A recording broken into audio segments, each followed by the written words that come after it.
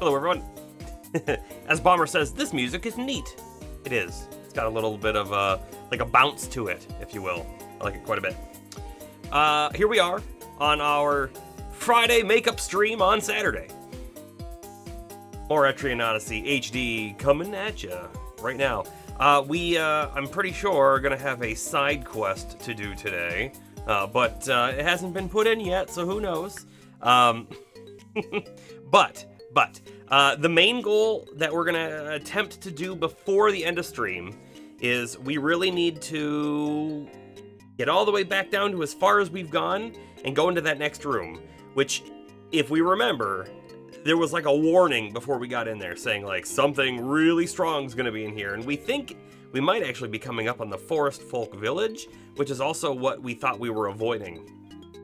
So it's a little confusing as to what may actually be happening here. But it's the way we have to go. As far as we're aware, there isn't another way. There is a little bit more of that map we didn't explore. There's a little bit more of the map before. That's the gigantic open room that we didn't explore as well. We also fought the F.O.E on that giant open room, and it was essentially a defenseless little tiny sapling called Young Bulb or something. And the lore on that was that it's a cutting of the Yggdrasil tree. Of Yggdrasil itself. It dropped an item worth 5,000 N as well, so very lucrative, but I feel like the forest folk are not going to be happy that we fought that thing. Why would they be? Why would they be? Anyways. Here we go. Here we go. We're at 51 hours, 40 minutes, and I was sort of reviewing, and it sounded like the main plus extras sort of crew of people who reported on how long to beat said that the game took about 55 hours. So it's very possible that whatever we're about to do is the last thing in the game. But it sort of doesn't feel like that to me. It feels like there's going to be more, so we'll see. We'll see. Load game. Let's double check all of our things, right? Items. We do have an Aspis to store. That's it. We do have a thread. We don't need to worry about that. Fantastic. We can see that our stats are not super low. They're not maxed out either, but I think they're fine enough to not have to rest. Was it difficult to catch the tree sapling? Yes. Yes, it was. It basically wandered the whole zone, and what it would do is it would spawn somewhere, and I think it would run away from us, right? That's what it felt like to me. It was always moving away. We actually got really lucky, and it spawned like 2 squares away from us when we were hunting for it, and so we were able to catch it. But what would happen is when it's running away, it would find a tree, and it would basically jump into the tree and disappear off the map.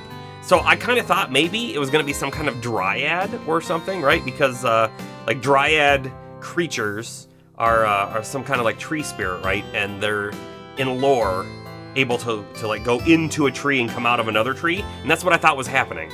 And I kind of think that may still have been what was actually happening, even though it was a little sapling. We'll take a peek at it because right we can go to the monster, the bestiary, if you will. We can go take a look at it.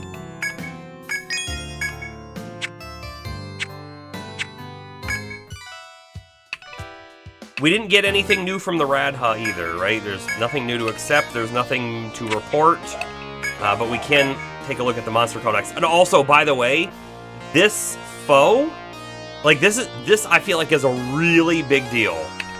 The F.O.E is the second to last in the whole list. It's just called Bud. Just called Bud. The rare, evolved form of Yggdrasil's Bud that grows deep within the labyrinth.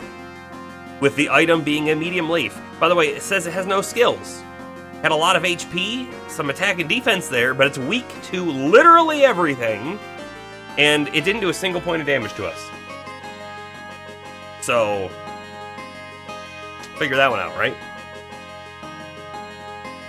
It's clearly a baby of something, and we vanquished it. But look how many more question mark spaces there still are in the bestiary. A lot. I would say half the monsters or enemies we haven't yet encountered, which is part of the reason why it may feel like we're at the end of the game, but also at the same time, it feels like there's a lot left. So who knows? There could be a ton left. By the way, I do have a nice decaf Earl Grey right here. It's still going to have a little bit of caffeine. I kind of Here's the thing. I try not to drink caffeine, like, after noon. And, man, I am, like, pulling real hard today. So hopefully the small bit of caffeine in the decaf here is going to be good for us tonight.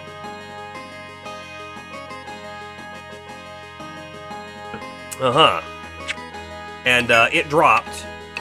By the way, this item, not the last item in the list, but it dropped the medium leaf worth 5,000 N. It's also a yellow bag, or a gold bag, so I don't know how rare it is of a drop, but it may have been very lucky that the one we killed dropped it.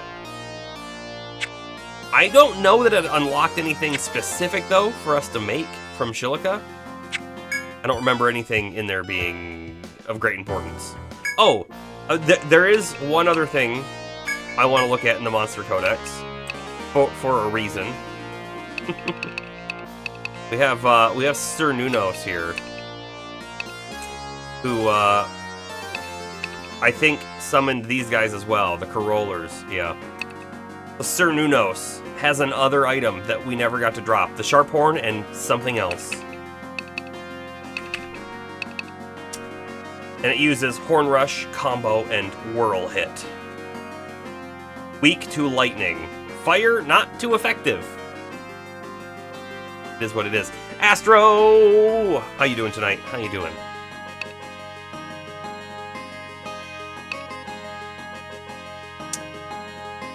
The Corotrangle also has another item that's a yellow one, so likely something we have to do to get it to drop.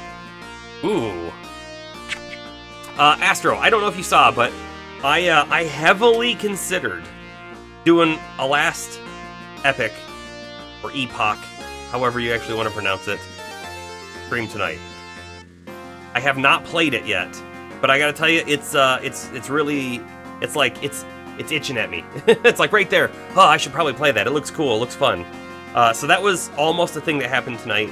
I do sort of, in my mind, want to just like get this game done. We've had quite a few streams of it, and I'd really like to finish it. Not that I'm not enjoying it, but I do want to make sure we can move on to something new. And that might be what we pick up in the interim between now and the end of March.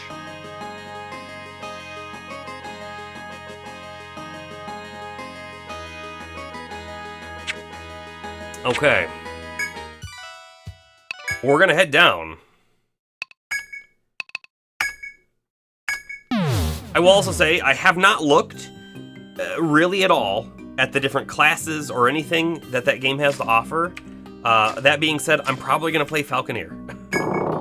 Because it sounds cool. But again, I didn't look at the skills, so I might actually look at the skills and go, oh no, this class isn't for me, but with my current mindset right now, that is the class that's like jumping out at me.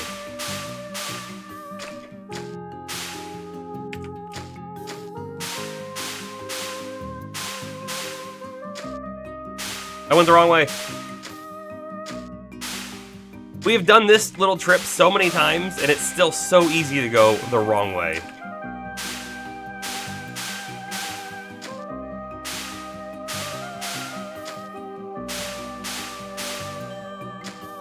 We're going to, I think we're going to go directly down to where I think the Forest Folk Village is at. It's right there, and see how good or bad it is.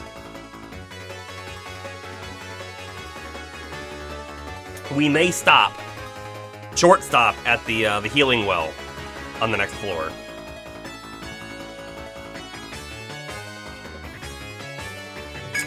Trying to remember, fire on the Saber Maw, everything else on the left guy.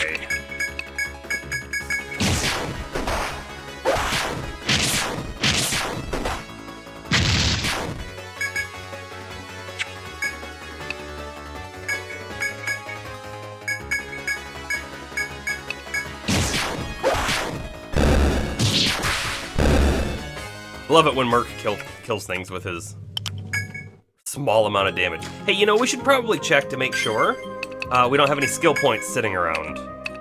We do on Saralyn, so good job us for checking. Let's go ahead and boost up Inferno. We max that thing out, and it's gonna be good for us. Real good. Descend.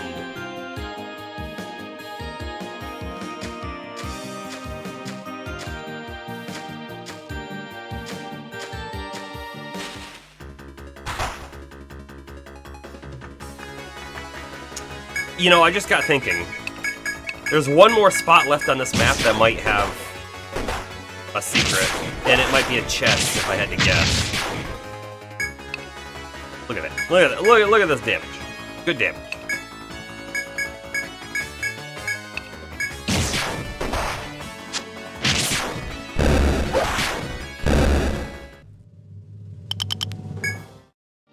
There's like one path here that we didn't take, and it's this one.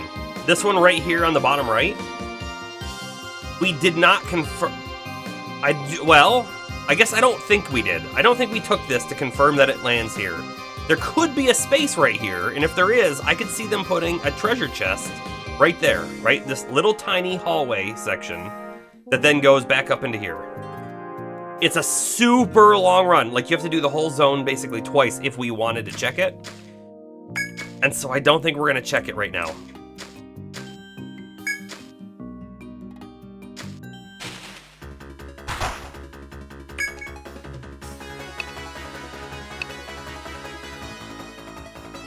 Alright, we will have Merc and Cerulean attack the Mantis, and everything else can attack the Imoa.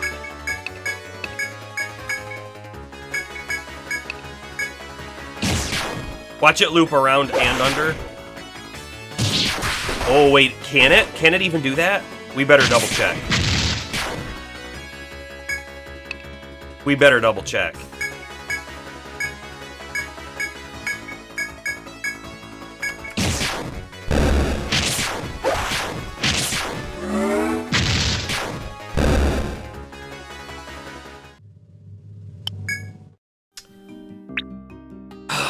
You make the, like, worst point. I don't even know why I didn't think of this.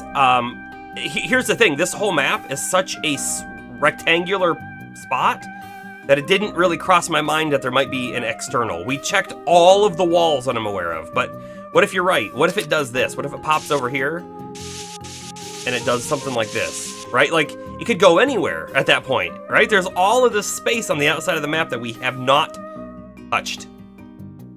What if it does that? I still don't want to do it right now, because it's such a long loop back.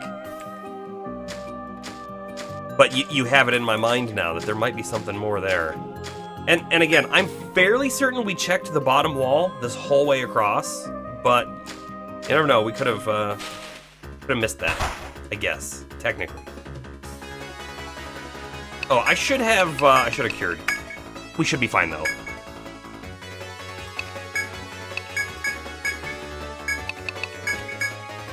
I think I want to just, like, use up some TP right now, and then we can easily hit the healing section. It'd be good, right? On the next floor.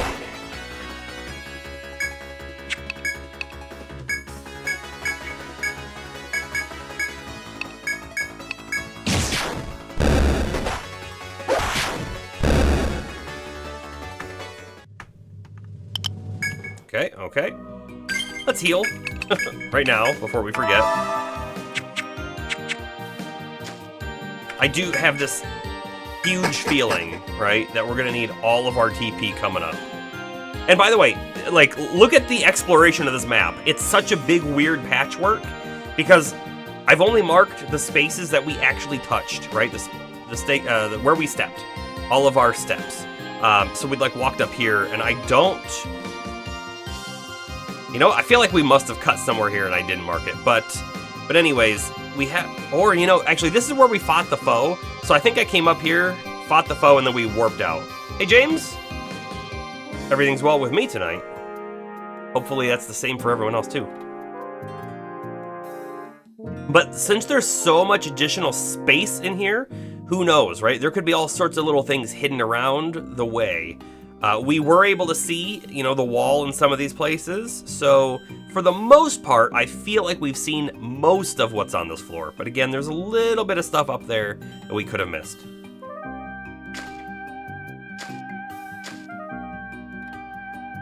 And we're gonna ensure that we continue to correctly paint the squares as we walk on them. Yeah, just like that. Up to the healing well. So we have an option to come in down here or up here. I think we're gonna go straight over and then up to get to that spot. And we'll probably have a fight or two on the way.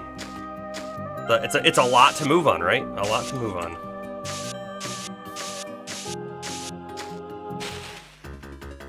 You recorded part 2 of your Super Mario Super Show coverage with a focus on the Zelda episodes. Ooh.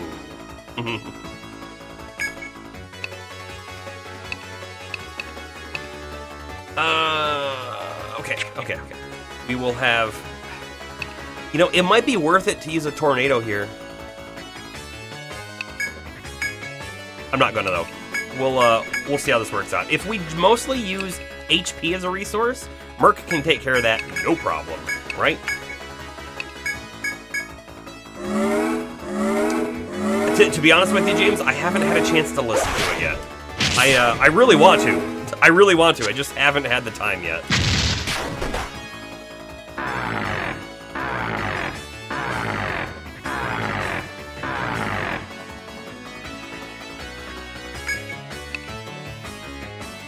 The druid's almost down. Thinking maybe we have Palmer and Shore, we finish it off, right? Yeah. Because it's weak to Astro's arrow. I'll even throw Merc on it too, just for fun. Oh, nice. Merc was actually able to kill the druid. And the Imoa can summon allies? I didn't know that was a thing it could do. Sort of new to us here. We'll just have everyone focus on one, and whatever extra damage will go to the next. Right? So then Palmer and Sarah Lynn will still get a hit. And kill. Nice. Nice.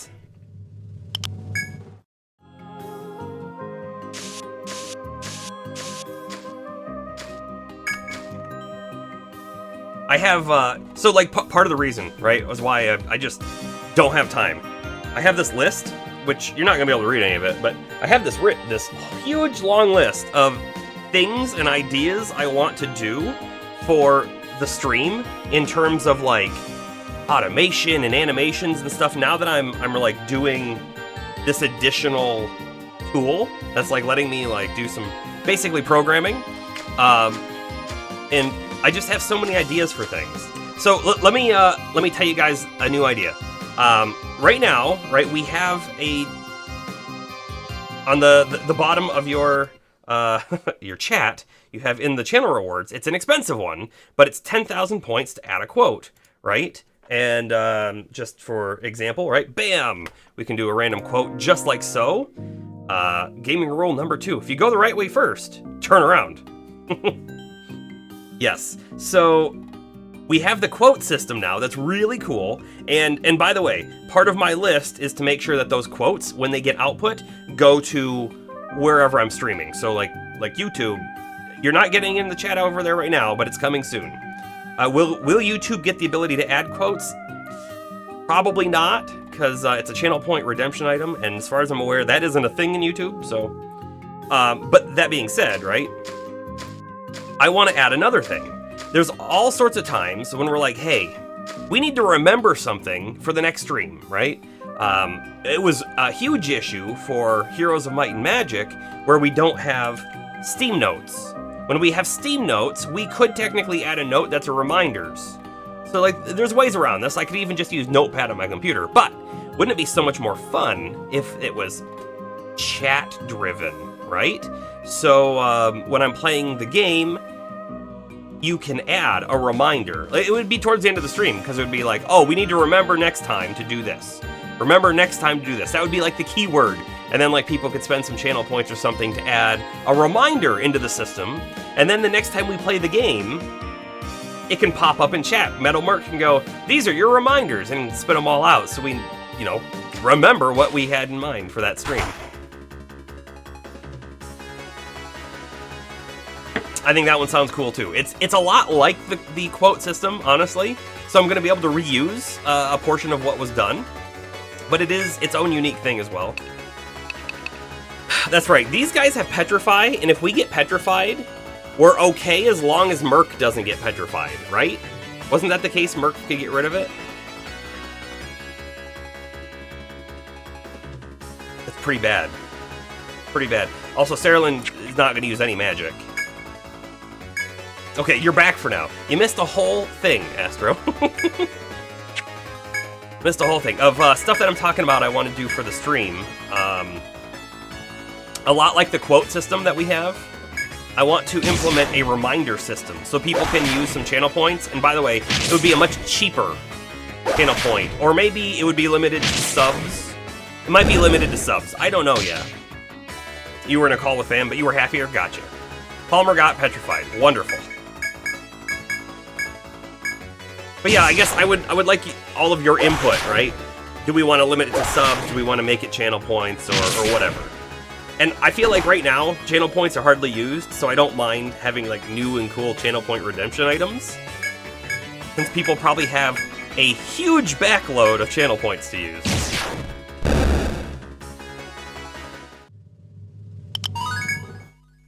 There was a level up. Let's double check before we do too much more.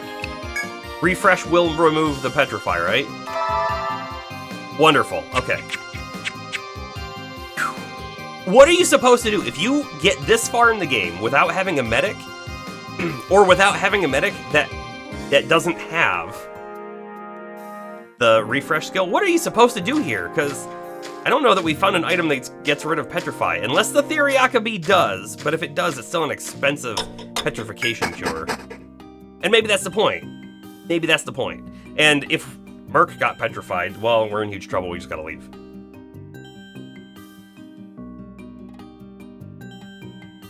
Here's our confusing map. You'd say it doesn't need to be restricted, as long as it's not fully automatic, and I can reject refund channel points if it's a bad quote. Okay, I should be able to do that.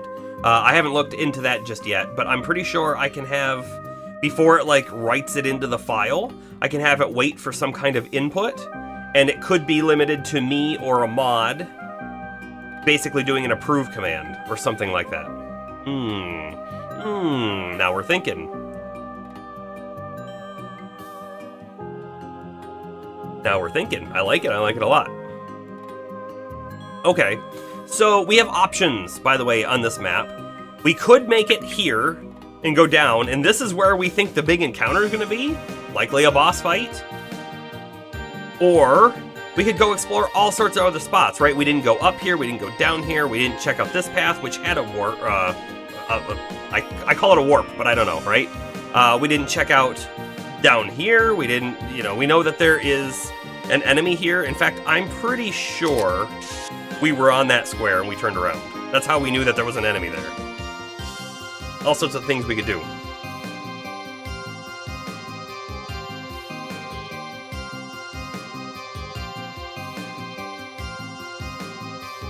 Well, with the quote system, we have them automatically just added, right? So that's why I set the large 10,000 point channel redemption for quotes. I'm okay if it's so expensive that we're probably not going to get someone in who joined the stream for half a day and decided to add a rude quote or something, right? That's probably not going to happen. 10,000 points is a bit of time you got to build up to, right? But if someone did add a bad quote, we have a remove command.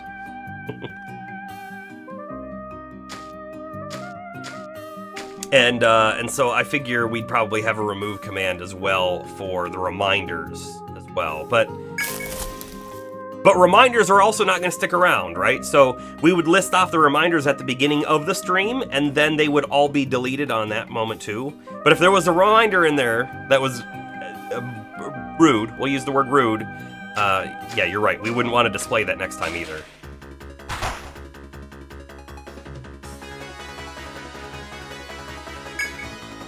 Got to remember here, this guy is not weak to fire at all, so no fire magic on it. And in fact, I think this thing does a lot of damage, so let's take it out first.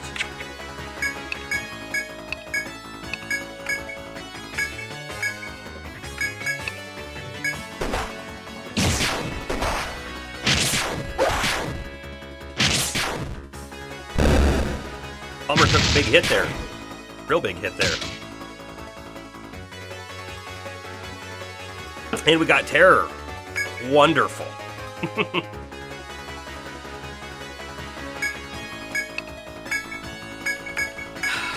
Do we risk having Violet only at, you know, maybe we should have Astro attack it too? Sure. Palmer really should have probably done a parry. Ah, we're good, we're good.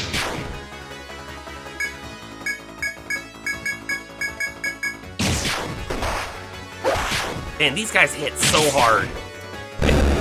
We should maybe be playing a little bit more cautiously here. I don't know.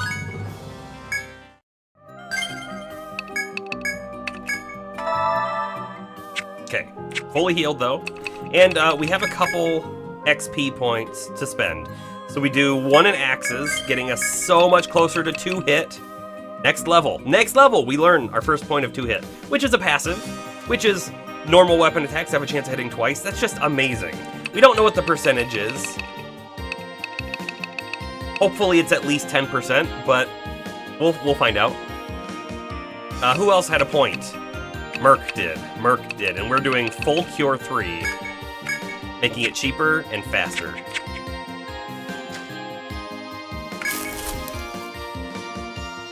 Okay, so this right here, what we're coming up to, this is one of the spots that we didn't explore. We popped down in, and then we went nowhere. Maybe it's worth it to explore right now? Yeah, any percentage is better than 0, barring the negatives. Which we don't have a negative, but 0. Let's see, if we go down here now, we could find treasure, we could find loot, we could find just more map. If we wanted to actually take the correct path, we go over, up, over, down, and then I think it was over, yeah, this way, down, over, up, over, down. This one led to here, which we go up to here. Man, so convoluted. We have it mapped out, and it's so convoluted. There's probably a shortcut, too.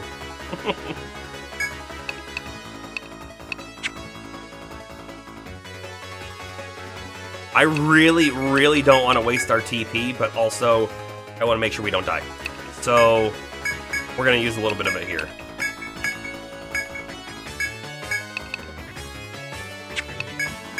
Like this.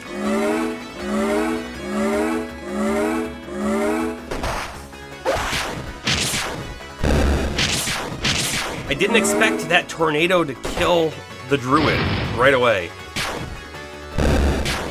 We've done a little bit of a overkill here. Maybe we corrected too hard. 2 more levels as well, nice.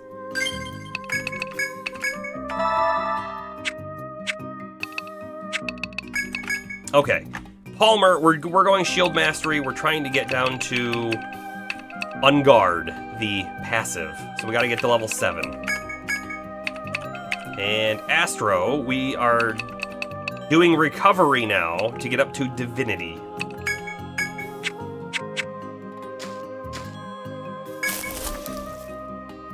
I guess I can stop here too? Oh, reached the limit. Never mind. Because we didn't rest in town. Still sort of the same day as last time we were in the dungeon.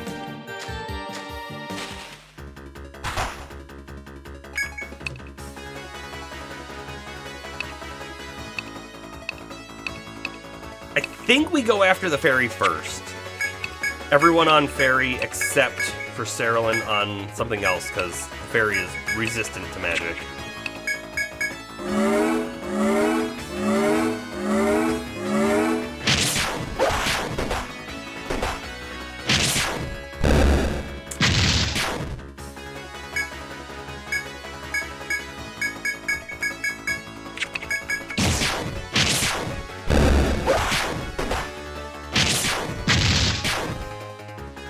Close. Okay, auto attack will finish it off. No problem. And another heal is in order here. It would be kind of cool if we could set it up so that if we had any hero below 75% HP, that it would just auto cast Healing Touch for 1 TP. We could afford that. boy. We gotta take out the petrifying one. Everyone focus that.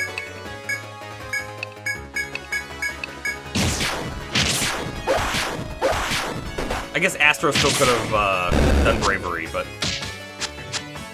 Oh, curse. Fear... Okay, I thought Fear Eye was gonna give us...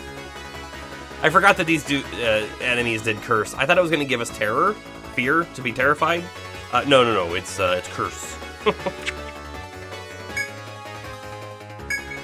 And because of that, I don't want to use a move on Palmer that's going to do an attack. Merc will do a refresh to get rid of it, and Astro, let's do a bravery.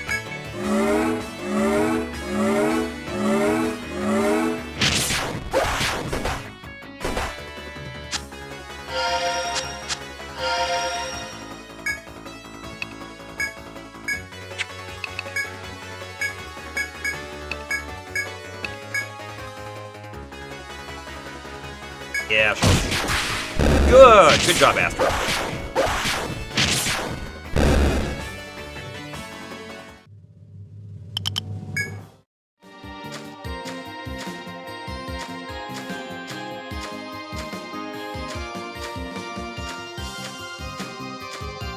So I may have pre-ordered some games today. I pre-ordered Dragon's Dogma 2 and Rise of the Ronin. So I've got them both going, and here's my thought, right? I was initially thinking that we would stream one right on release, and then I would wait, and then we would stream the next one at a later date. And then I got thinking, well, I really want to play them both, like quite a lot. So maybe I stream them simultaneously, right? We do Dragon's Dogma one day, we do Rise of the Ronin the next day.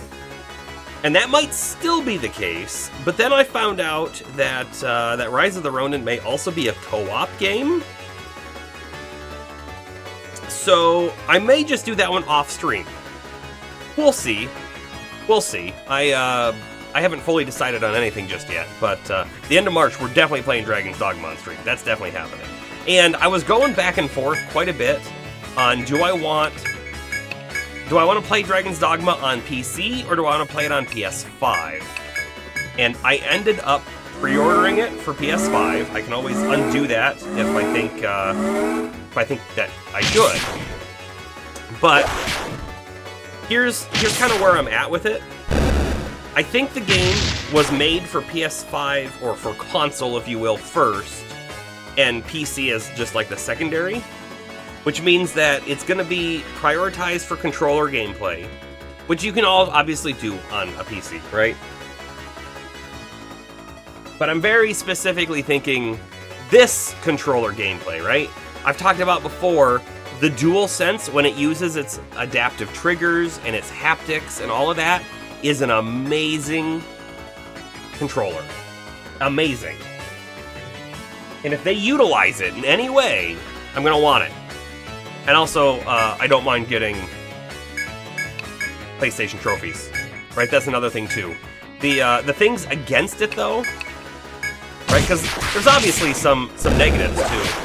And the negatives are, I think, the PlayStation 5 is 30 FPS with a performance 60 FPS mode, whereas on PC I'm sure I could get higher.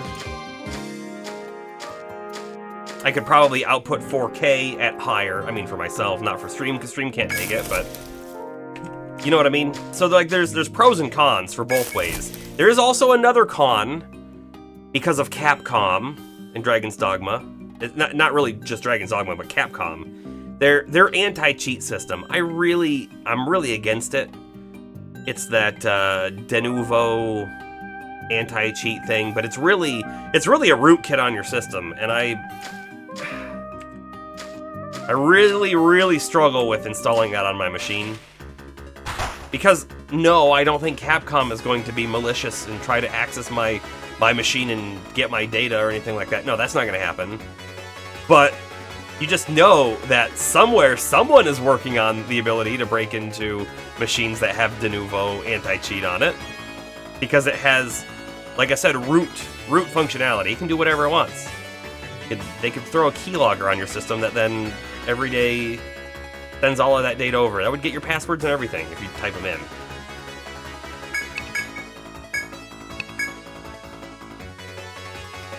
You know what? Hold on. Palmer, you will provoke this turn.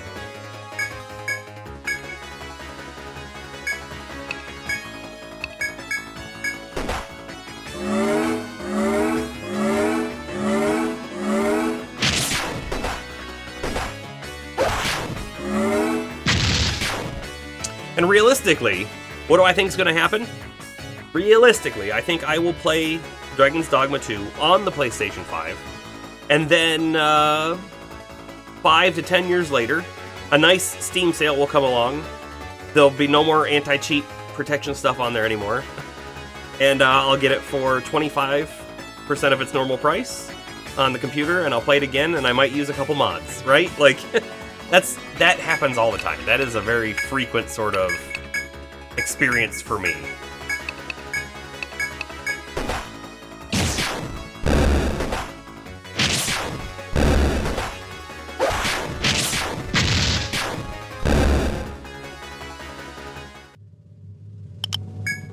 And if we're not aware, right, honestly, this game, Dragon's Dogma, isn't a multiplayer game. It's not.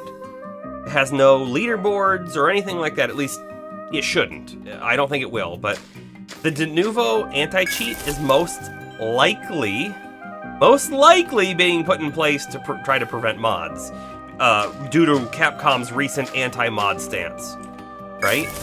So anyone who wants to get this game specifically for the mods might find it a little more cumbersome than expected.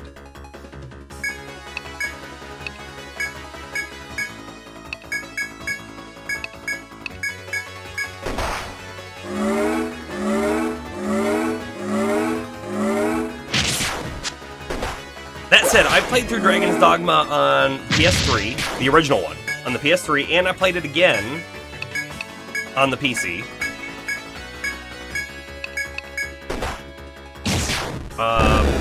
And I played it on the PS3. I played a few characters. I definitely didn't play it through multiple times. But then when I eventually played it on PC again, I still didn't use mods. I still played it vanilla. So I don't know how interested in that game I am for mods anyways. There are definitely some games where I'm like, yeah, I want mods.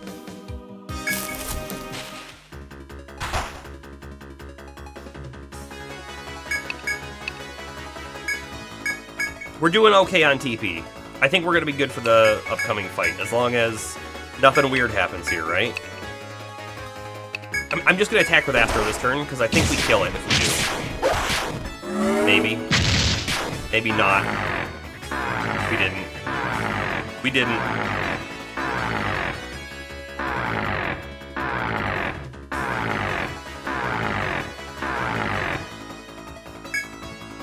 We were close, though. Very, very close.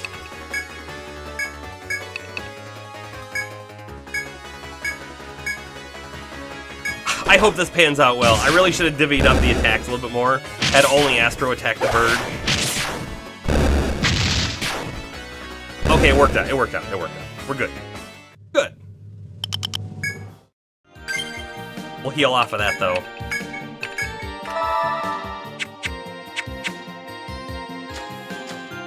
Are we ready? Because this is it. This is where the encounter is about to get real. We have no idea what's about to happen.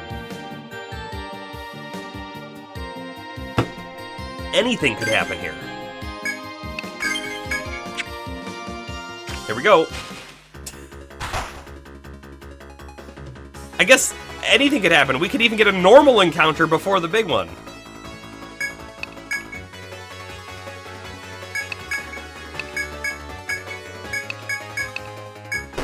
Alright. This time we kill it because I didn't provoke with Palmer. Yeah.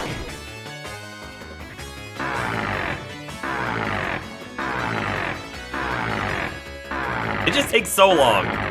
And they do it twice.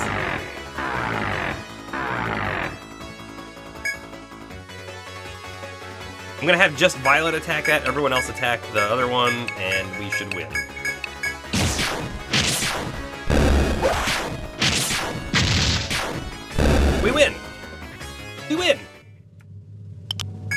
Okay.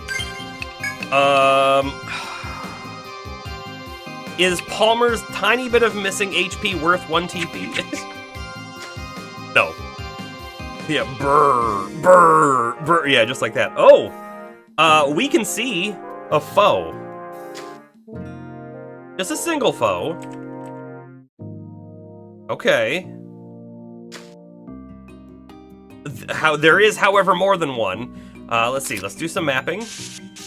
We see that there are stairs down right there with something protecting the stairs.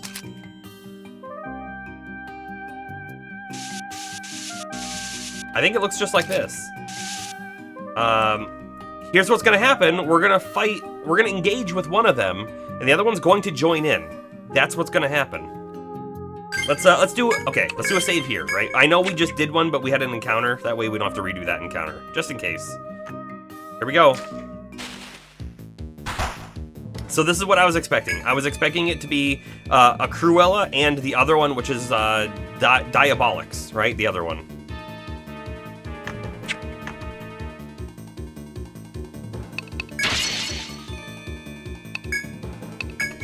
Boost into the cleave. Palmer, provoke. Therilyn, boost into the fire. Merc's probably gonna do nothing. I can't remember what Siren does. I think it's confusion, which could be very nasty, right? So maybe Merc should preemptively use refresh.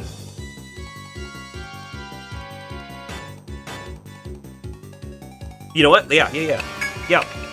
Preemptively use a refresh. Astro's going with the bravery and then into shelter.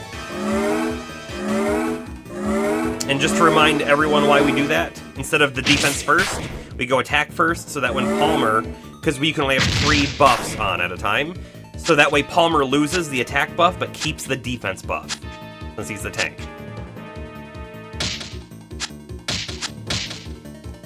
Did our refresh go off first?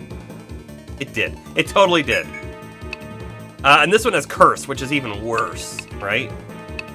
Technically, well, maybe not. And if we can have both Confusion and Curse on at the same time, that could be very bad. Either way, we do have a refresh going out here.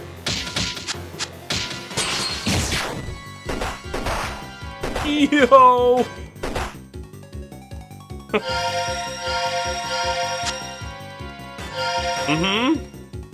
That was fun, wasn't it? I think the Curse is bad, but I think the Confuse is worse. Let's do an Inferno, because they're not weak at all, but let's, like, do as much damage as we can, you know? And Cure 3 on Merc.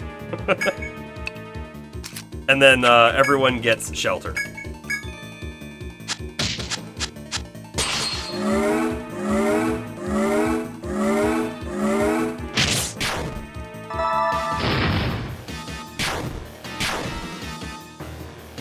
Nice.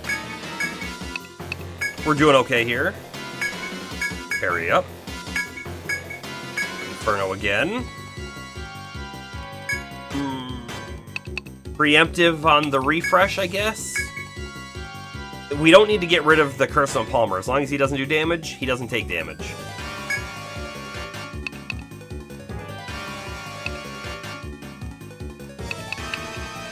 We're gonna go Peace Ballad. It's not gonna be a super long encounter, but it's gonna be long enough that it's gonna be worthwhile to get our TP going.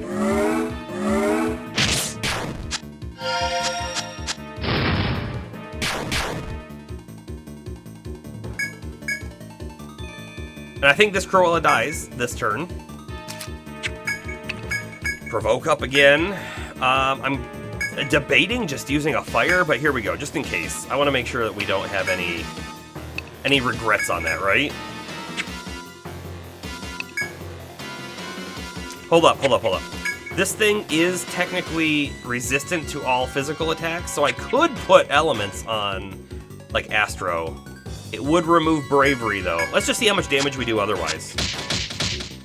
Great.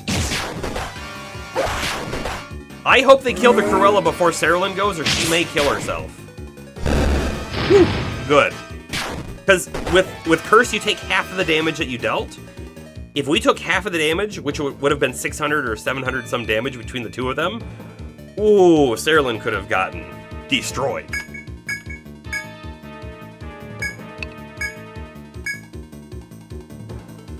Cerulean defends this turn. Merc refreshes, and Astro defends this turn.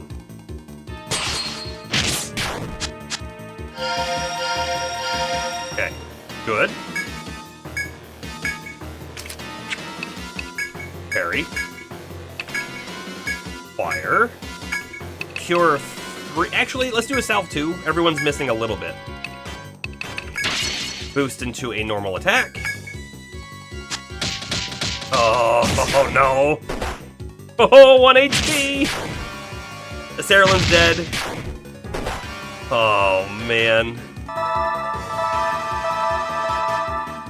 Wonderful.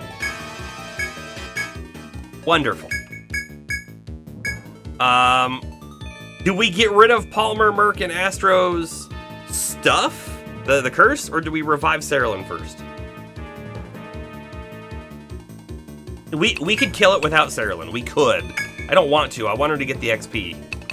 But it does mean that we don't do anything else on these other characters. We could technically use Astro to throw a Nectar to revive Cerulean and have Merc get rid of the curse, but I feel like that's unnecessary. Because it's dead now, basically.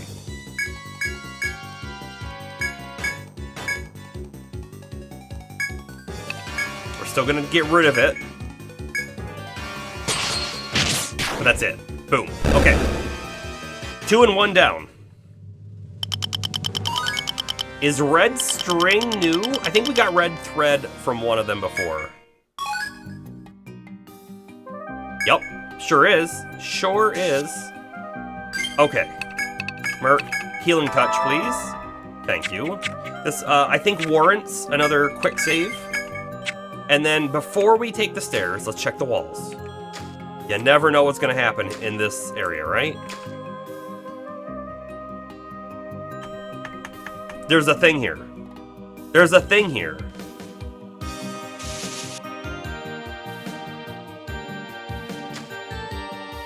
That's why we check the walls. I'm gonna take it. I'm gonna take it because of loot. You reach a place with a mysterious aura. Space.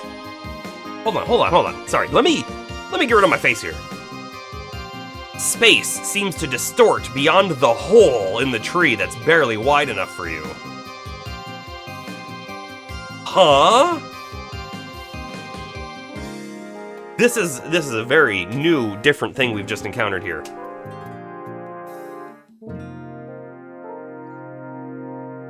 Good call. You know what that is? It's the green screen. It's gotten moved a little bit. I blame the cat. Thank you for calling that out. It's probably been like that the whole stream. Let's see here.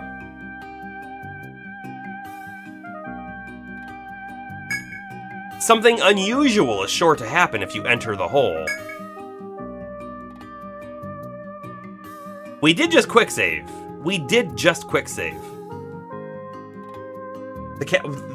The cat is literally right there right now. So it was probably the cat. She likes to mess with the green screen, and I very much dislike it.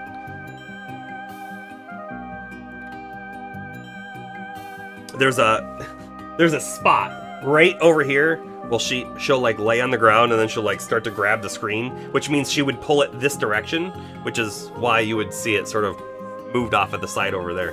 So I think it was the cat. There is a chance I just bumped it. I don't know that I want to enter this space distorting hole, but I think we're going to. Here's another thing, by the way. We could have gone here and avoided the fight. The double F.O.E fight. We could have avoided it, depending on what this does.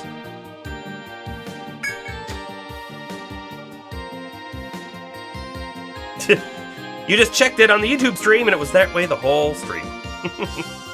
We did. We quick saved right before we came through here. When you open your eyes, you realize that you are standing far from your previous location.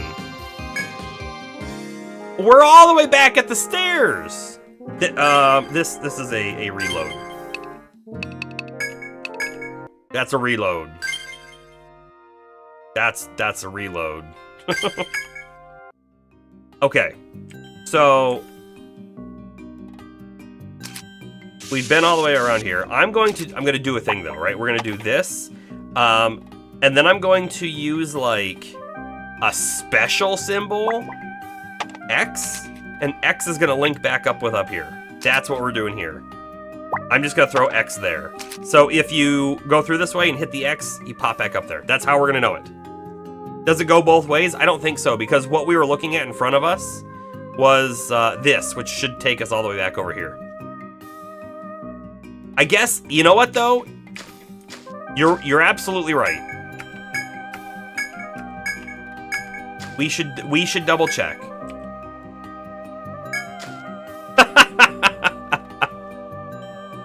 Oh boy. Nope, you had that spot on, Bomber. We reloaded for no reason. Somehow we need to like we need to identify this. I'm just gonna do that and there. Actually there.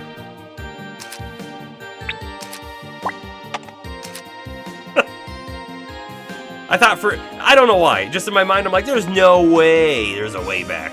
It is also, by the way, the first time we've seen anything hit inside, like, the edge square, right? There was actually something to do on the edge square, which we've never seen before.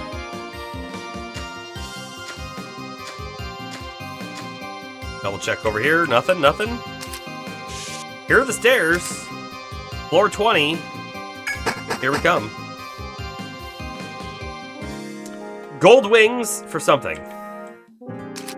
Gold wings for something. Okay. Got walls.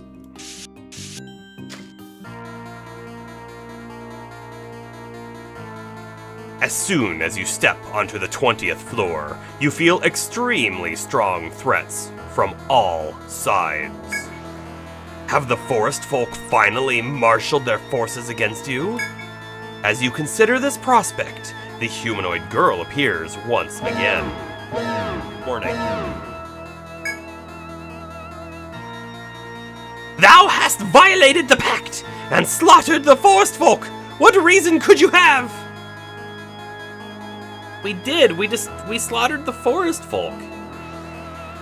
And I feel like Ren and Chachka told us how to get, like, through the area, and by doing so, they told us to go directly through the forest folk and kill them all.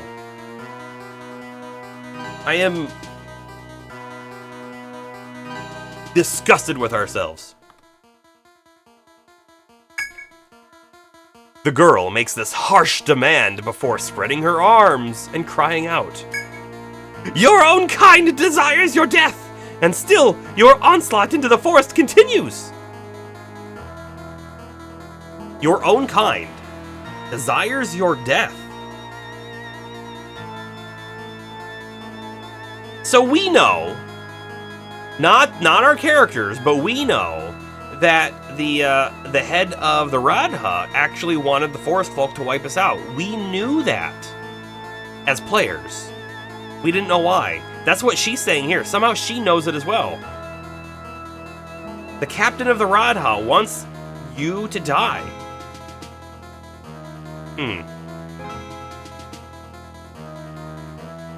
You wonder, Bomber says, if there was some kind of Undertale type pacifist run.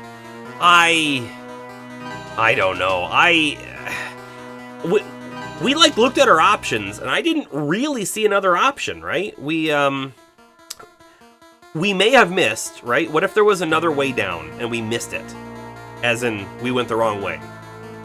Maybe, right? That thought has been in my mind for a while now. But of all the routes we have found, there wasn't anything else that led down that we could see. And I think the pacifist type run would have been to say, eliminate the forest folk? No thanks. Game over.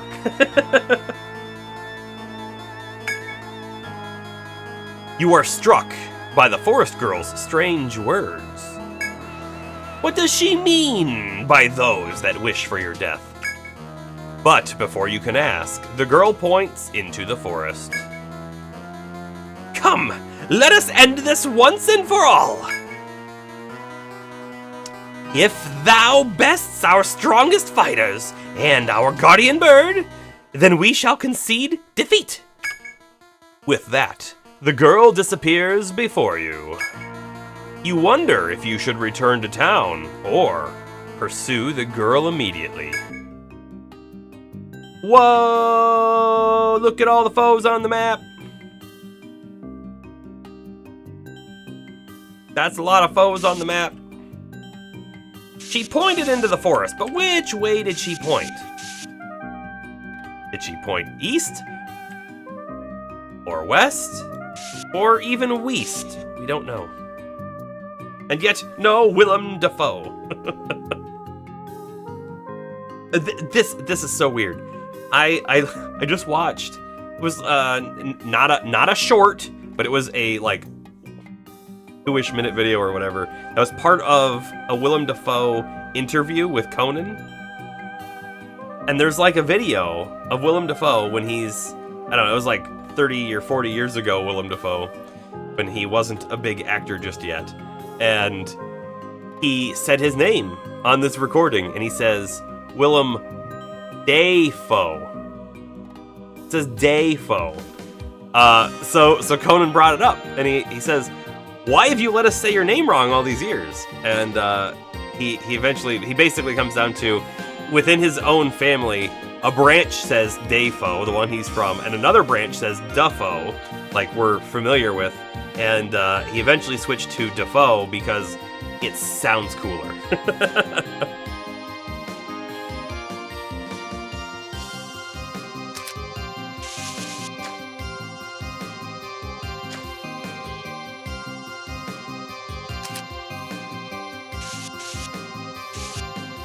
And I thought that was a neat little story. 1, 2, 3. So we got 1, 2, 3, like that. Yeah, 1 and 2. Yep. Just like that. Down. We got a wall here.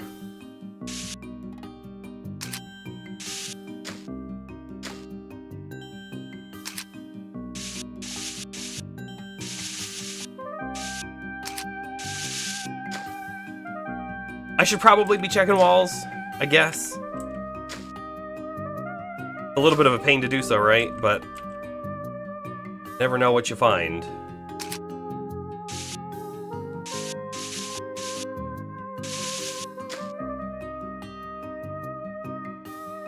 What is that? 1, 2 squares and then a wall?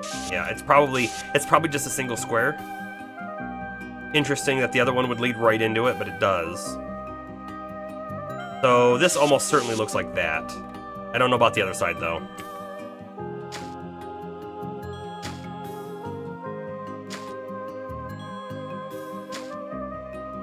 We also have no idea what kinds of foes these are going to be. Are they going to be different than the Diabolics and the Cruellas? Or is it just going to be more of them? If it's just more of them, then I'm a little disappointed by that. But we don't really know. And we won't know. Not until we engage, which I'm not planning to do right away. Hey, by the way, check it out. We haven't... we're still a blue meter, meaning we're not going to take any random encounters.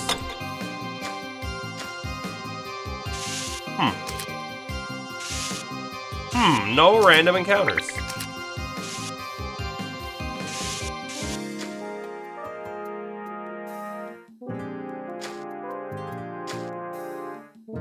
It also means we can move around as much as we really want to.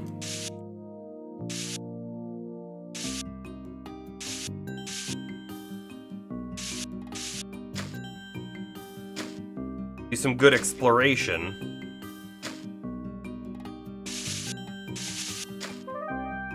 Oh, wait. Why did that one turn aggressive? I don't know. That's weird.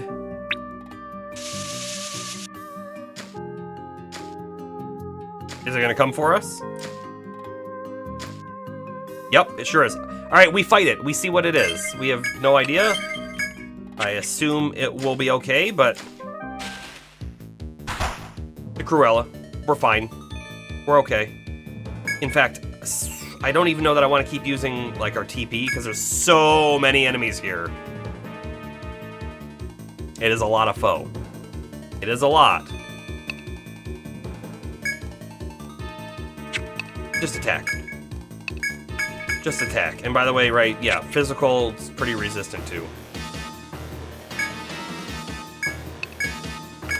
We will bravery.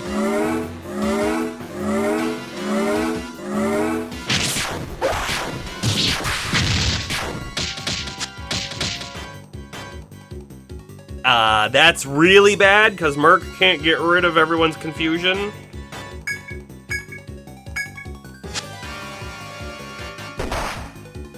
Uh-huh. Okay, good job, Violet. Good job, Palmer. This Astro was a problem. Try it again. Oof.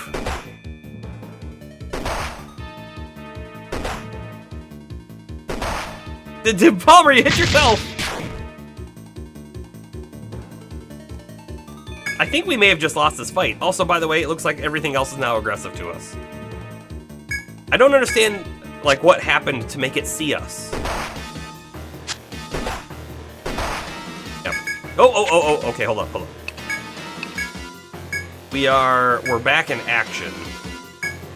We could potentially not lose here. You're always the problem child. Yeah, a little bit. The shelter going.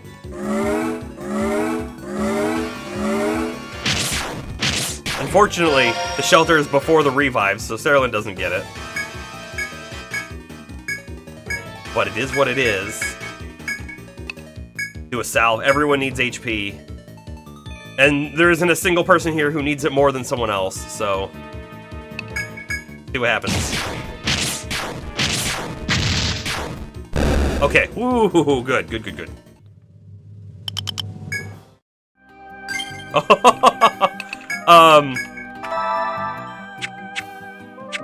Look at the map. Red. Okay, yep. I can see they're not too happy with us. This is terrifying. Look how many are coming. Now, how is this one coming towards us? Is it being pushed?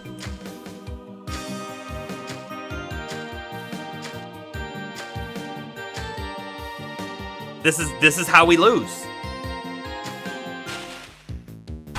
This is how we die.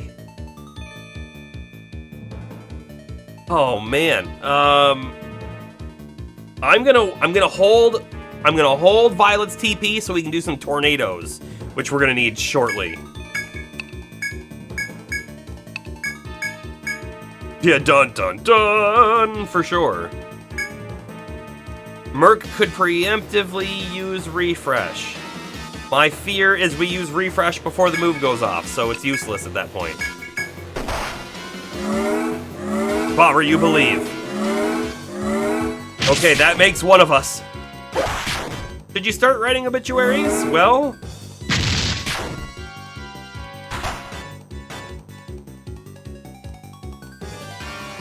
that's a new one. That's an ogre.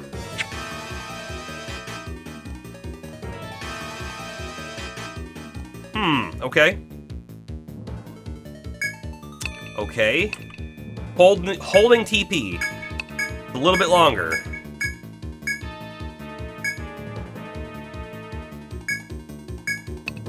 Get shelter up.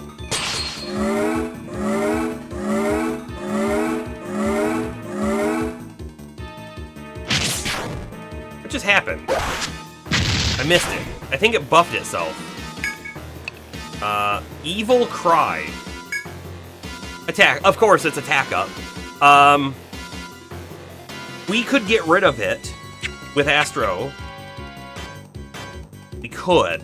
I don't know if I want to. Because, you know what I want to do is I want to get Peace Ballad going.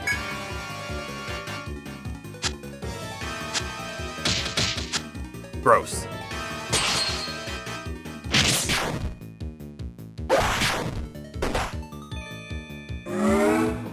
Serlin's gonna take a lot of damage. Ow.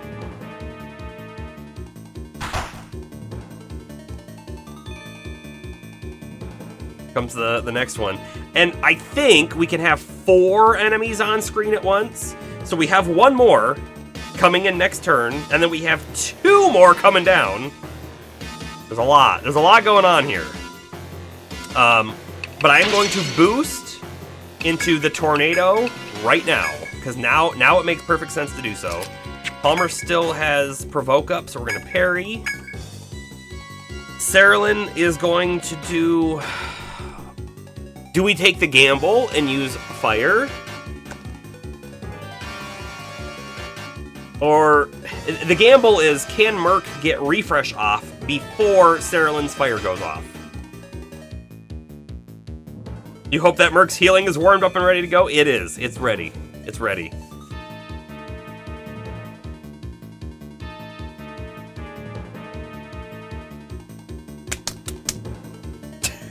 I don't know what to do. I'm either going to get Serlin killed, like, dramatically, or not. I'm hoping for the not. If I have to be honest with you, I'm hoping for the not. And just to confirm, okay, Astro's ready to attack. We have no idea how much damage our guys are going to do the ogre. What we do know is that the Diabolics have a resistance to physical, so maybe I should try attacking the ogre with Astro just to see how much damage it does.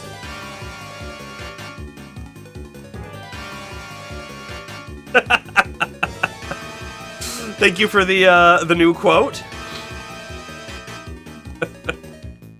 It's a good one. It's a good one.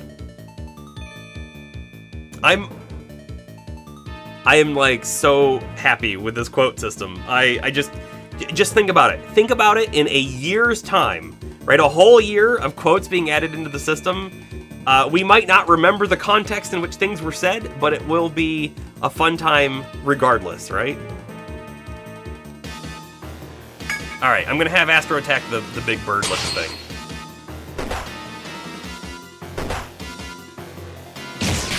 $39 damage. It's probably resistant, at least to piercing.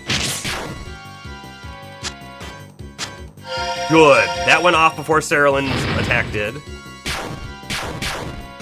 The Cruella on the, Diabolics on the left should be almost dead. It's not as close as I was hoping. Not as close as I was hoping. And we have to provoke again this turn with Palmer. Oh, you know what we could do, however? We could get rid of that evil cry. I think we do. I'm gonna even do a salve 2 this turn. Erasure. Oh no! Palmer's Aegis for the win! He still might die, though. Oh, but the Salve 2 coming in clutch!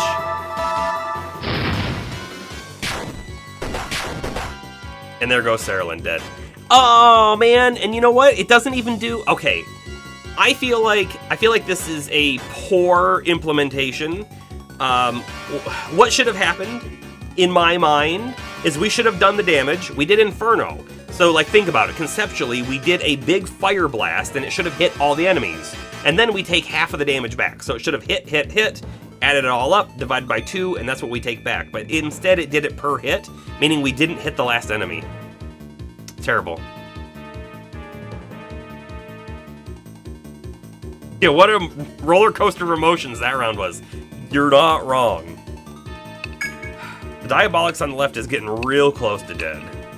But look, I mean, we have another one just about ready to come in, and it could be a Cruella, or it could be another one of these big guys. Did Palmer lose all of his buffs? Yes. Yes.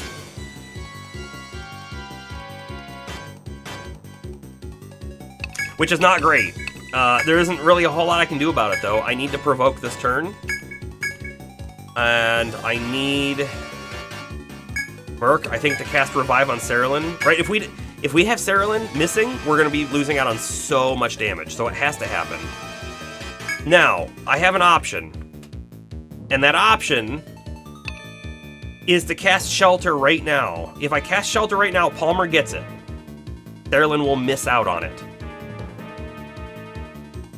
I'm likely not going to cast another Peace Ballad right away. So I don't care about the order of Bravery and Shelter. Alright, we're just going to go Shelter.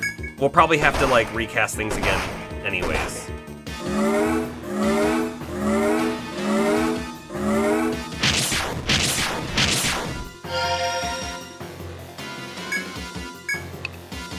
That Diabolics better die this turn. That's all I gotta say. Better die this turn. We also have no idea, by the way, if Bravery affects spells. So, I don't know if Cerulean's going to do less damage because she doesn't have Bravery this turn, which is unfortunate. Self 2 this turn. Which also means I don't necessarily need to do Bravery this turn then either, right? I could just attack with Astro. Or we could play a little bit of a different game. What if I throw an element on Astro for attacking this bird thing? What's it called again? It's called an ogre. I don't know why I'm calling it a bird thing. It doesn't really look like a bird thing at all, does it? Something in my mind tells me bird, but there's like no wings. Maybe its arms look like they had feathers or something. Maybe that's what I'm keying off of. It's got horns.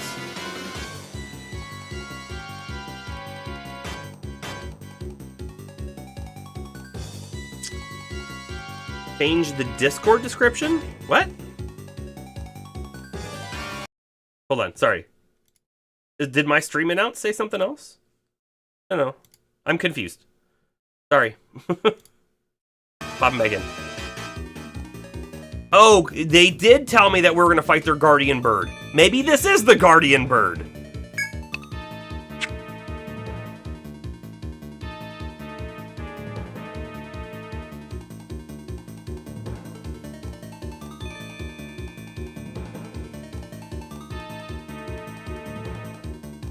I said I was going to play a different game. Oh, you mean in the general chat? Not the stream announcement?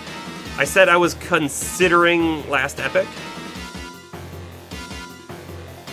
I think that might be what it is. I don't know. Man, what do I do here? Do we get a Bravery going again? Oh, and I was talking about my game plan against these enemies. Oh. I see. It's just like over my head.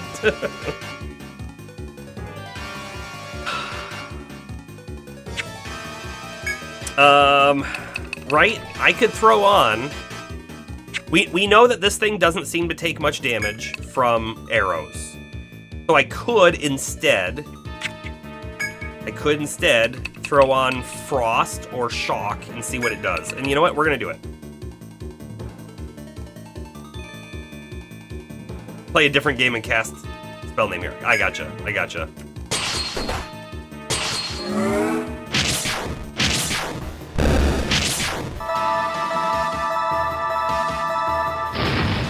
So if the replacement enemy that comes in is a Cruella, are we screwed?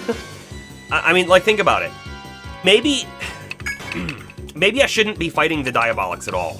Maybe we should only focus the Ogre. Here's my reasoning. If we take out the Ogre, and that's like the end of the battle, like let's say we take out the Ogre, all of the Diabolics then are just gone. Because we beat the big bad. It's a hypothetical. Then that's fantastic. Remember, we had to do that with the Ant Queen. If we took out the ads on the Ant Queen, just more ads showed up. They were endlessly respawning. So if it's at all similar to that, it might be beneficial just to focus the ogre. Now, here's the other side of that coin, of the same coin. If we take out these Diabolics over and over and over again, and one of them happens to come in and it's a Cruella and confuses the team, well then we're done, right? One turn of half the team not doing the action they're supposed to do is basically a guaranteed death, right? So how about that? With that in mind, I'm leaning towards, let's just focus the middle dude.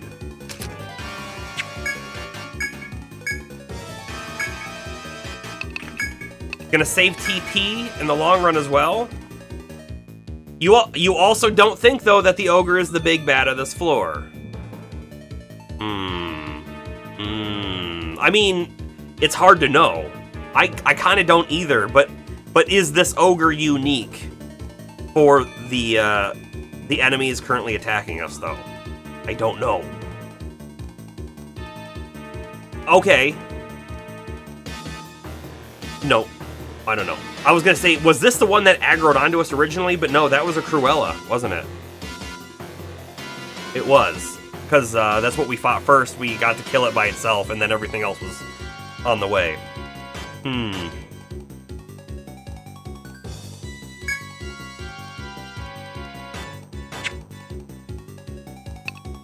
Merc's just gonna defend. And Astro, just to double check, Astro has shock. We attack the ogre, we see what kind of damage it does. Look at the good parries happening here, though. 187! That's not bad.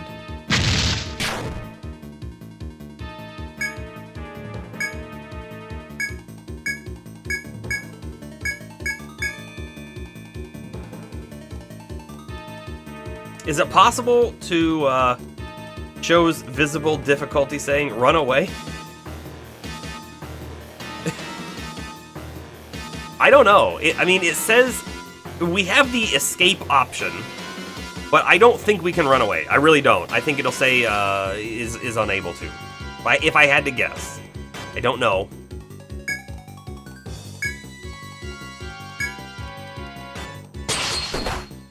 The problem with Palmer and parrying is we're going to run out of TP and he's not going to be able to keep doing it. And he's technically not getting TP back right now either, so maybe Astro should do another Peace Ballad. And Violet's now out of TP as well, so maybe we should get Shock put on Violet now too. There's a lot of additional things we could be doing here. We have to do Provoke this turn as well.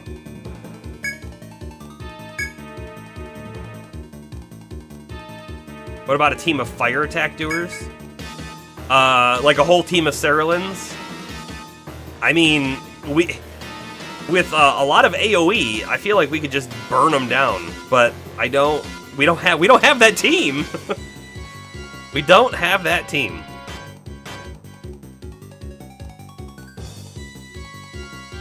Think Palmer's gonna get hit really hard this turn. Really hard. We'll queue up the Cure 3. And I am going to do another Peace Ballad, because we need some TP recovery on people. Yeah.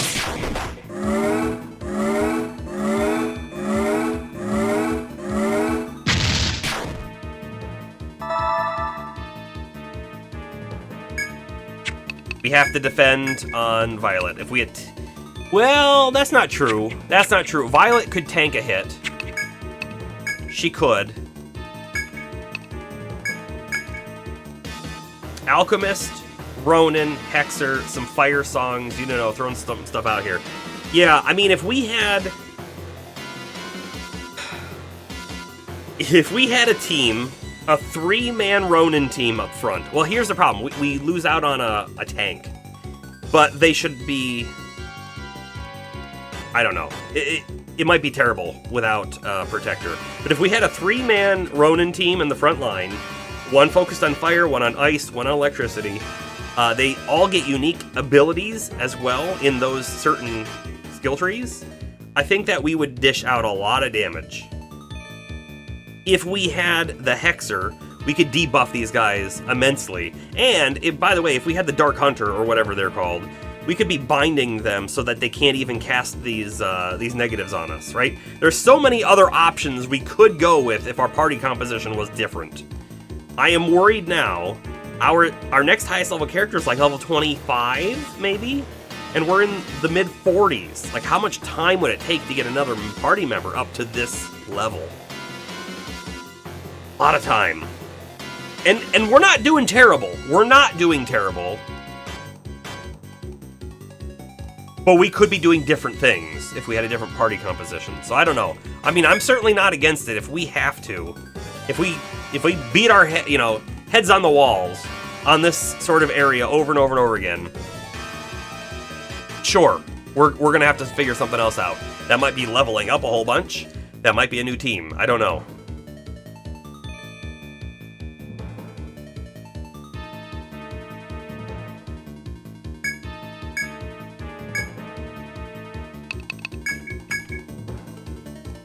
I am going to take this opportunity. No. I was thinking if I put Shock on Violet, we lose Bravery, which is really not a great option, is it?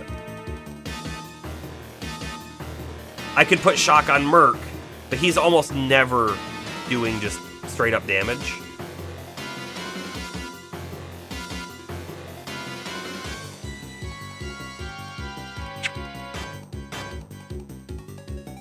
Bastro attacks this turn. Well, he's gonna take damage. And maybe that's okay. We already said Violet's gonna take damage. So Merc's going to get rid of Curse this turn, and the next turn, Merc is gonna salve 2. Let's do it. We need to get this Ogre dead. Right? I think we need to get this Ogre dead. I feel like the Diabolics are scary, but they're not as scary as the Ogre. Right? Ogre scary? Ogre very scurry? And by the way, we have 3 additional foes just waiting to come in. You kind of feel like our team is simple, focused on attack and defense, but not using the mechanics we could be using. It is. For sure. We're definitely simple, and like clearly so, right? Because we're using the starting characters. We're not using any of the unlocked characters. I guess there's only 2 unlocked characters, but we could be doing things a lot differently. It's just the simple is also working out. It's the 2 people for damage, 1 person for some buffing, a little bit of debuffing, and some light damage. 1 person for the healing and 1 person for the tanking. It's a pretty good sounding team, even if it is, simple. Because if we swapped people out to do different things, well, we're losing something. And we can't really lose the healer, I don't think. We could lose Astro, I guess. We could potentially lose Cerulean, but that causes some issues, and we could swap Violet for a different kind of attacker. But I feel like Palmer is super important. I feel like you're too important, Palmer.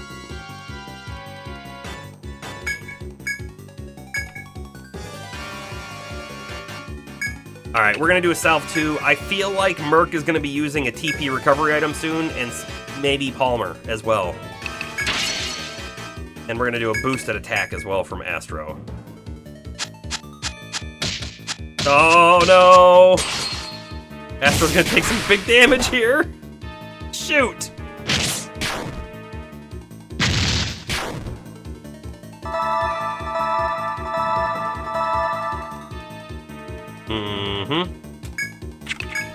That happened. It looks like this thing's dead this turn though.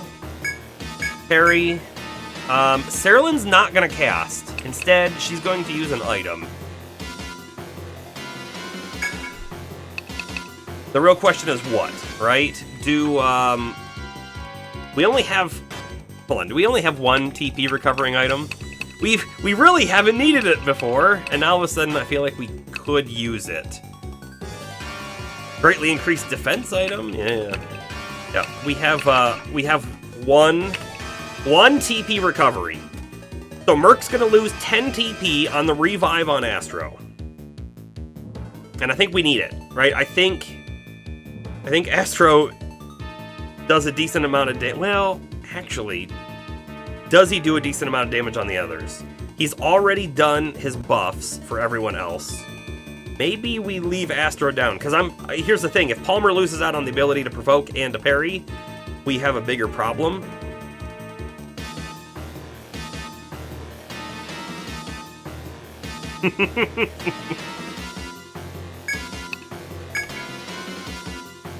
I could still revive Astro, and then we're left with 28 TP.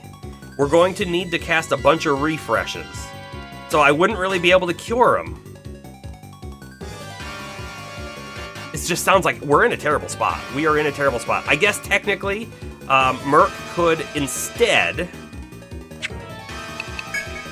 use a revive item, a nectar.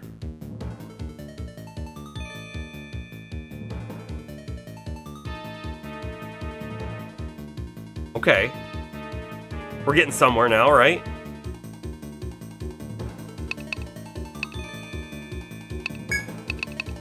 There we go. Let's try it.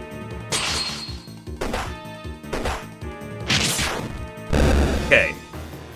Ogre's dead. We see what happens. Oh no! Oh no! This might be the bird enemy! It's called a hunter.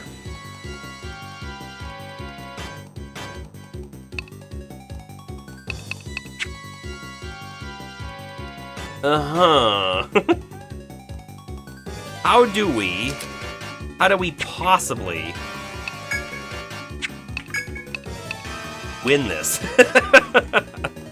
Let's see how much damage we do. And you have to provoke this turn, Palmer.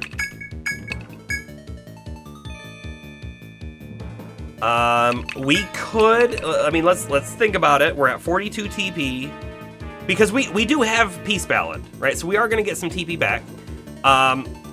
We could do a Cure 3 on Astro and get Astro to full. A Cure 2 may also bring Astro to full, actually, if we think about it. Save just a tiny bit of TP. Or guarantee it. I think we guarantee it. Now, Astro has nothing. If I cast Bravery this turn, Palmer loses Shelter. Which means I almost have to cast Shelter again. Which might be fine because Astro and Cerulean are missing everything.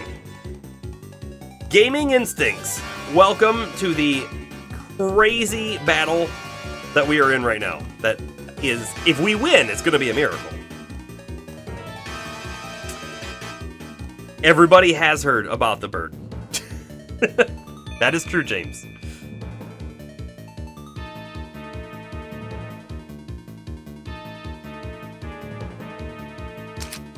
I think we do, right? The whole thing is we brought Astro back to life.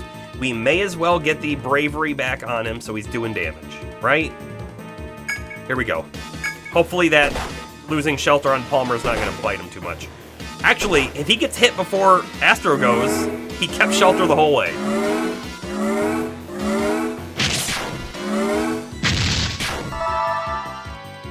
So that's a thing. That happened. I'm gonna hold off so we can do a Tornado, I think. Oh my goodness, this thing took like no damage. Parry. Cerulean going in for the Inferno. We're gonna do a few more of these and then back off because they're 20. Each Inferno is 20 TP. We're gonna be like chunking, and she's at 94. So we'll do a few and then we'll start doing fires again and build our TP back up slowly. This is a Cure 3 on Palmer situation. Let me just double check. Palmer is now missing Shelter. Yes. Ooh, I didn't think about this. Will we possibly lose Provoke off of Palmer? Boy, I sure hope not.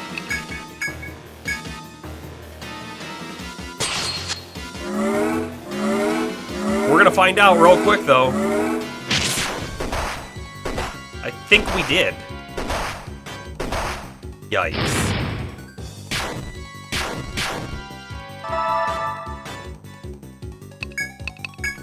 Tornado. Actually, what's your boost at? Okay, we still tornado. We did. We totally lost it. That's terrible. And I'm gonna have to cast Peace Ballad again as well. Ugh. I really dislike the way that the buffs kind of like roll on top of each other. It would be really nice if we could like remove one. You know what? I wonder if that's a thing. I don't want to try it now. Actually, I'm gonna try it now. What happens if I click on this Peace Ballad? Do we lose it? No. It would be really nice if I could do that, right? So that we could force a certain order on things. This battle is a fight against destiny, against the universe itself. Yeah, it may be. Foe after foe times 6. And there's more coming, right? There's more on the way. Okay, you have to provoke. We have to hope that people don't die before Palmer can get the provoke off, but it's gonna be a thing. We got a Peace Ballad. Oh, I gotta hold a turn. I need Palmer to provoke, get rid of the Peace Ballad, and then we Peace Ballad again to give him it back with the Bravery gone. Crazy system. Okay. Yikes. Sarah-Lynn's dead. Sarah-Lynn's dead. Violet's dead.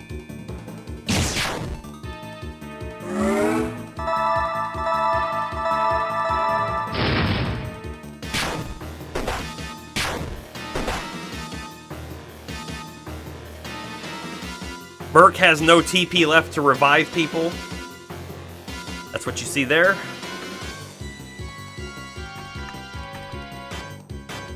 One thing that you don't like about this game is there are no idle animations or anything for the monsters. A bit too static for you. Yep, I can understand that. I think, here's the thing, right? I think that there is a lot of movement in basically every other game, and so this one is different, and I'm okay with it. If the monster designs were boring, well, that would really hurt it. But I don't mind that it's more simple. It's harkening back to an earlier age. I'm okay with it. I don't think there's a way that we win. I think this is a loss. We don't have the ability with Palmer to kill anything, right? That's not, and it doesn't even matter. We kill one thing and there's 2 more ready to come into this fight. So,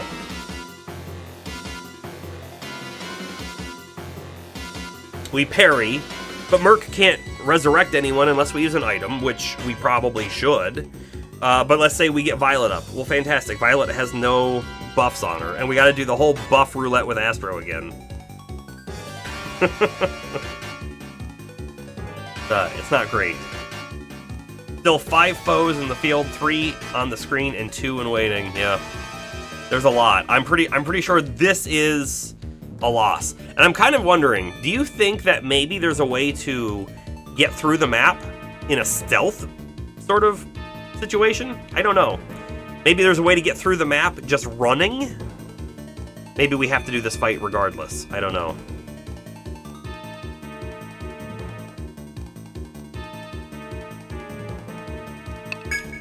I mean, I think we do what we can and just see how it happens, but I'm pretty sure we lose.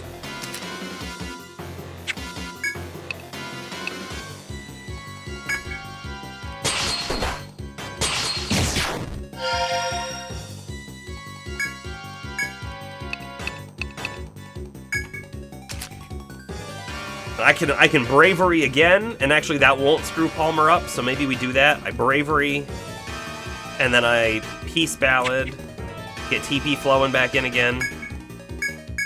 It's wild. I don't know if we can do much.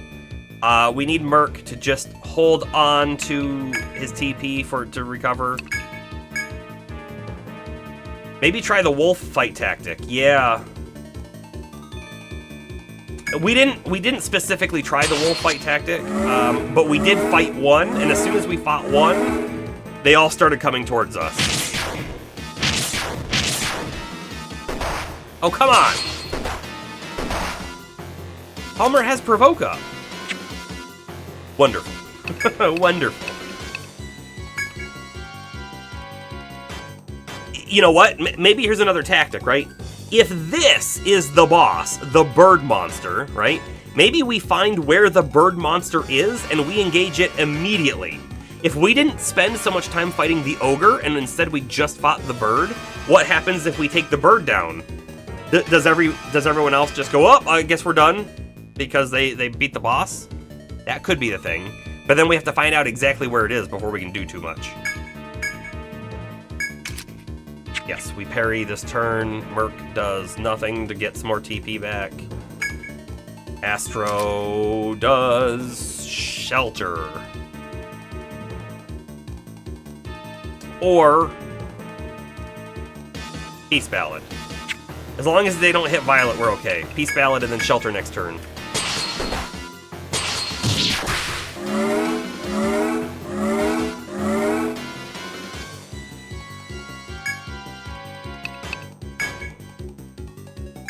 We have to provoke this turn, pretty sure. Yeah, we're at 1 left.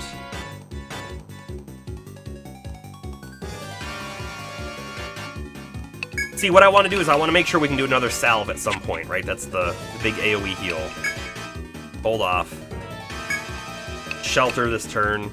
Or we could have a secondary option of, instead of getting shelter on Violet, we could do, like, frost or something. Yeah, no, I enjoyed the review quite a bit. You'll have to let me know, right, if you got anything else cool that's coming up. How about reviews in place maybe for like Dragon's Dogma 2 or Rise of the Ronin, if you're able to say? I would give those a check as well.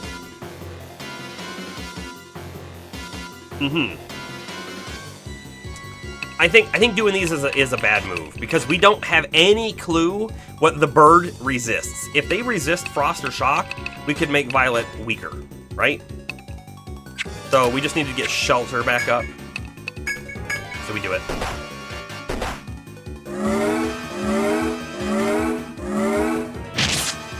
Miss. Oh. Okay, we live. Merc has enough to do a nice AoE heal. Wonderful. Very pleased. You still okay? Provoke's good. We have to heal this turn. Have to. Astro attack. Okay. We're good.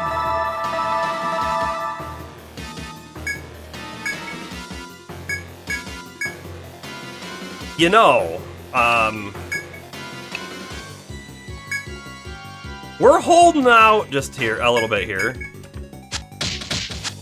Hate that though. That's not good.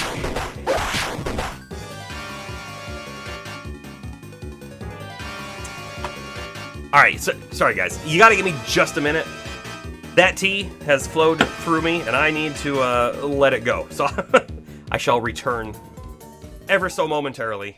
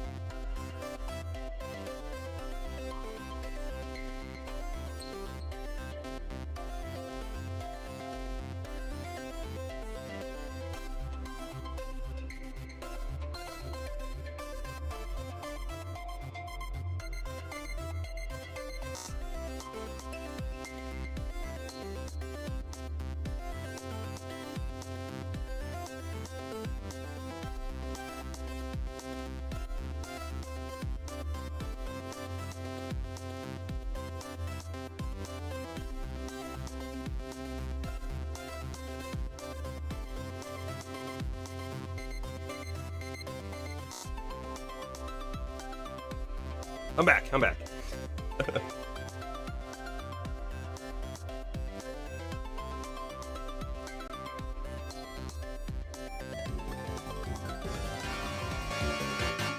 Okay, here we are. Back to game, back to game. Gaming Instincts, you are working on it. Being the reviews I was mentioning. Nice. Realities is not always up to us. Yeah. It's up to the publisher if they deem you worthy. Yeah. I'm sure, and I'm sure they're very critical about who gets, review copies and all that kind of stuff. And yeah, there's going to be all the NDAs and everything you got to do with that too.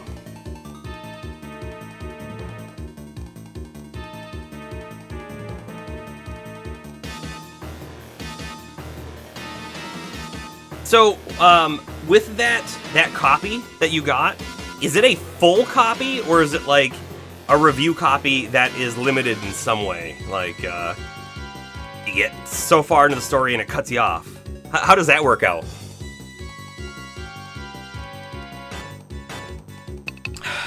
Full copy you keep for, that's awesome. Did you, were you able to beat it for the whole review, or did you not quite get all the way through it?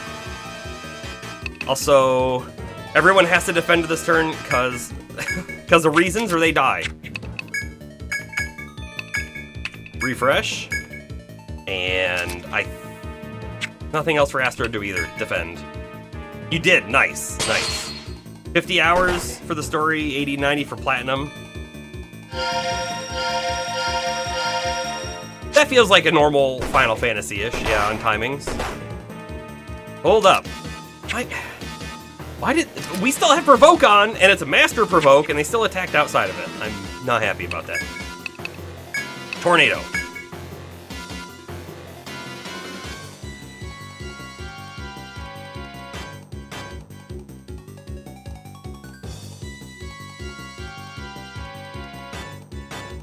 We have to provoke this turn. Palmer could die. I hope not, because I really need to save a little bit of TP on Merc. Because we're going to need to do another AoE heal. Soon. Okay.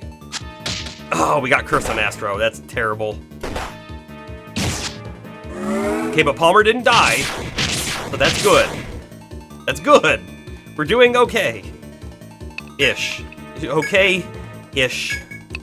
Harry, please. Merc. Let's see. Is there anything else Astro could do? Astro could use an item, right? We could throw a Medica out. We could throw a Stonard onto Palmer as well, right? For greatly increased defense. We don't know what'll happen, though. Will we lose Shelter? Is it worth it if we lose Shelter? I don't know. Like, one defense for another, and we don't know which one's better.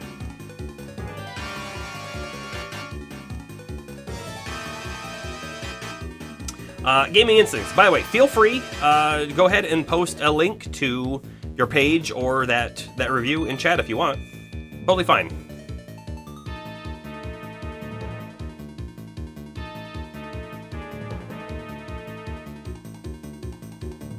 If Astro cures Palmer, Merc can essentially do nothing for a turn and gain a little bit more TP back. I think that's what we do.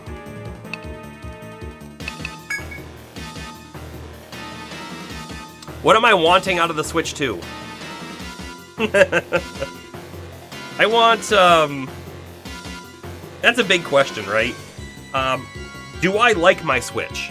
Yes. Yes, I do. But, do I like my Switch a lot? No. No, I do not. Yeah, in terms of hardware, not games. That's actually where I'm going. Hardware, not games. Do I care if the Switch is a handheld console? No. I want, honestly, I want Nintendo to go back to what they were doing before, having a dedicated console and then a dedicated handheld. Because I gotta tell you, as much as it's cool and great that the Switch is handheld as well, I think my 3DS was a much better handheld, right? Like, it was easier because it's smaller. So it's easier to carry around, it's clamshell, so you don't have to worry about the screen. You could easily throw it in a pocket and take it somewhere and use it. I really liked the form factor of the 2 screens on the DS. I thought, like this game, by the way, this game is originally a DS game. And you would do the mapping on the second screen with your stylus. That's amazing, right? Like, there's so many games that work really well with that system. I'm not saying that Nintendo has to do dual screen again, but I'm just trying to say, like, I liked my DS as a handheld a lot more than I like my Switch as a handheld. So there's that, right? So do I care if Switch 2 is handheld? No, I don't. What I really want Switch 2 to be is more powerful. Let's look at 2 games, okay? The Legend of Zelda, we can go Breath of the Wild or Tears of the Kingdom, doesn't really matter. They do a pretty good job in a large open world sort of game. But there are a lot of limitations that are definitely in place in that game, and Tears of the Kingdom is kind of a marvel that they got some of those things working that they did, like the building stuff. But you want to know a limitation, a big one because of the console, was you build a special creation, or you build a special cart for your horse, you walk like 50 meters away from it, and you come back and it's gone, because the game couldn't hold it in memory while you're somewhere else. It's just things like that, where like there's clear limitations. The whole reason for the Blood Moon and stuff resetting is again a hardware limitation, because they couldn't keep so many things in place of missing enemies and items being dropped on the ground and stuff being moved and boxes being destroyed, and trying to keep a memory or a history of any of that. So that's why they did the resets quite often. So there's one. And then if we look at the Pokemon games, there are a lot of glaring hardware limitations that have hit them. But it's not just hardware. There's definitely some programming issues there too. But like, you can easily tell it in the amount of Pokemon you can see on the screen at one time and how far away they get from you. And honestly, if there's more than a handful around you, you're not going to see anything far away. And if you do see things far away, they're going to be in low frame rates. And man, there's a clip on our channel where like we see the sun going down and it's going, like the shadow is moving in gigantic jerks instead of anything smooth. And that's all hardware related. I want them, like, do they have to come out with a PS5 level quality or of hardware? No, but would I be disappointed? No. I don't know.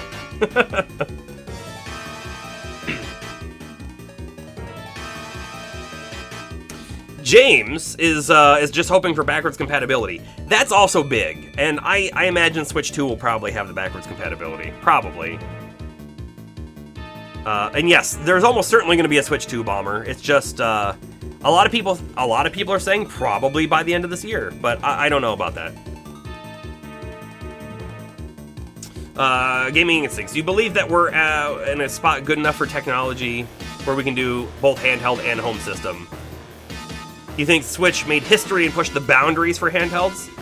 I don't know if I fully agree with that statement, but they definitely made people realize that could be a thing. Sure. I don't think we'd have a Steam Deck today without the Switch, right? So for example, and the Steam Deck is a fairly beefy handheld, but for its beefiness, it's also big and has a short battery life, and I hear it gets hot, but I don't know. I don't have one. I don't have one.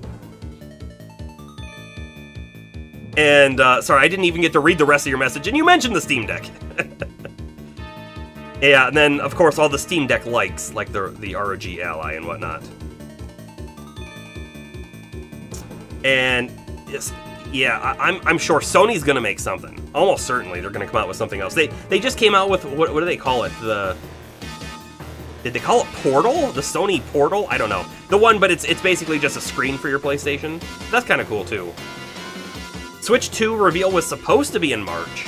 It's been pushed to June, and the release has been pushed to Q1 of 2025. Okay. Hey, James.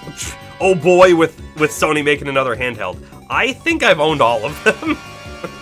I liked the PSPs, right? And the Vita.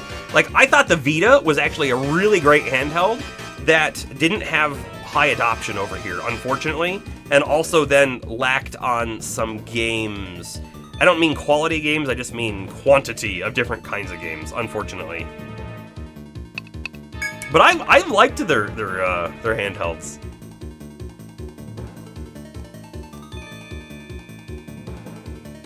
And the reason why that they might be pushing the Switch 2 launch is to get a little bit more polish and have a better launch lineup. I'll say that is definitely a smart decision because, man, too many times does a game console come out and they have no games for 6 months, which is terrible. They're like, there's 5 games.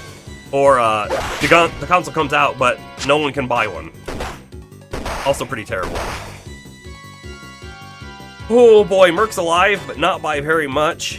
And we still don't have enough TP to do the Salve 2. We will next turn, however.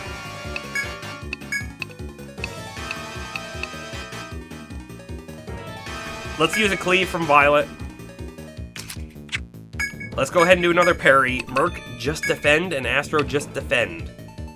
Although Merc and Astro could use 2 Medica healings on themselves. They could. We're like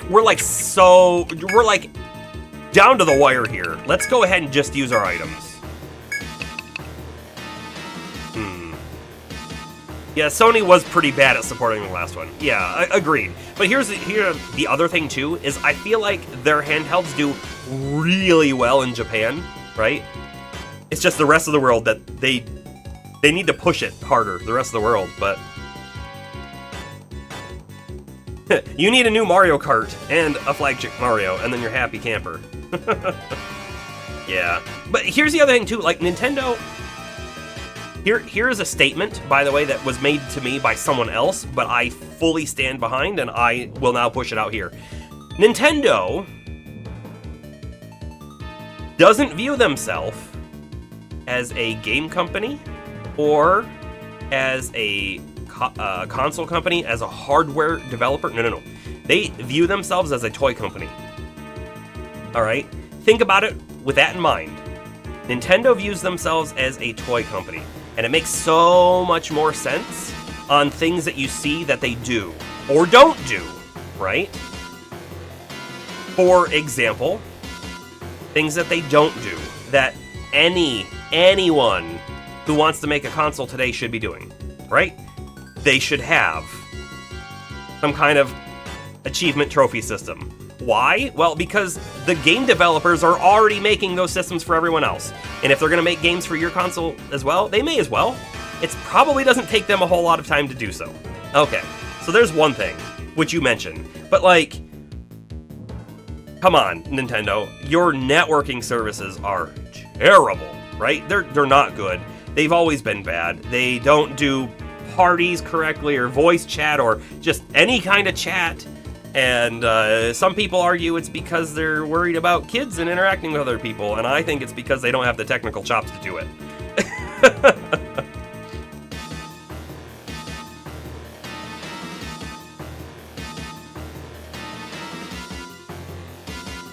Bomber just wants the Dreamcast too.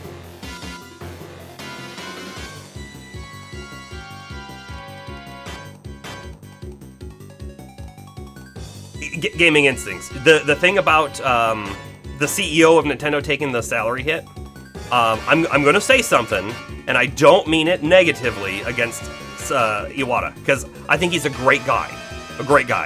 But typically, a CEO's salary, while being a lot, taking like a 50% hit probably isn't enough to save the company either. So I feel like it's more of a PR stunt than anything, because the other thing too is CEOs of any company usually don't make anywhere near as much money from their salary as they do from stocks and things like that. So taking a hit there probably didn't actually affect them too much, right? I'm not trying to say that it is a PR stunt or anything like that, because I think he's a great guy. But I do like to put a little caution in the wind about some stories like that.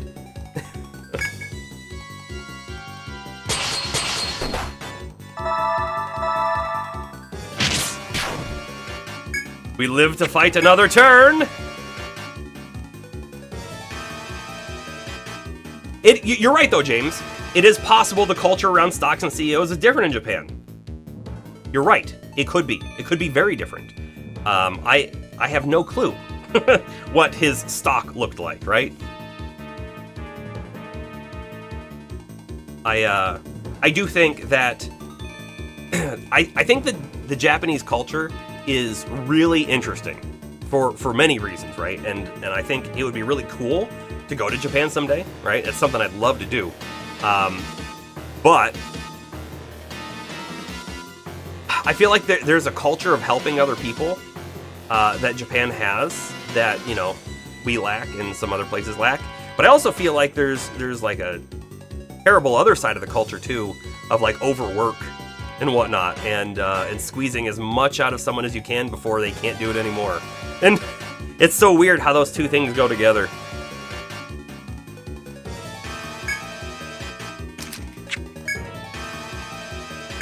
All right, I am pretty determined that right here, not this turn, but right here we are gonna kill Hunter, bird creature. It's just what happens after that is gonna be a big mystery for us. Hopefully nothing too crazy. Astro, you're not gonna attack this turn though. You're gonna hold off. In fact, what other items we have? I could boost some points on someone. Probably not worth it. Defend.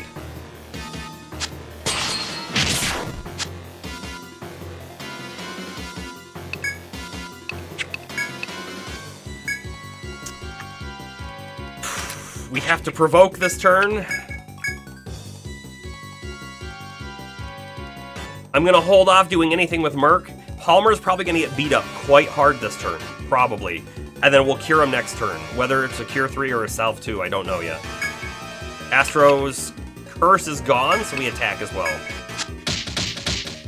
Oh, then all of it comes back. Nasty stuff. Bomber, you were only paying like 5% attention. That's okay. Why is the Xbox Series X the successor to Dreamcast? Yeah, that's I don't have the answer for you there. Your Gaming Instincts does. I haven't had an Xbox since the 360 because they haven't given me a reason to buy one. And that's unfortunate because I really, really liked my 360.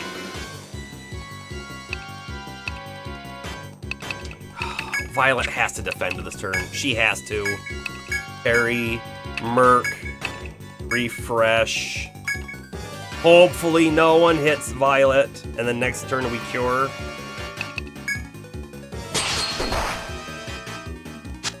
Okay, we're good, we're good. And we have enough to do a Cleaver. Now, I could actually do a Tornado instead, and we might kill the Diabolics on the side as well. So let's try it. It's a little bit of a risk, but we'll see. I think the Cleave may do a tiny bit more single target damage. Not a lot. We have to salve 2 this turn though, I think. Because both Violet and Palmer need the HP, so we may as well do it all up. Of course. Oh, Violet's gonna kill herself. I don't even want to see it. I don't even want to see it. Oh, Palmer's dead now too. This is where we lose unless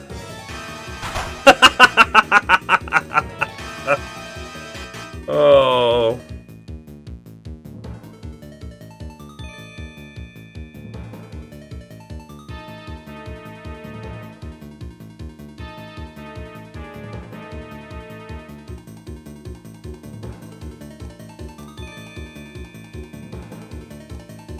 Hi-Fi Rush is going to be playable on Switch too. I've watched Hi-Fi Rush. I probably didn't watch a full playthrough, but I watched quite a lot. It looked neat. It didn't look like a game that I particularly wanted to play, but it did look neat. But yeah, Microsoft is definitely trying to position themselves so that they're everywhere.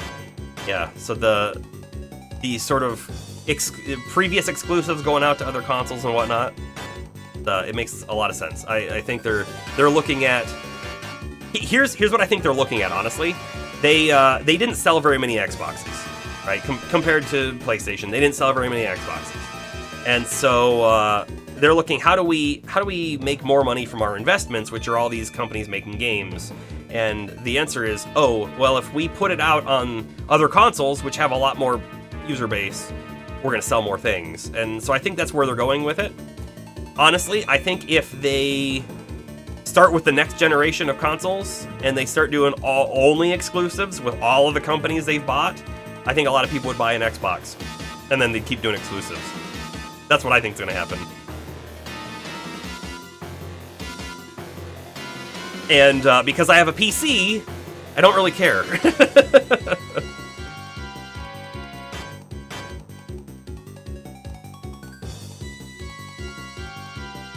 Yes, and Microsoft is a software company.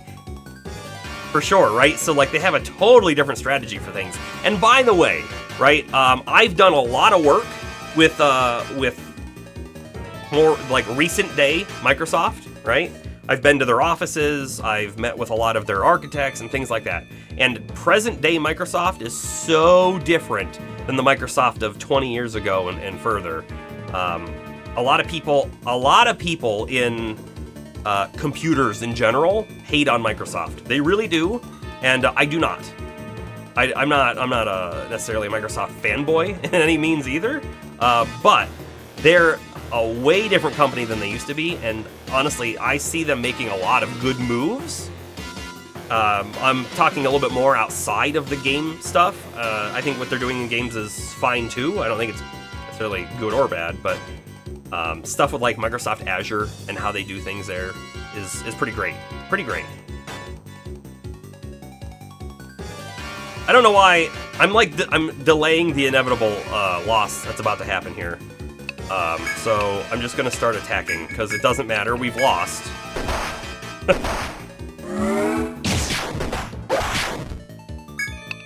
In fact, maybe we can kill one more.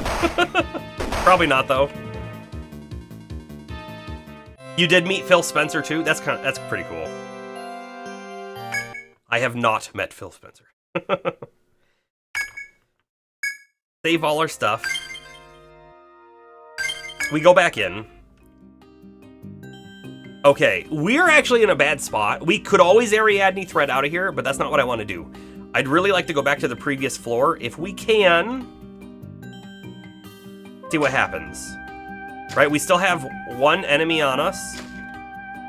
And I'd like that one to turn around, but that's not going to happen, is it? Hold on. This is going to put us in a bad spot. I don't think we can escape. We might have to reload. We're going to try the escape. We actually did get out, but we're totally stuck in the middle. Right stuck in the middle. Helldivers 2, I had a friend really trying to push me to buy it, and I wasn't ready to buy it just because of the timing of other games and like what we're doing here on stream. I don't have a lot of other time to play stuff, so I didn't get it, but man, does it look like it's a fun game. Man, does it look fun. And I kind of regret not getting it when it came out.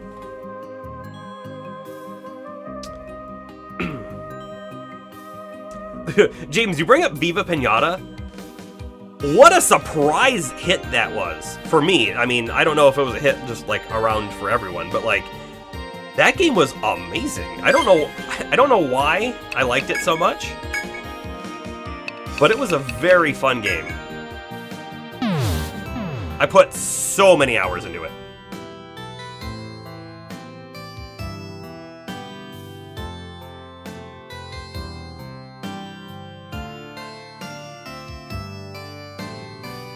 Oh man, you were at CD Projekt Red and their meeting room at E3, and Kojima was there too? That's pretty cool. I can't wait for Death Stranding 2. I'm hook, line, sinker right into that. I really, really liked Death Stranding 1. I think we had this conversation before. I really liked Death Stranding 1, even though like a lot of people hated on that game when it came out. I thought it was great. I had a great time.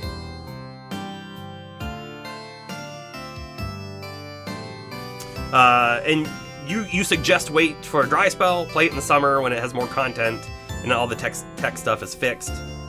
Oh, the game did launch with some weird issues and matchmaking problems? I didn't hear that. Okay. Viva Pinata was incredible. And, like, here's the thing. Like, I'm trying to think back and remember the game, and I don't remember Viva Pinata very well, because I haven't played it in years. But what I do remember was, like, this collecting of different kinds of pinatas, and you have to set up their environment and whatnot. It was like out there. I've never seen another game like it before or after, you know? Death Stranding blew you away. You thought it was going to be awful. Yeah. The sequel, Viva Pinata 2, was even better. I guess I never played the sequel. What did that come out on? Hold on, did it come out on 360? Because if it did, I definitely played it. If it didn't, then I didn't play it. Probably. All right, what can we do here? What can we do here? We can sell some things. We can also go back into the dungeon and fully explore some of the other paths on floor 19 and find out if there's another way to go, which we have no idea.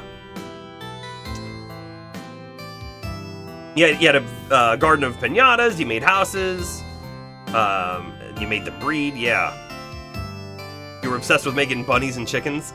Man, I honestly, like, I only have a vague memory of that game, but I just know that I loved it. I played it so much.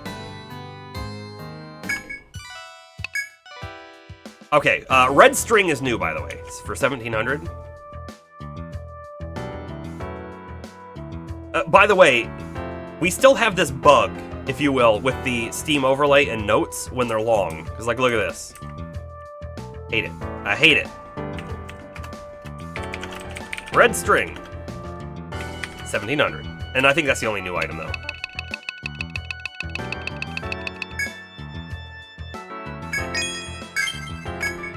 Heaven Bow. Shidgado. Fairy Robe, Jazzerant, Fairy Boot, Soma. Okay, there's a lot of new stuff there. Oh, you know what? Bomber, you were saying we should try the Fenrir Wolf fight strategy. You know what? That might be a possibility if we can somehow get one of those foes to chase us back towards the stairs. And then if we can kill the foe fast enough, we can kill it and then zone back a floor and then back in. Huh? Maybe.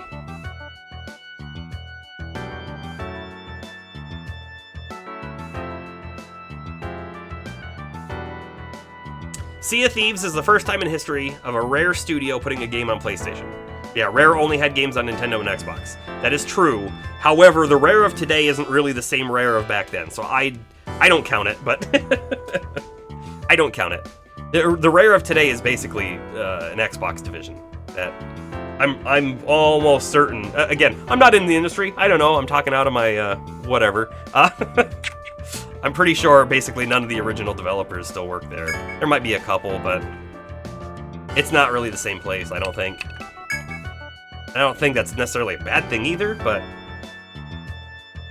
anyways, we've got some upgrades for Astro. We have currently an 88 attack, 5 strength, 4 tech Finbow, which we could switch to a 111 attack, or a 123 attack and 8 strength. We do lose tech, but I think it's going to be worth it. Okay, so 1 upgrade purchased. This is going to help us out too down there, right? Let's see. We could come back to Violet, and we could talk about some things here, right? Let's, away again. We're currently using this sword, the Executor, for 97 attack, 6 strength, and 4 tech. We don't care about the tech on Violet, not at all. The strength and the attack we do, though, and this is a big chunk of attack, right? We go up to 125.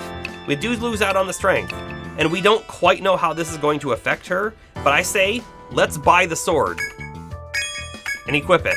And we will throw the other one in storage, and we can swap back to the other one if we feel like we actually hit worse without the strength. Huh?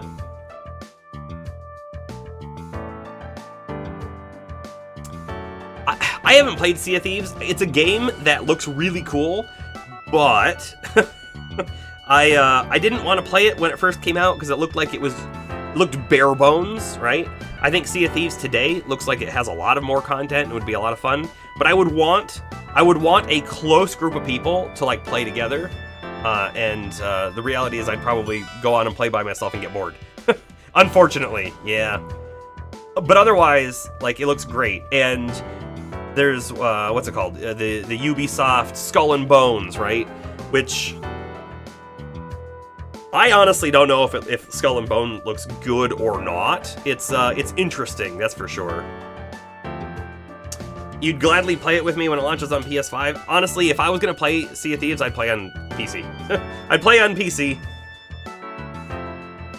Bare Bones, is that a pirate pun? Unintentionally? Maybe. Yeah. I think that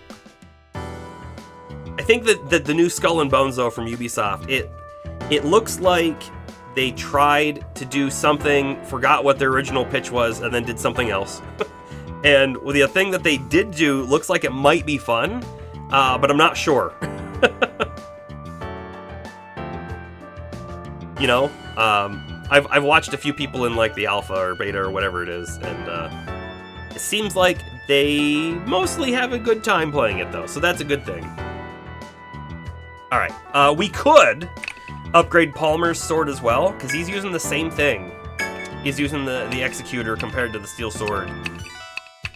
Here's the thing though, he doesn't attack a whole lot, especially in like the hard encounters. So we're gonna hold on to our N, because that is a lot of N-toll, right? 4,400. So we'll hold off. Other people, I don't think we need to do upgrades. We have the Luck Staff on, no, hold on. We have the Gem Staff on Cerilyn with the Technique, which is good. She needs tech for her spells. We have the Luck Staff on Merc. The Godin Dog would increase attack by quite a bit, but he doesn't attack a whole lot in those big hard encounters either. So that's everyone. Everyone's upgraded on weapons. Let's check our armor, because we did get a lot of new stuff here. Let's see. Whoop. We've got our currently equipped plate mail of 26 defense. So this Jazzerate, being 35 defense with 18 HP and 10 TP, is a huge upgrade. So I think we're gonna buy that. And we can't wear the fairy robe or this one. So this is perfect. I think this is 8,000. Oh, we have enough to buy 2. We have enough to buy 2. I see. Surprise YouTube chat. Oh no. Good, that wasn't like an hour ago. Let's hold off for a second. This fairy robe we can use on Cerilyn, or we can use it on Merc. 24 defense. They're both at 18 and 10 TP. Honestly, I think they're okay.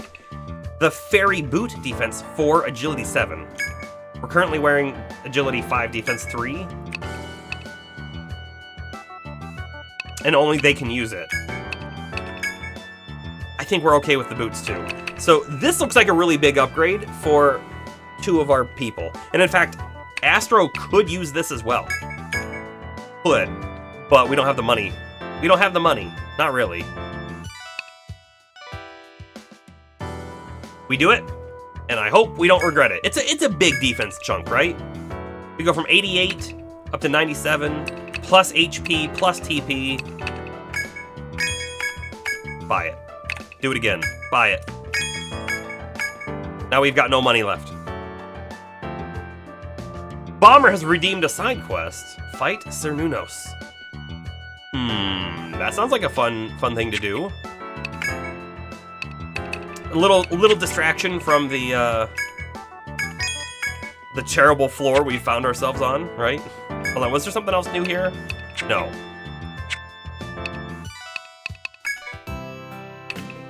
There was something new here though, right?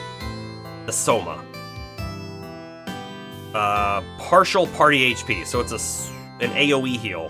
Interesting.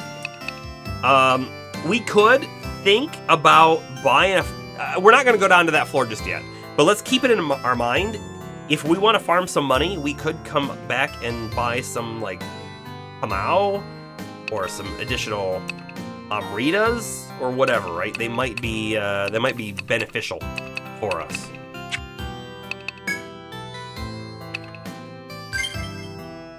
We will rest at the inn for various reasons.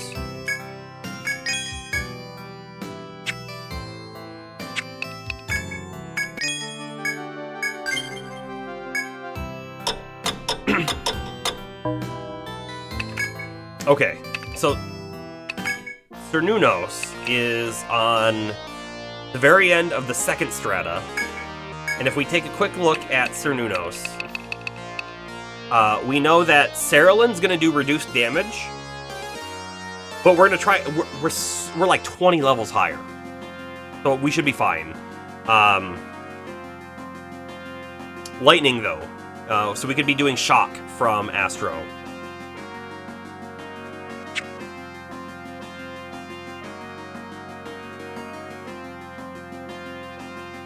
It's a good call out, Bomber. If we were to make a new character, which who knows how the game turns out, we would probably make a Ronin. We could name it after you if you want. What kind of special thing do we need to do to get the drop? Actually, let's look at that again. So, let's call it out here first, though, right? It is a blue drop, which means I think it's just a rare drop. So I think we just have a chance on killing it. Now, when we look at Cora Triangle, it's a yellow drop or gold drop, which I think means we have to do something special for it to drop. So I think for Cernunnos, we just kill it. We don't worry about trying to do anything special. If we go back and try to fight this guy again, we might need to do something special. But, yeah. Yeah, pummel it. That's what we're gonna do. Alright, third floor. Backtrack.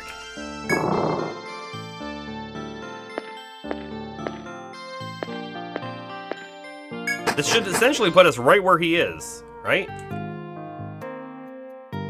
There he is.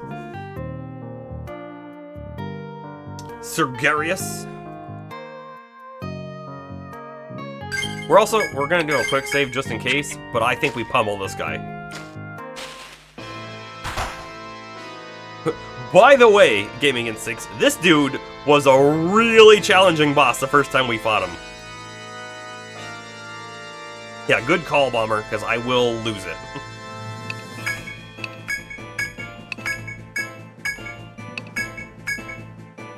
Let's see how much the fire does. He's resistant to it. We'll find out. And then he summons his allies, which actually, I think Cerulean's not bad on fighting them. 88? Yeah, it's not great. In fact, she'll do normal damage, but would do more if she had ice or lightning. That's a thing. How much HP do they have? Hold on.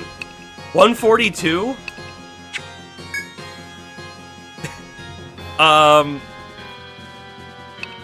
This tornado would kill them. It would absolutely kill them both. We just do that, I guess?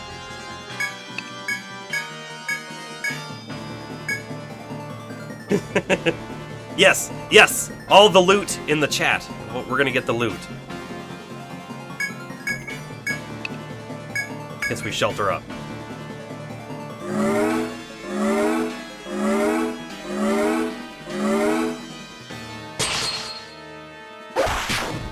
Suxer99, someone who streams every day. Okay, you can check him out.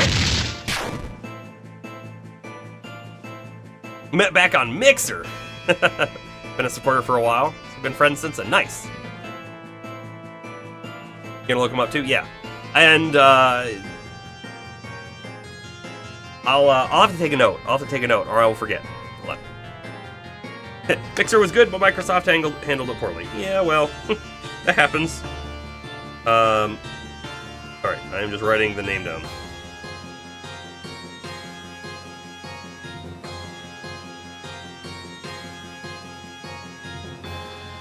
Okay. Written down. I will check it out later. What time does that person usually stream at? Palmer, you're not gonna parry anymore because this thing's already half dead.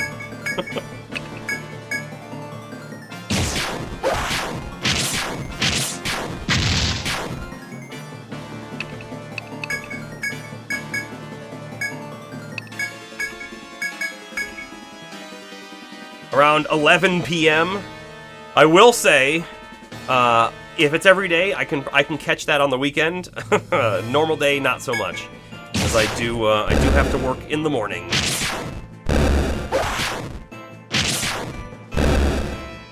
All right, we crushed, and I do not think that was the special item.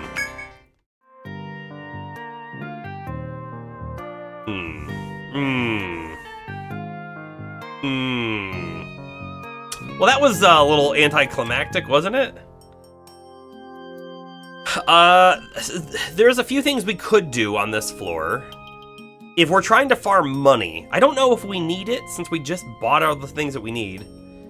But if we wanted to farm money, there are a few foes on this floor, and if they're all the, what are they, Armoths, the big elephant things, they drop a tusk that's worth 1,400.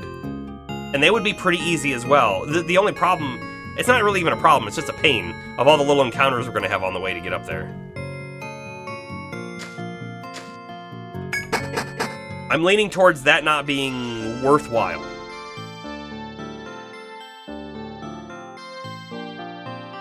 Can't refund your point. We killed them! What are you talking about?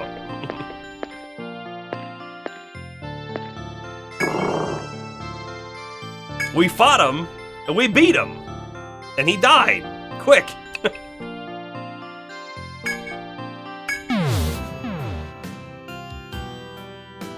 To fight the ant again? Would that be worthwhile? I don't know. Oh, we killed him so easily, you didn't even see it. It happens, apparently. Oh, hey! We were just talking about you. Weirdly enough.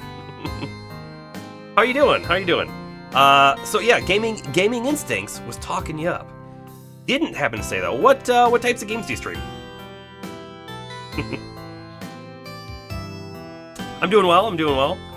We on this channel, we stream 3 nights usually, right? 3 nights a week. It's usually Monday, Wednesday, Friday, Eastern time, like 6:30 p.m. to about 10:30.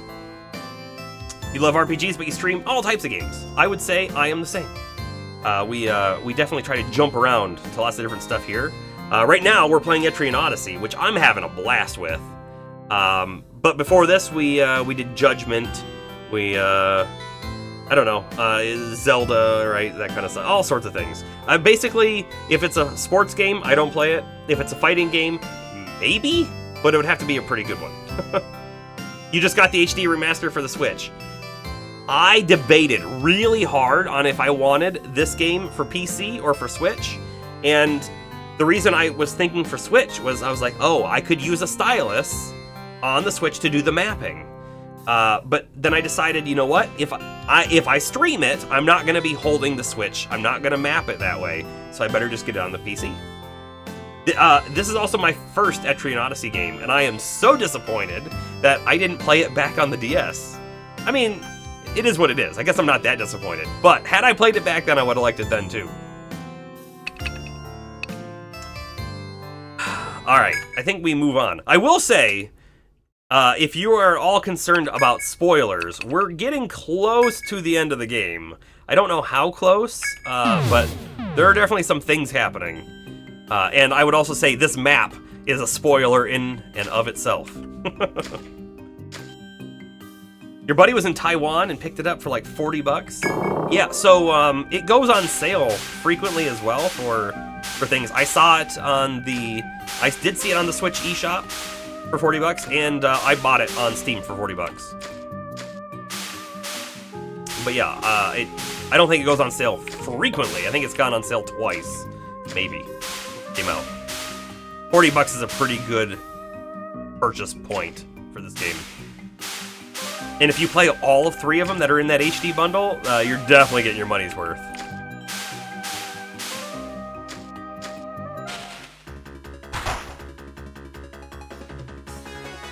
What game or games are you streaming right now?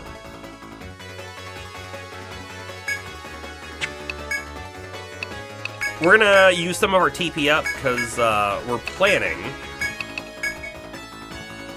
to go down to the big floor, the really big open one where the healing spot is at, and we'll do a little bit more exploration in the spots that we didn't really see, like on the top.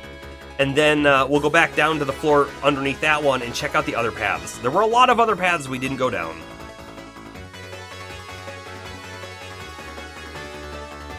You're doing 7 Remake, getting ready for the new one. You beat Sea of Stars and Pac-Man World with Platinum. Nice. I have, it's actually down below in the thing, but there's a spreadsheet that I put together with some fancy maths that kind of outlines my games and what I think might be coming next for the channel. And both of those on there. I've had Final Fantasy VII Remake for a long time, and I just never got around to playing it for whatever reason. And I really want to, especially now with the new one coming out. I really want to play it too.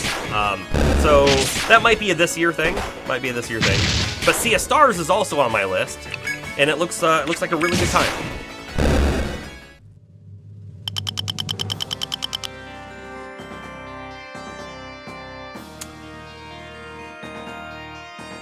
The PS4 was rough though because of 30 FPS. Sure.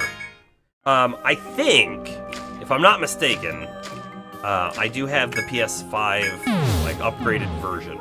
I think.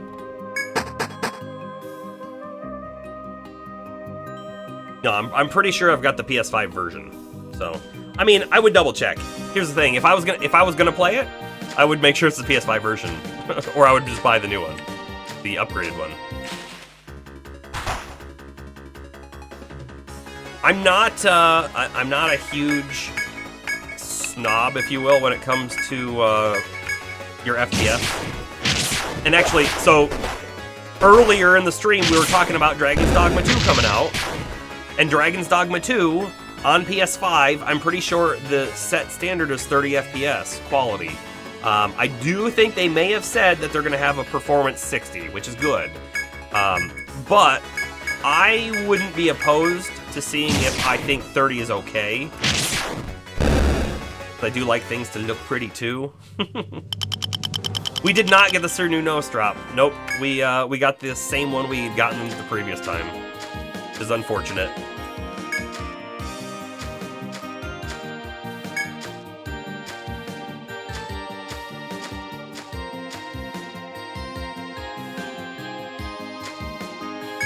We're gonna take the other. We're taking this. We're taking the spot because the thing that was said earlier, like, what if it does this? We need to know. My assumption is it's either gonna go directly up or there's gonna be a little spot here with a chest. But we have to find out. We need to know. Dragon's Dogma is more of a slower paced game? You think so? I guess I wouldn't have thought so.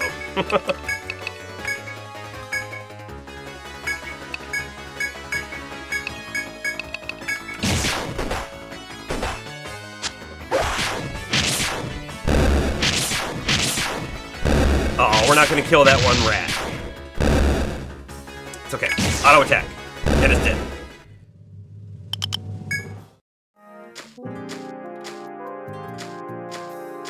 I heard that a lot of people really liked the combat of Final Fantasy VII Remake, so that's really great to hear.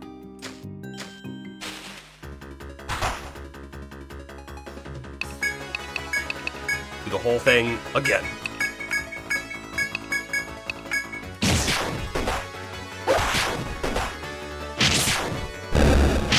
Combat's excellent. That's great.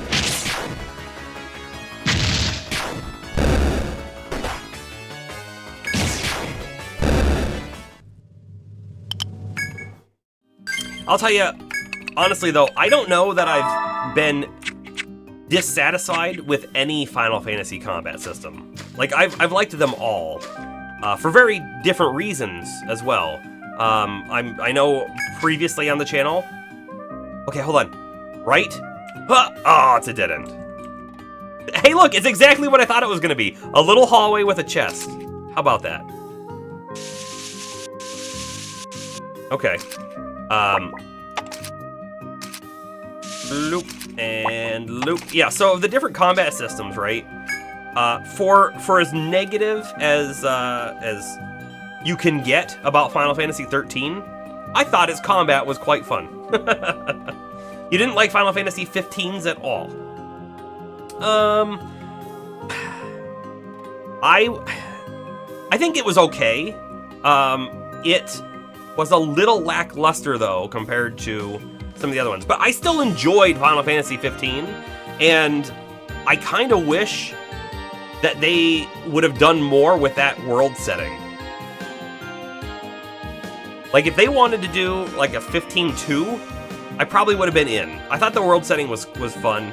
It felt so incomplete though, as I'm sure everyone probably felt. The whole teleporting and the way they fight, they felt, the way that they fought felt floaty. Yeah, it did a bit. Yeah. Oh, you think 13's highly underrated? Oh, well, that is the opposite of what I would have expected you to say. We got a sandy pin. What is it? A defense 4 TP 14 item. This actually might be worth it on someone. Hold on, let's take a quick peek. The moccasins are defense... Oh, they give us agility, though. No. What's the sea charm? Defense, or TP 20? No, thank you. Let's see. It is a straight upgrade from the gum helmet. So we do it. Perfect. Cool. Now we have a long walk all the way back around. Final Fantasy 15 had so much downtime in the car. It did. It did. I mean, like, here's the thing. I'm not going to defend the game exactly. I did enjoy it.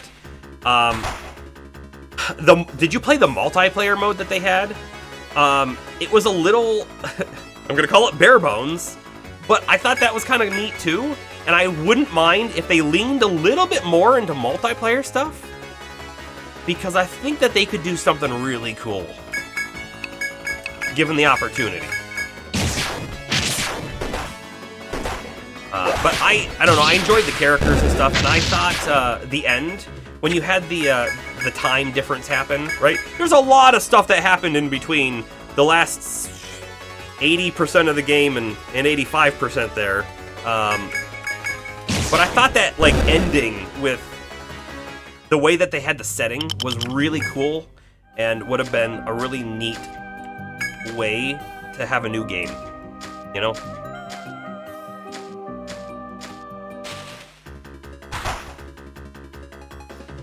Due to the changing directors that went through dev hell, sure, yeah. And you know what? There was another thing that they tried to do in that game. They tried to do dungeons.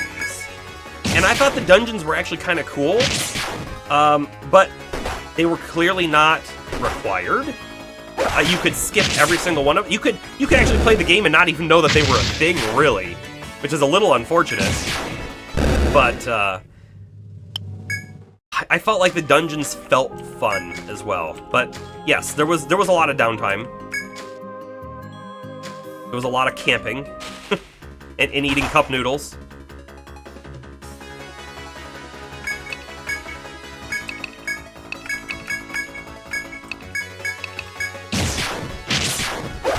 Final Fantasy XIV was the reason why it exists for multiplayer. The mainline Final Fantasy game should be kept single player at all times. Just your opinion. I mean, I don't mind, right? If they throw in... Here, I just got them. I don't mind if they throw in multiplayer as an extra, like a side thing, right?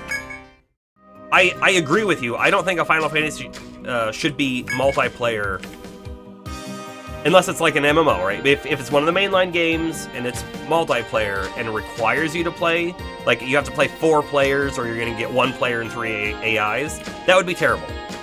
But if it's like you know, a single player, but there's like some kind of multiplayer thing tacked on the side. I'm totally cool with that.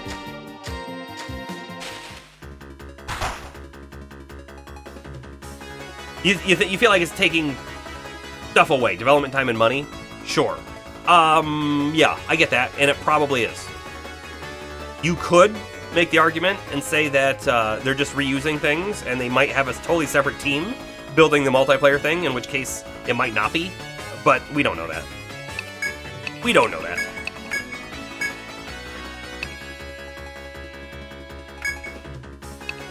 I'm gonna throw out an Inferno too. I don't know if we need it. We'll see.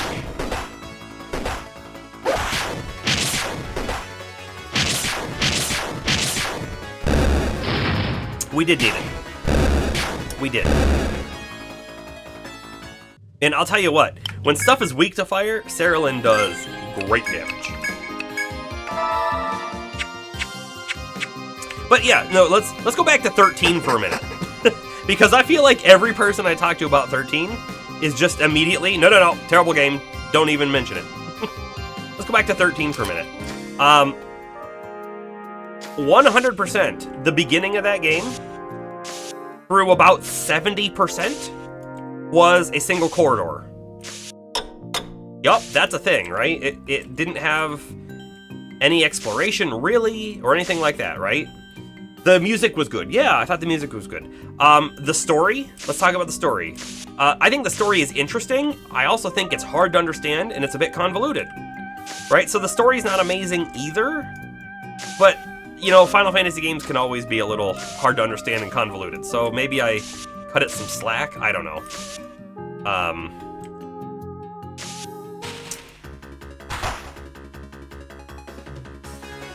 But the very end of Final Fantasy XIII, after you got through the long corridor, it opened up.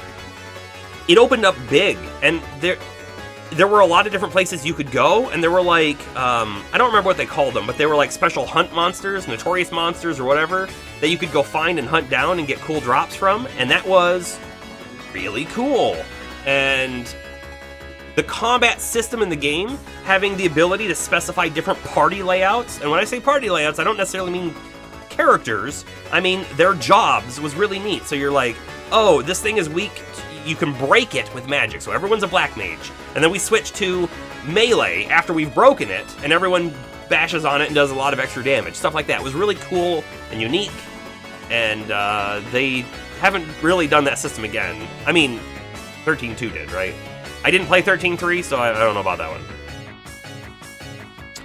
And the entirety of Final Fantasy VII Remake is Corridor. From what I understood too, yeah, it is, for sure. When 13's involved, you think people just say it's bad to fit in with the people who say it's bad. And I don't disagree with that either. I think there's a lot of people who just jump on the hate wagon, if you will. But there's a lot of people who played the first 4 to 10 hours of Final Fantasy 13, and they saw basically the worst of the game in that time, and then they said, nope, it's bad, and they put it down, they never got to the end.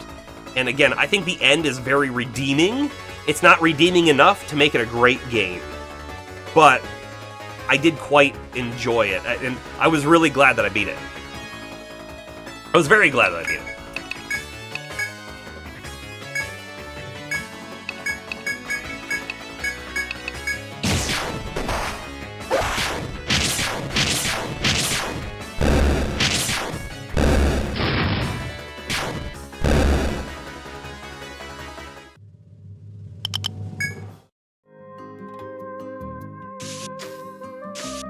And I've heard, by the way, that people generally liked Lightning Returns.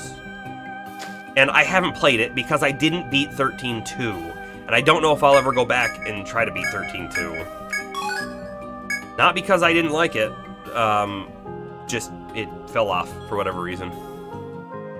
Alright, so it doesn't seem like there's anything up in this corner. Could go check out over here.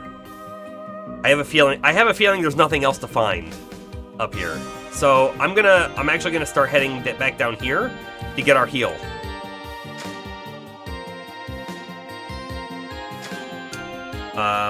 Although you have only played the old school 32-bit sprite Final Fantasies, and also 10.2, So you really don't have any room to talk.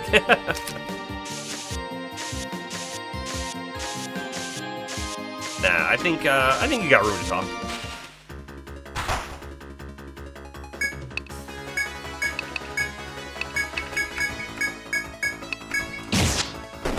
Miss! Bam!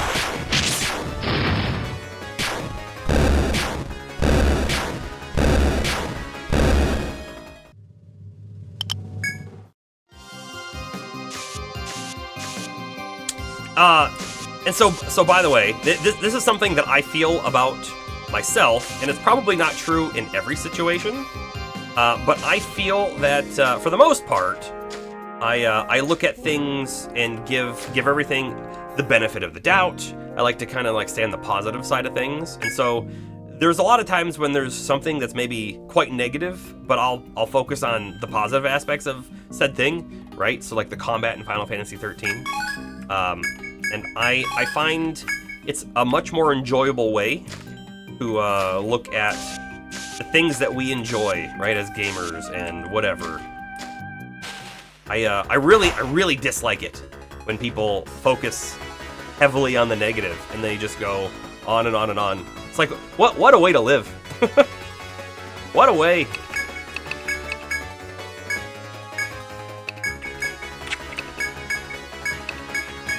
That isn't to say, though, that I'm not critical on some things when it deserves it. I'm most critical, right, about the things that I really enjoy. And so we'll occasionally have conversations in chat where we're talking about like, well, this thing isn't super great, and here's why. And we talk about why it's not. And I always make sure to be like, and by the way, this doesn't mean I dislike the game. I like it a lot, or whatever it is we're talking about. It's important to keep the perspective, if you will. All right, we're gonna go down just a tad, check out the bottom wall here since we haven't like seen it this way.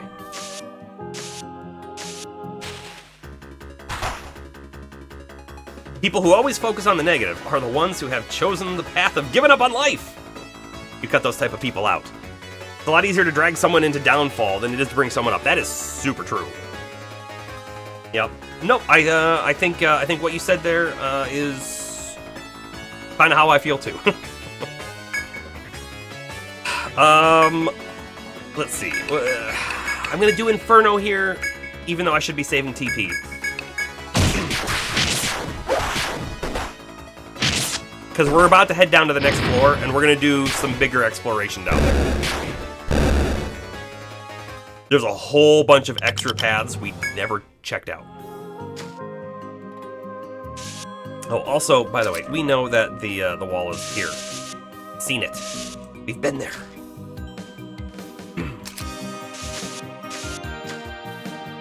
And this one does that. Perfect. All right, let's go back up to our little shortcut.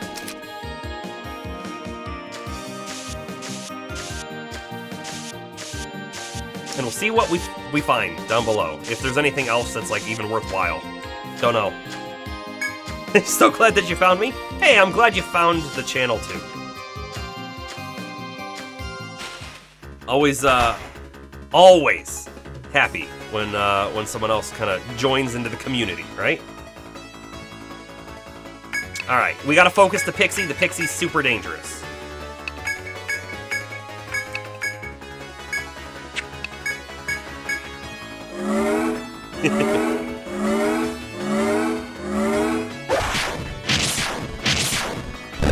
Okay, good. Pixie's down. If we don't see another Pixie in here, I won't be disappointed in the slightest.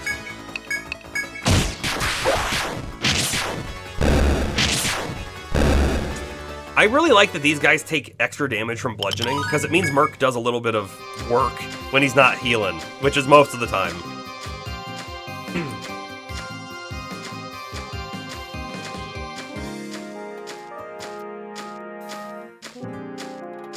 There is still a fairly large chunk up here on the map that we didn't explore, but from here, we would have been able to see 1, 2, 3, 4, and we would have been able to see, like, here. So feel like there's probably not anything else super mysterious there. This floor, however, is gonna have mysterious stuff all over it. There's a whole bunch of like additional extras that we did not check out. And I'm trying to think, what's the best way to find those things?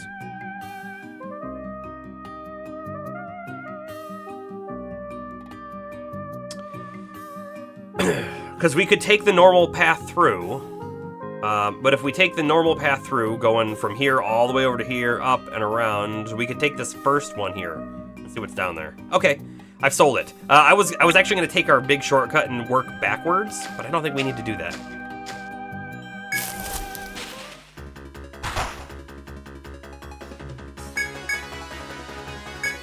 These guys take 0 damage from fire. Okay. That's a good thing to realize.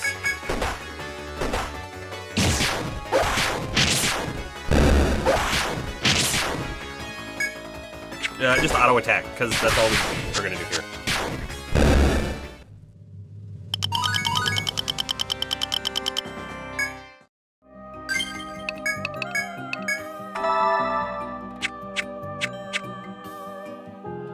Where are we? Okay.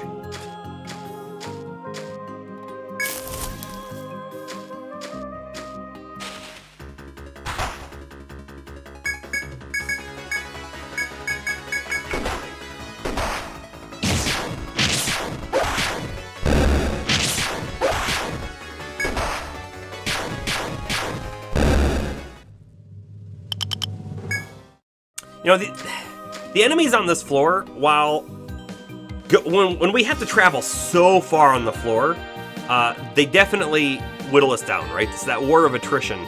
But just individual fights on their own are not too bad, right? So this isn't a terrible spot to farm XP either, because we can do stuff on this floor, we can go back up a floor, and then go hit the healing point, you know?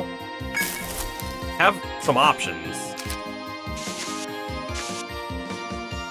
You know what? We were checking for secret walls basically everywhere on this map, and I think I'm going to start saying we don't need to, because we haven't found a single one down here. They've all been very easily found. No, not true. We found one secret wall in the very final room. That was the shortcut back.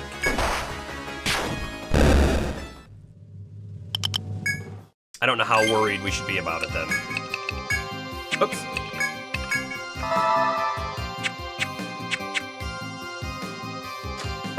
Oh, no secrets, okay. Alrighty, let's move forward. And this is what I'm talking about, right? Not a secret. Very clearly telegraphed. Where do we go? Uh-huh, we go somewhere. That's probably dual. Yes, it's dual. Get ourselves a multi-arrow, and this is a portal! All the way to here. Ball. Ball. Ball. F.O.E. Okay, we go fight it. It's probably a Cruella or something, right? Oh no! It's the Sickwood, which is just a super easy fight. Everyone attack, and Merc will use refresh, because it's going to use poison. Probably should have braved up here.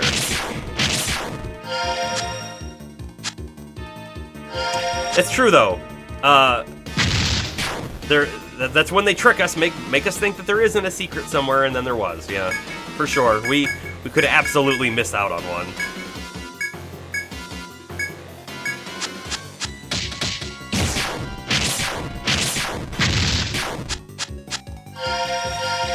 You know, if the enemies on the next floor did poison instead of confusion or curse, they would be so much easier.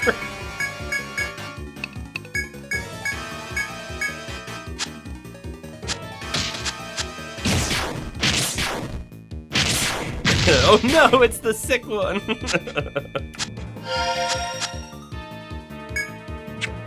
Attack!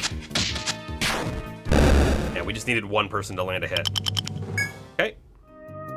Not bad at all. All right, we've got a path that does this. There is something up there. There is not something over here, interestingly enough. And down below, there's another one. I tell ya, this, oops. This map. Very weird. I guess we go up first. I'm gonna throw a question mark down here just to indicate that there's something there to check out. Gross. Can we go back? Nope, we cannot go back. Okay. So... I guess I'll just do this? I wonder if there's a limit to how many symbols we can put on a map. Because we might be getting close to the limit. Alright, we can get back there by going this way.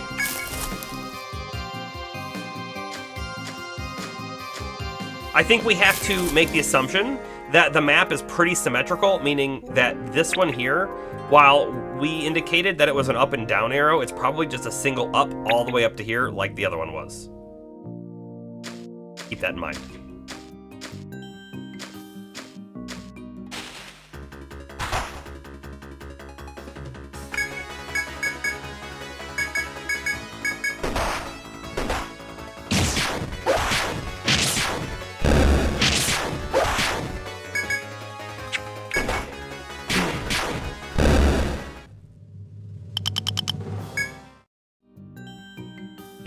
What level do you think we need to be like pretty safe on the next floor for all of those fights? That's a tornado spot if I've ever seen one.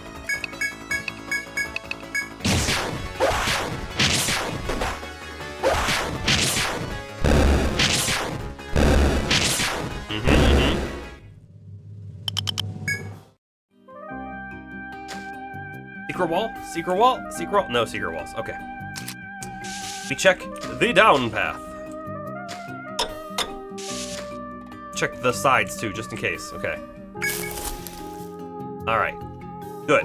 Good! This was, wrong thing. Kind of what we wanted to see here. I'd like to take you and throw you, away. Away. Hold on. There we go. Likely a double arrow. Portal.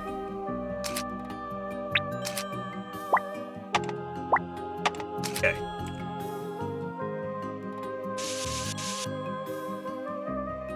Ooh. Slightly larger room. There's 2 spaces in front there. And a chest. I think I saw a chest. Right in the corner. We'll also check walls here too. Yep. In the box, we find...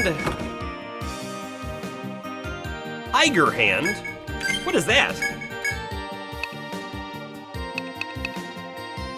Tiger skin glove that provides excellent defense +6. I mean, that's, an alright, I guess, sounding item, right?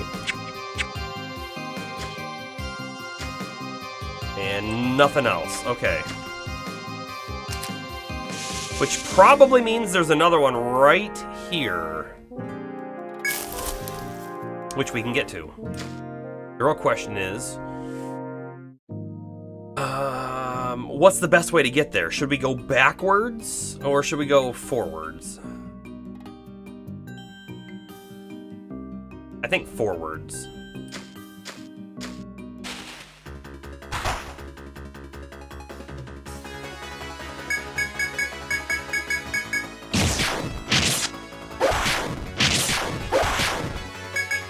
Whoa, wait, we didn't kill it? Someone must have missed, right?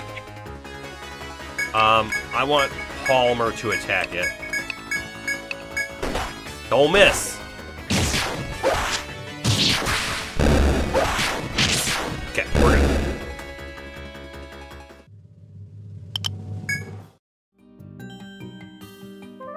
Up. Up. And Adam Ant. I don't know why I thought of that as soon as I said it, but I did. Okay, we go down. Okay, so this is new territory for us. figured you would like that, James, if you were still listening.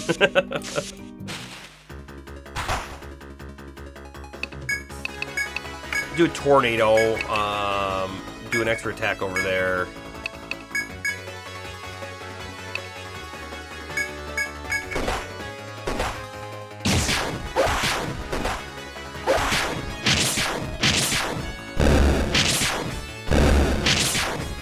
Nice. Short work. Sarahlin's about to level. That's pretty good. Pretty good. Wall there. No secret. A gather point. Okay.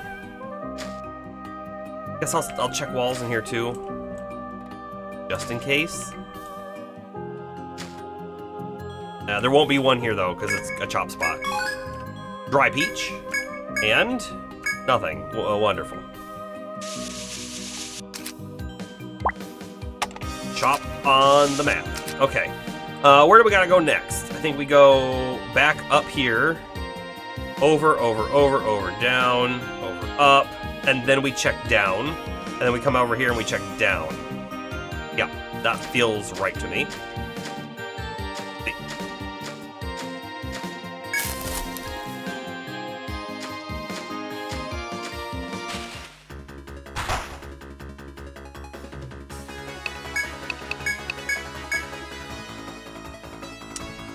I'm slightly worried that I'm using too much EP. But hopefully not.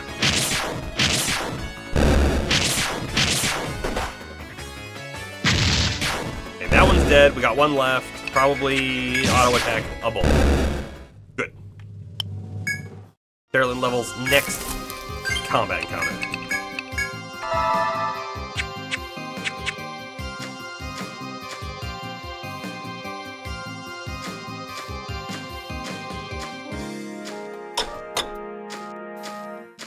It's become nighttime in the labyrinth.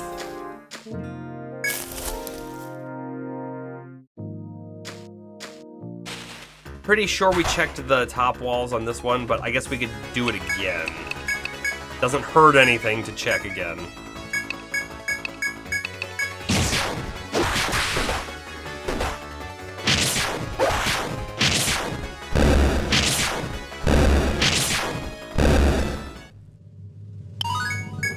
Okay, I feel like we have skill points on a lot of people to spend. Let's check. Oh man, we do. And we probably should have spent this a long time ago. 2 hit, level up. Ooh, the first time we see this go off, it's gonna be crazy. Shield Mastery, we're taking to level 7 if I recall correctly. Saralin's doing... Oh, we have 2 points! Max level Inferno. You know what though? This max level Inferno is going to help quite a bit, I think, on the next floor. Right? Probably. Rook's got a point for Cure 3. And Astro, another point for Recovery. That we don't use, ever. It's only for getting us to Divinity, because if we can get to Divinity, all of a sudden we could just farm this floor and get a lot more XP. Well, we say a lot more XP, but we really have no clue how much XP we would get. It could be like 10 additional XP per fight, and then we would be sad. We'd be very sad. I think it looks like this.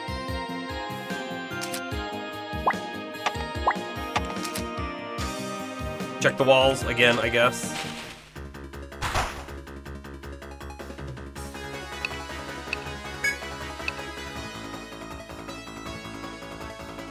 I'm gonna try and hit like everyone. I'm gonna do an Inferno. Something like this. Something like this.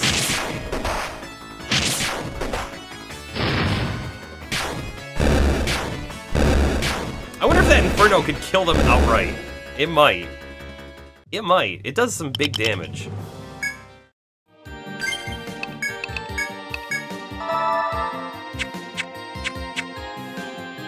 Okay, chest. We get 1,800 N. That's not too bad. We'll take it. We'll take it. I wouldn't mind some cooler stuff, but we'll take it too. Just finished dinner. What is my favorite game? Like, of all time? It's a question I get asked a lot, and I don't really have an answer. But let me give you a few, okay? Final Fantasy 11. I played 11 a lot over the years. Like it a lot. Phantasy Star Online. Phantasy Star Online is one of them as well that I've played a lot over the years. Bomber, I don't think Mega Man Battle Network makes my top 3. And again, I don't have an official ranking. I don't think it makes the top. I do really like Battle Network. Don't get me wrong. I don't think it makes the top. I think I want to say Monster Hunter. Not necessarily the first one. In fact, I feel like my favorite one might be Freedom Unite, which is a game that we're sort of playing on stream, sort of on pause. You played a lot of 11 as well? Great game. I played it when it came out in the States, and played it for quite a few years, took a break, played it for a couple more years, took a long break, and then in 2021, I played like 9 months more on a private server. That was a lot of fun. So I have a lot of time in that game. I have to probably say Zelda ranks up there. Like, I want to say Ocarina of Time because I played that game to death. But I don't know if it's still maybe my favorite because I really like Link to the Past and whatnot. So I'm just going to say maybe Zelda as well as a franchise. Final Fantasy 4, 6, and Zelda Link to the Past are your top 3. Yeah. Yeah, I mean, Link to the Past is great. It's really great. I got in a kick for a while where I was watching all the time. I was watching randomizer speedruns. That was great fun. Great fun.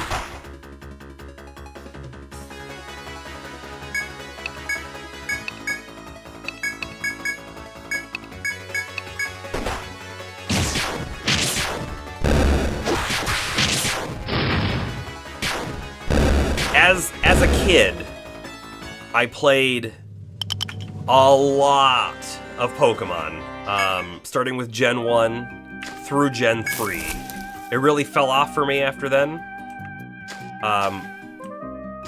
I could see myself putting one of those gens at the top, not number 1. I just like in a top list.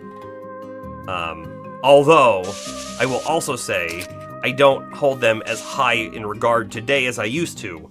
I recently played through, on my phone, Pokemon Crystal.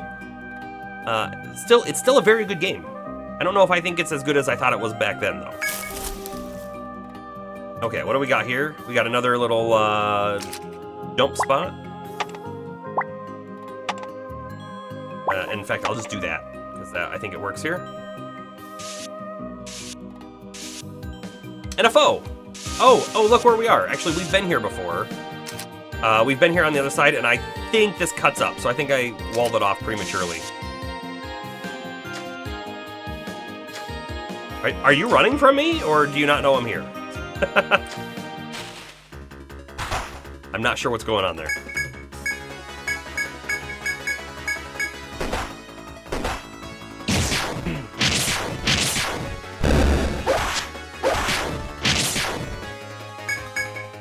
Like, coming up with my favorite list is just so hard because I like a lot of different things and for a lot of different reasons, you know? And that list changes quite dramatically, I think, at different periods in my life. So it's hard to make a list that I feel like is just all-encompassing and works forever, if you will. But definitely, the ones that I mentioned are certainly in the top of that list. We could talk about other games and why I think they're really cool. So, There's a game that just came out recently that you may or may not have played, is Talos Principle 2.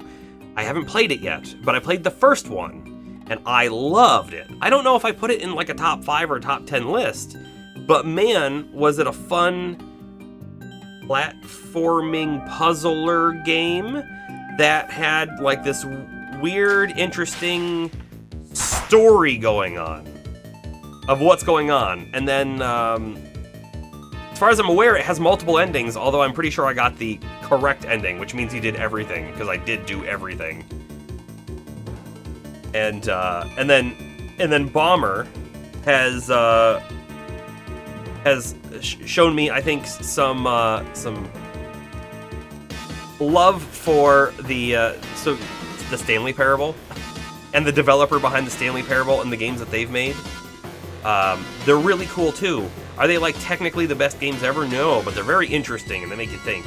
And there's another one that he made that's called, geez, hold on. It might still be up on my phone. I literally looked it up earlier today for a reason. No, on my phone right now is Last Epoch. If I hit back though, the Beginner's Guide. The Beginner's Guide is by Davey Redden as well, creator of Stanley Parable, and I've heard that it's a very good experience. I want to check that out too.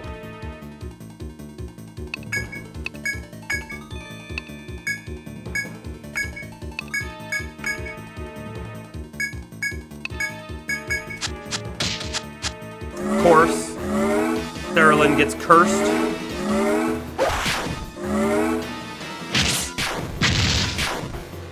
Ow.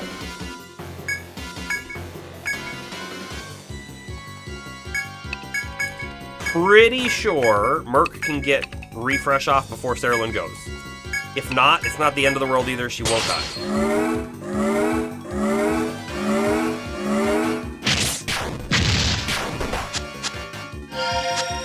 Didn't die. All right. In fact, I'm just gonna have Palmer attack this turn. We do need to get a cure going off, or Sarah Lynn's probably dead. So we may as well. Actually, I was gonna say we may as well cure everyone, but that's not true. We can cure them after the fight, and I think for basically the same effect. You wish that they would bring back the Phantasy Star games. Not the online games, but the classic RPG. Oh wait, Violet's dead. Oh no. I'm betting Violet got cursed. If I was a betting man. See if we can get her back up in the fight. I want them to do another Phantasy Star Online, but I want them to do Phantasy Star Online, not Phantasy Star Online 2. I still really liked. Well, no. I didn't really like Phantasy Star Online 2. I thought it was an okay game. Its original implementation and its next Genesis implementation. I thought they were both okay games for what they were, but they don't hold me the same way that the original PSO does. And I played the original PSO online, but I played it way more offline. And so I feel like they could do another one of those. Make it 4-player co-op and just like have a great time with it. But yeah, the older Phantasy Star games, I don't think they're gonna touch them again. I don't know.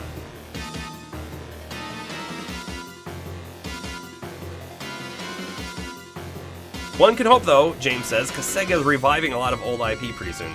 That is true. That is true. We shouldn't rule it out.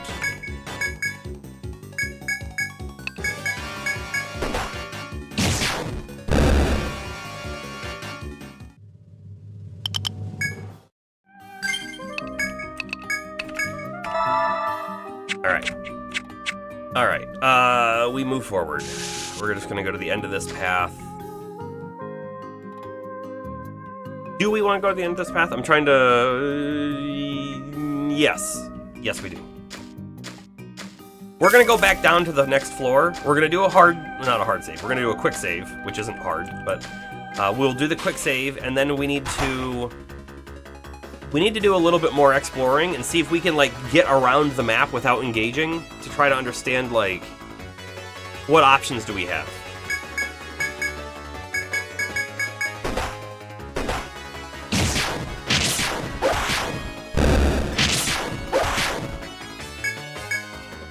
Okay, quick attack. Quick auto attack.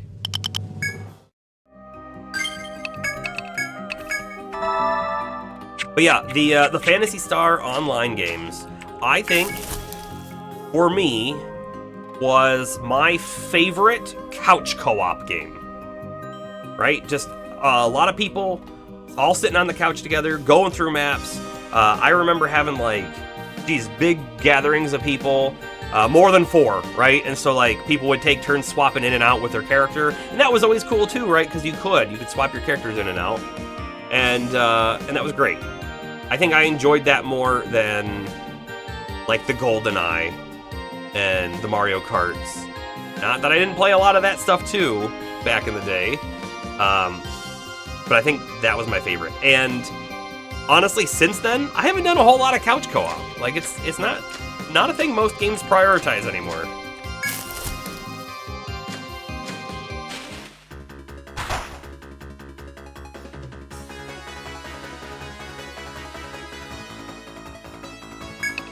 Alright, I think I just attack, do a fire over there, make sure the bird goes down. Random chat from YouTube! Nice. I know what you're doing. You're trying to make sure I'm paying attention. And I think I've just gotten lucky.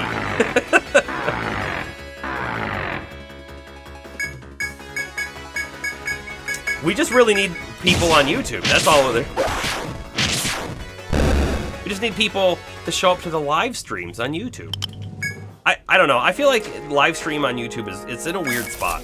We've talked about it before. I think it's really hard to really find live streams on YouTube. It's my experience, my opinion. YouTube's really more about the VODs. And I don't think it needs to change or anything. But we will also stream on the YouTube. Let's see, we've got a little path. I bet you this mirrors. I bet you it mirrors. All right, so we've got wall there, this. All right, you remember what I was saying? I was saying if we can get one, we grab one, we try to run it back towards the stairs so that we can not get, like, stuck. Okay, good. It's become hostile. Nothing else has. So that should follow us. And then guess what we're going to do? We're going to kill it. And then once we're fighting it, everything else is going to become aggressive and start coming towards us. But if we can kill it before they get there, we can back up to the next floor. And then we come back in, and we rinse and repeat, and we slowly take the floor down. Nice, strategic pattern. Honestly, you just want YouTube to think you're still watching. Yeah. I don't know how it does it. Again, I don't know how Twitch does it either, but I have heard or read that if you are watching a stream and you're not chatting, it counts you as a viewer. If you're watching a stream and you've full screened it and the chat is not visible, means the chat isn't loaded, it no longer counts you as a viewer. Like, weird stuff like that. I've heard weird stuff like that. And that might be how it works. I don't really know.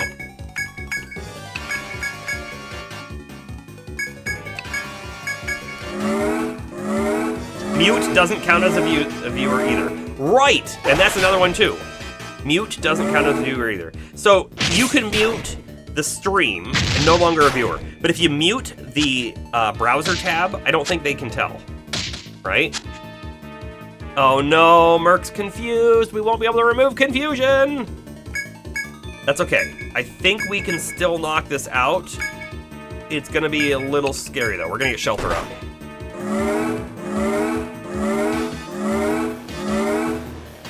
You have YouTube down as much as possible with it still not being muted. YouTube's different though, right? They might not stop counting you as a viewer if you mute. I have no idea. I have no idea with YouTube.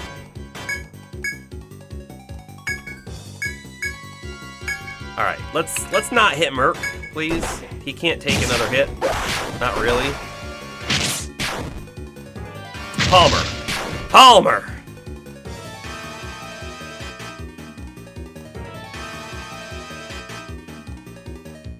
Disappointment.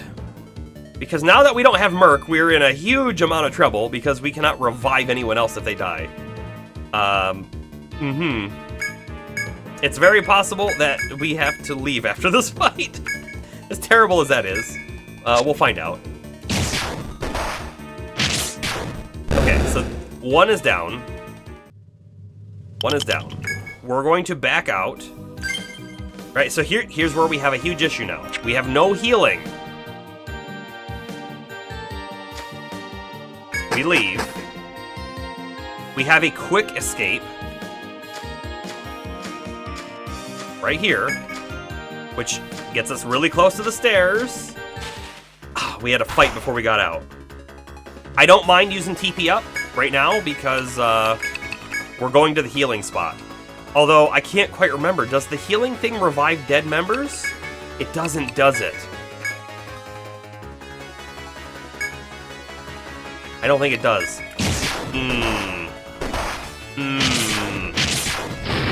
We did all that work to get down there. I mean, we did a lot of unnecessary exploration.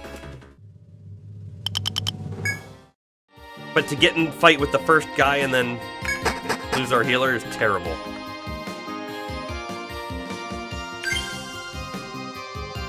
What do we think? I think the healing spot doesn't revive people.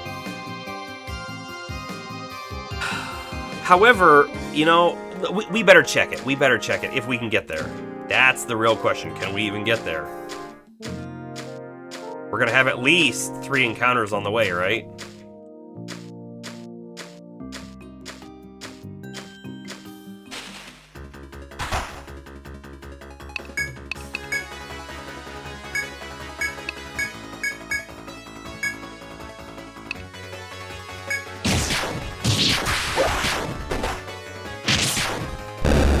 I think we are gonna get there. I do. It's gonna be a little close, but I think we will make it.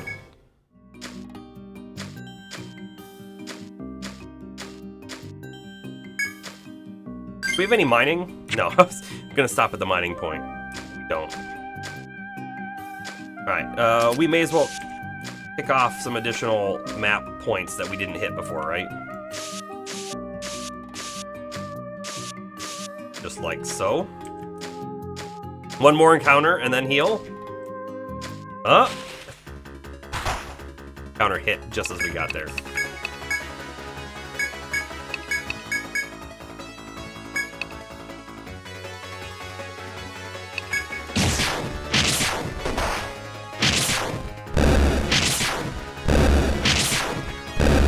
Okay, okay. Revive? Question mark? No revive. We have an item. I could use it. It's just, they're so much better used in combat, right? Like, if we're in the big combat with the bad guy, it'd be better to use it there. Hey, Lynx! Why, hello! We are definitely exploring a dungeon tonight. That is what we're doing. We're in a bad state, too. We're in a real bad state. I think we have to leave. I gotta get Merc back up. Terrible as it is.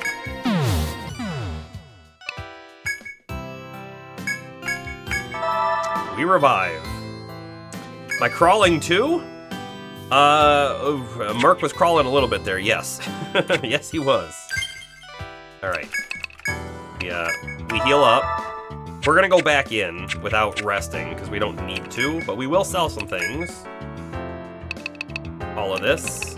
None of that's new.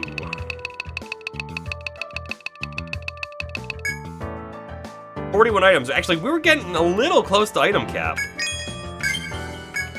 Ooh, the Golden Dag. Flame Boot, Red Cape, Evil Charm. Nectar 2. have a few of these items too. I'm gonna store those. Gonna store those, but we'll check out some things here. Staff that I don't care about. There's the whip item we need another string for, where we don't have a whip character, so that doesn't matter either. Armor. Ooh. 11 agility. Now hold on a second. This is a big upgrade for some people. Like 3 defense, 5 agility. We have the same thing on Merc, and on Astro we have scale boot, 4 defense, 6 agility. I think I might want to purchase one for everyone, right? We have the money. We do have the money. I think it's worth it. Okay. I mean, everyone that can wear it, of course.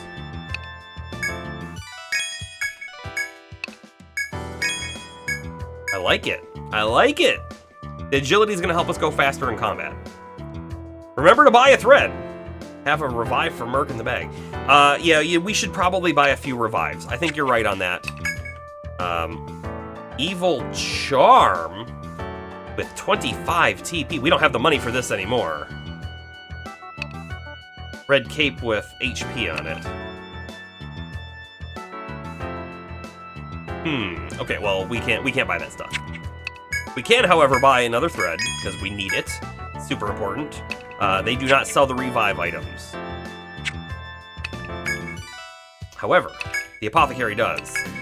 Probably for too much money, though. So Nectar 2, honestly, is the best item for in combat. But Nectar 1 will work just fine outside of combat, which is where we were. They're 500 each. I'm going to buy 2 of these. Now we have them. I think that's all we need. Oh, wait. Another one of these would be really great, too. Okay, we bought it. Let's store some things.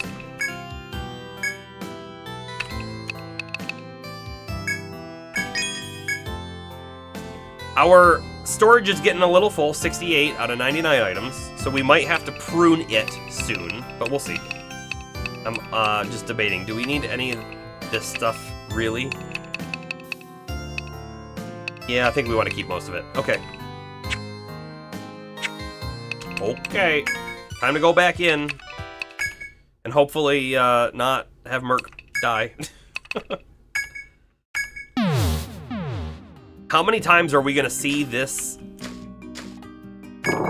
area?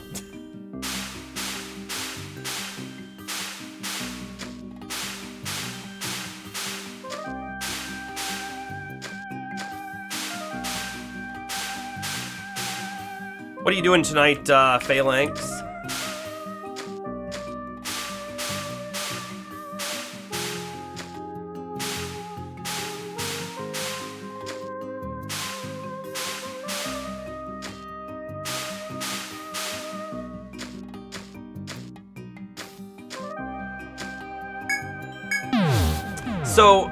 So the reason why I couldn't stream last night. We'll talk why my schedule got disrupted. Because, you know, on occasion, Fridays are the days where things happen. And we're usually here. But I did something a little different. Something I've never done before. I went to a hockey game. I've never even watched hockey before. I'm not a huge sports person. But I went to a hockey game, and it was interesting. Would I go again? Yes, I think so. Would I seek it out? Probably not.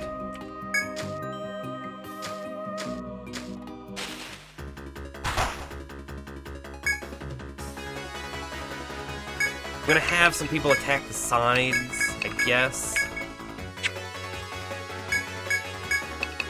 I think we'll kill one rat, but not the other one. Here you were hoping that I was going to go to an axe throwing place. There's one in your town, you've been wanting to go there. There's actually one in my town too, but I've never been there.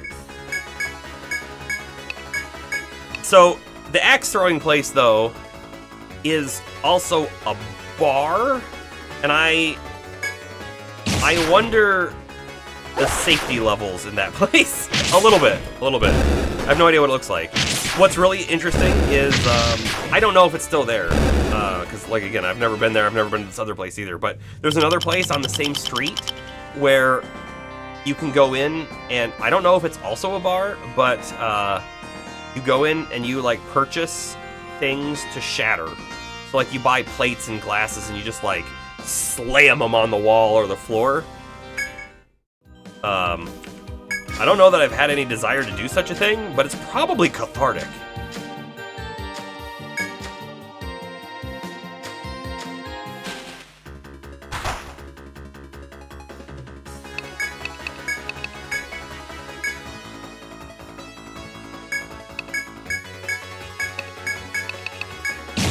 That sounds awesome. Yeah, I don't know. It might be. I will also say, it sounds wasteful. I don't have any clue what they do with all the broken stuff. I don't know if there's a way to repurpose it and reuse it somehow, or if it's totally a waste.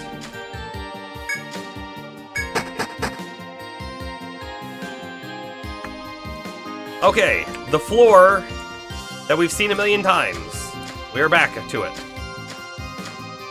And we're gonna click off another 2 spots. You'd bring a big hammer and then smash 10 plates at once. Alright, revitalized. Let's move on. We'll go up this path here.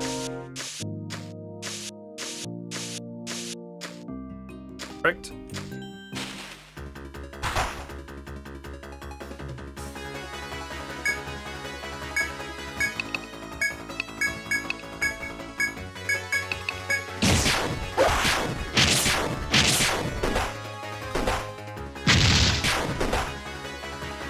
Honestly, I imagine that I would have gone to that place if they had... If COVID hadn't happened, I probably would have gone there.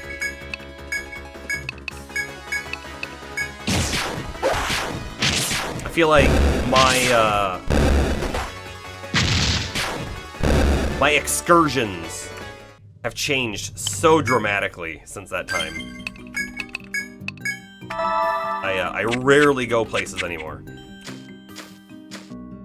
It's not necessarily a bad thing. I save a lot of money compared to what I used to be spending, I guess, on random stuff. But very different now. You're still here. Gaming instincts. You went to lay down. Nice. I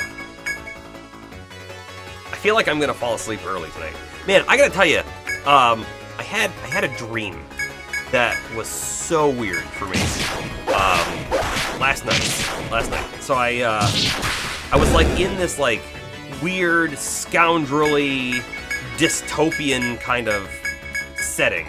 Like, think like a Star Wars area. Don't think future. It wasn't futuristic. It was like now, right? But think that kind of thing. Just densely populated, kind of grungy, people everywhere trying to like sell things and whatnot, right? I'm here in this place, and all of a sudden I realize, oh no, like somehow I noticed before it hit me, there are people going around pickpocketing, right? Which sounds like a fairly reasonable assumption for a place like that, right?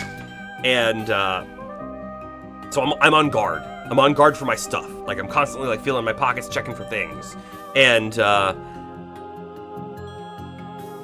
don't know, I was like leaning forward, talking to a shopkeeper or something, and I realized, oh no, something's just been taken out of my back pocket. Well, the thing that was taken out is weird. I don't keep it in my back pocket, but in my dream it was there.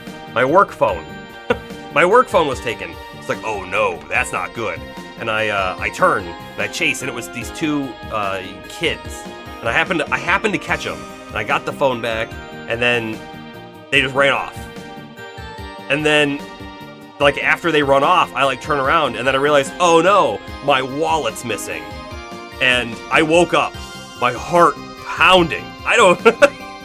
It was so crazy. I don't typically have dreams and or don't remember my dreams, I guess. So for me to have one that was like so vivid, it was crazy.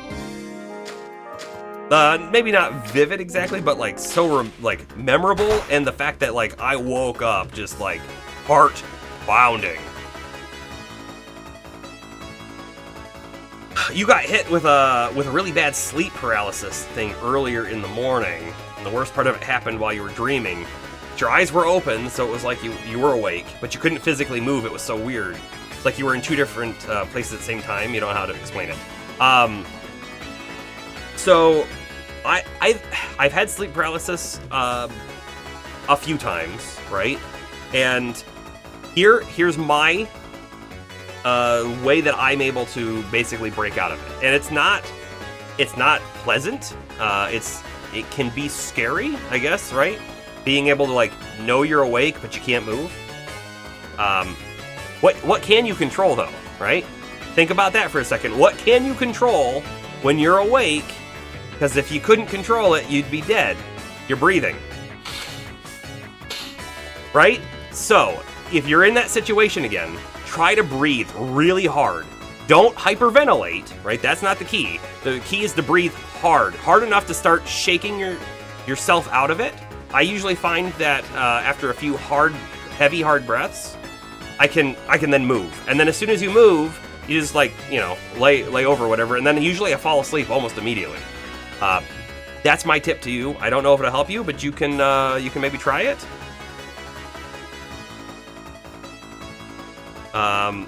James, were you asking me how much spicy food I had to potentially cause that dream? None. I didn't have anything spicy. My wife is on a medicine that has the potential for some like odd dreams, and one of the things that does happen is sleep paralysis for her as well, which is unfortunate. But the key, I feel like knowledge is always the key for basically anything, right? And you got to think about why do you have sleep paralysis exactly, right? Well, you've gone to sleep, and your body purposely puts yourself into a paralysis state. That way, you're not like running or punching or whatever in the middle of your sleep, which is going to hurt you and or others, right? So your body's done that for a reason. Hold on, I actually want you to attack there, and you to attack there, and fire over here. And so anyways, by knowing that, you can try to keep yourself calm, because I feel like that's the worst part about the paralysis, right? The worst part is the potential freak out of not being able to move. Just realize why you're paralyzed, and that you've woken up into a state that where you're conscious but you're not fully awake, and so your body hasn't released the chemical to undo the paralysis, right? That's what's happened. Easier said to do these things than to actually do them, and there's no guarantee that anything works, right? I've read people's descriptions or whatever on like lucid dreaming. That's something I feel like lucid dreaming is super cool. I don't think it's anything I could ever do.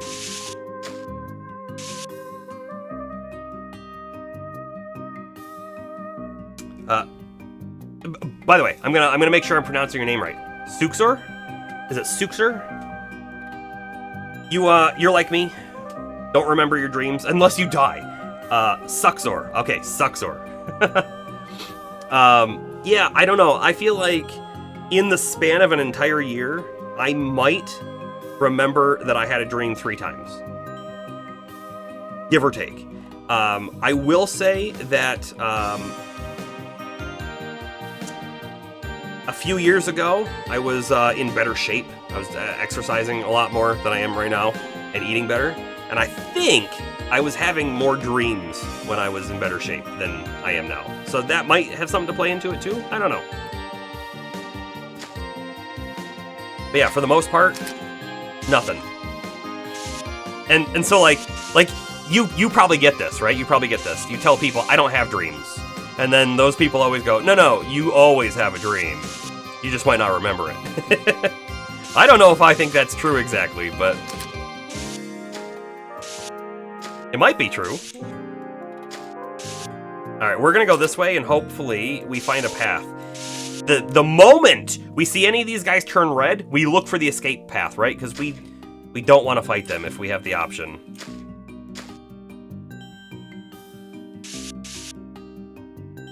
Up like this, and there's a wall there. Yeah, all the time? Yeah. It's such a... I feel like for those other people, right? I feel like dreaming is such a common thing that they can't comprehend going so long in between having dreams. So it's easy to say, no, you did, you just don't remember it. And who knows, that might be the case, that might be exactly true. I don't know. This map, by the way, is looking 100% symmetrical. So we'll have to use that to our advantage, right? I'm gonna pop over here just to double check, right? We don't wanna make a mistake when we're making the map. That's really bad, right? That's how we get ourselves into a really bad state of either missing out on loot or getting ourselves trapped or who knows what. So we've got to make sure that. Someone needs to explain to you how Nintendo will tackle a new Smash Brothers. There's no way that they could top Ultimate. The game's just got everything. They need to change the formula or something if they want to make a new one. And Sakurai has also said he's finished with Smash Bros. Really curious. I feel like maybe James, you might have input into this, right? Smash Bros, man, I played that game a ton on the 64. I played it a lot on the GameCube, and then I didn't play it so much after that. I believe I bought the one on the Wii. I never bought the one on the Wii U, and I never bought the one on the Switch, which is unfortunate. But again, it comes down to that it was during a time when I was doing a lot of couch co-op kind of stuff, or not really co-op, couch gaming. And now that I hardly do any couch gaming, I don't really have an interest in playing Smash solo. I haven't played it. I've only vaguely played the new one. Like twice, maybe, total? Yeah, how do they do it, though? Beats me. I think you're right. I think they have to change the formula. Sakurai should have named a successor in one of those directs he did if he's done.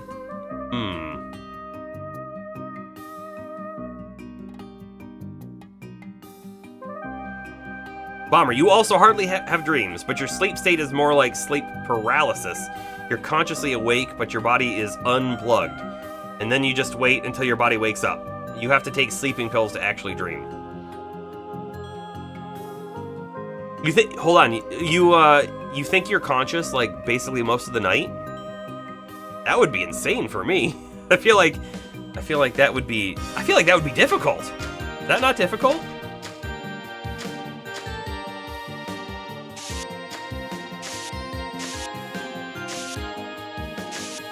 Okay, hold up. We just saw that guy. I want to make sure that they don't see us and aggro onto us. I think that's a good way to get dead. And it looks to me like this is a crossroads path, so I'm going to mark it as such. But we're going to turn around. Just remember, we're doing a little bit of like exploration here. I'm going to try and pull like this dude back to the stairs, and we'll do the same thing. And I have a feeling this is an ogre. But my assumption right now is ogre, and the moving ones are the Cruellas and whatnot, right? I think this one is the bird monster. And I have not been watching these ones up here enough to know, but I bet you it follows the same thing. Ogre in the middle, and two of the Cruellas or Diabolics on the sides. That's what I think this is.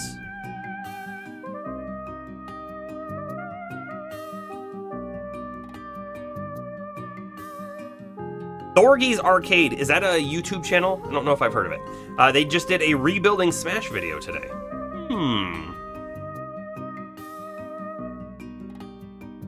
Posting the video in Discord? Yeah, I might check it out, maybe. Like a plank, black void. Just thinking. Tomorrow's your birthday, Gaming Instincts? Happy birthday. Happy birthday. Or happy early birthday.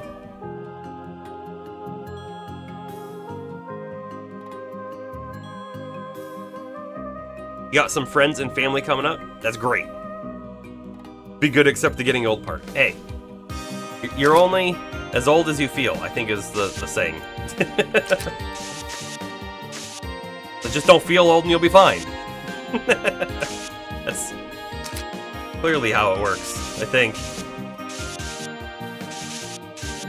Alright, again, right, this should be exactly identical, because everything's been super symmetrical so far. But I do want to back off. This guy's coming down. I don't know how far they're going to come, but we want to pull this one. That's what I want to do. And so we're going to do so from back here. By the way, this map is also super interesting because we don't get random encounters here. As you can see, we're still in the blue. Alright, you. See me? Follow. Dang, it didn't follow. Okay, how do we get it to follow? That's going to be the next question here.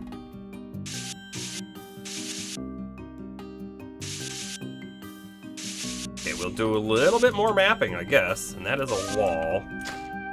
That is not. So let's walk back here real quick. Forward a bit. Goes back a bit. Okay.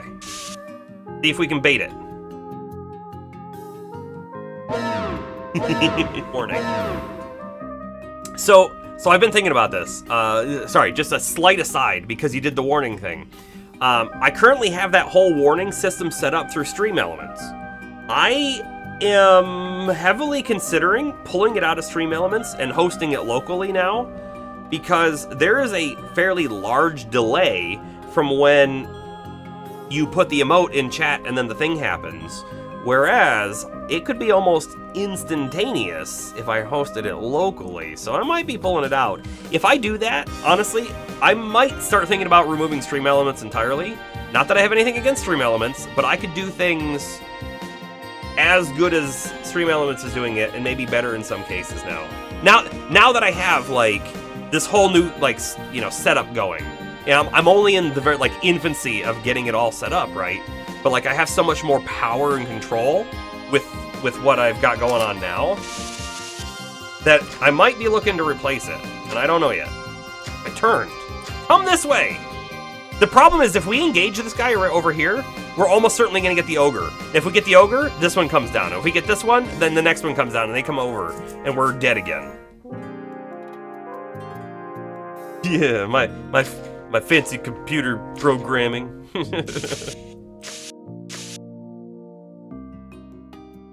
Is there a stream visitor? We have a stream visitor. Maybe. Oh, nope, the stream visitor ran away. I'm sorry. We were about to get... Yeah, we were about to get a Cooper. He's not normally allowed down here. Okay, so Cooper's my beagle, for anyone who doesn't know. There is an emote of him. He's only, what is it, like 9 months now? But that picture of his emote was when he was like 9 weeks. He has an issue, and that issue is he likes to eat toys. So there are a lot of toys down here that he loves to come down here and get, but he's not allowed to normally have. He's 8 months old, everyone. Ah! Here's the Cooper. And this rope is one of the toys he can't have because he will eat it. There we go. There we go. Say hi to the stream. Say hi to the stream. Uh-oh. He dropped it. He dropped it. Oh, no. Okay. Can he take it or not?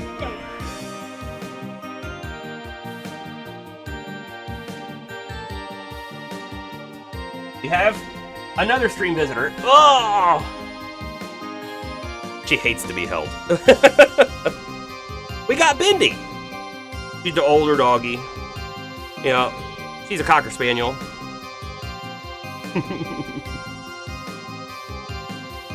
All right, dropping her back down. And I think he hit my glasses. Give me just one moment. I'll be back in just a minute. I just gotta go wipe them off real quick. Be right back. If I can switch things over.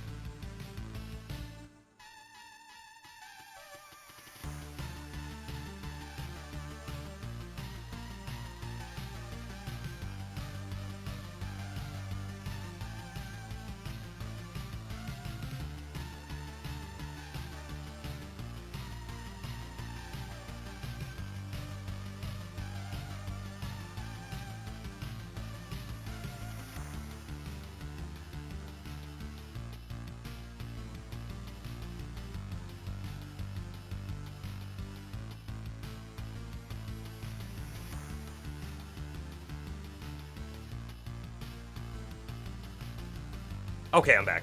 Sorry about that. We did the quick show and tell, and we get some nice Loop Hero music going, and then we're going back to this.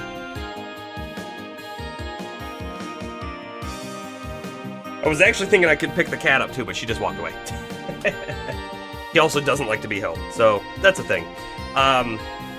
Now, like I was saying, with Cooper, he has a problem, and the problem is specifically with, like, stuffed toys, which he loves. He loves them so much. Am I streaming tomorrow? Probably not, but we'll definitely be streaming on Monday. What he'll do, though, he plays with them like a normal dog, and then he decides, okay, now it's time for me to chew it. And whereas my older dog, the Cocker Spaniel, she would always rip them open and pull all the stuffing out, and then that toy would basically be done, and we throw it out, and it'd be fine. What he does is he gets the fabric way back on the back of his teeth, and he just chews and chews until he cuts through it, and then he just swallows it. And so he's not allowed to have them unsupervised. We're hoping that he'll eventually grow out of that, but we'll see. He is super food motivated, and what I mean by that is he will eat anything. Doesn't have to be food. He'll eat it. It's a big problem.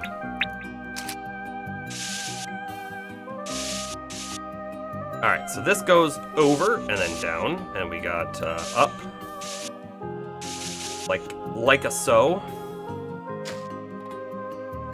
So now we're going to tempt something. I'm going to try and get the thing in the middle to see me to see if it'll chase. Since we've sort of established that the other one doesn't want to chase, right? At least I think we've established that. I am worried, because this other one's getting pretty dang close. Is that a dead end, really? That's kind of weird. I'm gonna pop in there to see if there's a secret. No secret. That other one's really close now. Not a fan. Okay, it's moving away.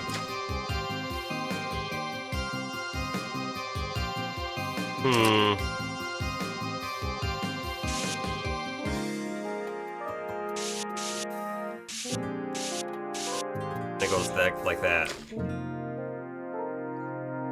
It's not. It hasn't become aggressive just yet. Hold on. We do a quick save.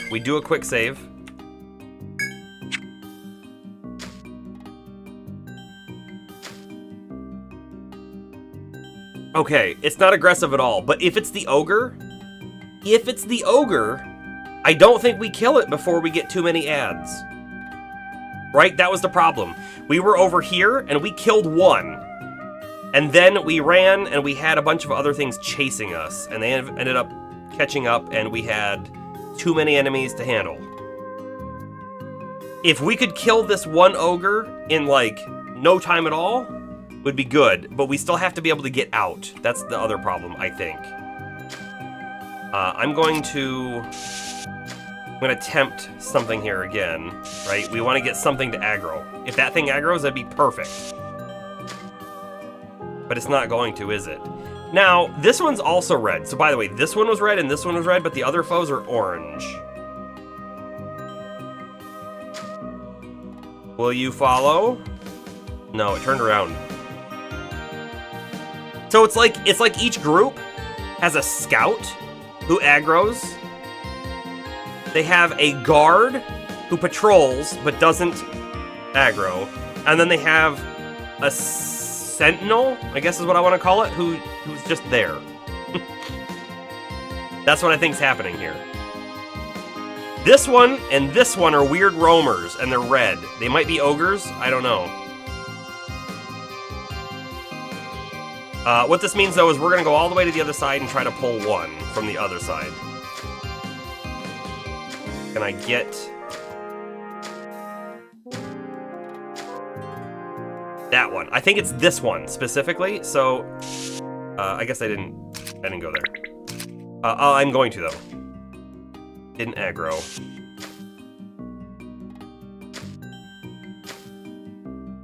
Come on, we're baiting them around.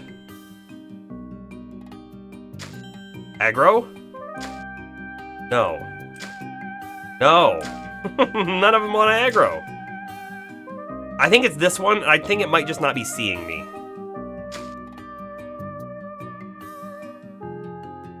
This is a little dangerous. Oh, you see what's happened? It has gone up into that little cubby hole.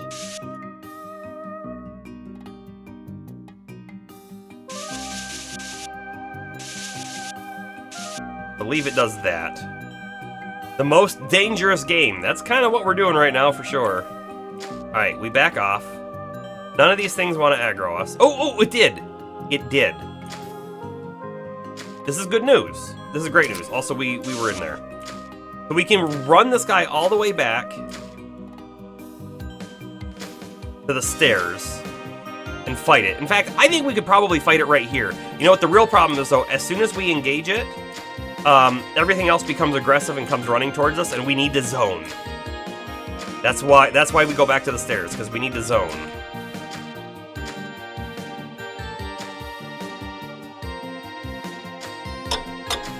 We got this, though. We're going to do another quick save. This room, if we're able to complete this room, it's going to be slow and steady. That's unfortunately how it's going to work out. Another Cruella, which are pretty scary, right? The confusion's pretty bad.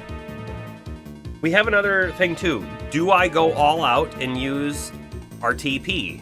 And I think the answer is yes. I think probably what's going to happen is we use the TP, we maybe fight another one, and then we have to go back up to the healing spot and then back down.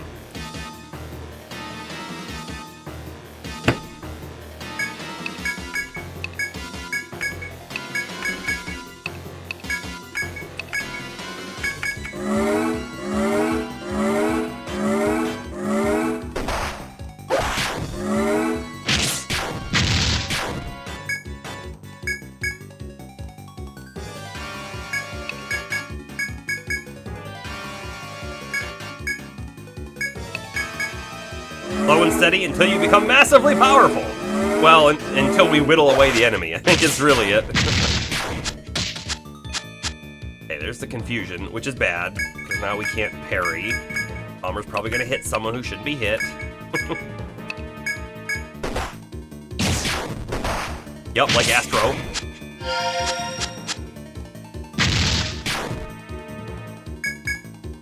But we've got this one now.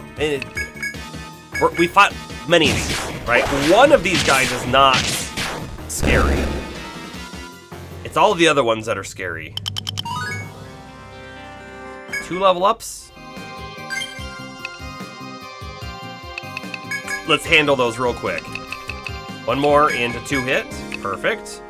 1 more into shield mastery, right? Because then we can start getting on guard. I love it. Guard next level.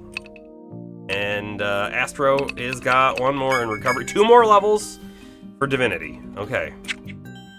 We're getting places. We're getting places. Now, the real question is, we have so many guys now all aggroed and coming our way that we can't handle them. Almost certainly. So now we leave. And then I'm going to pop back in and see what it looks like.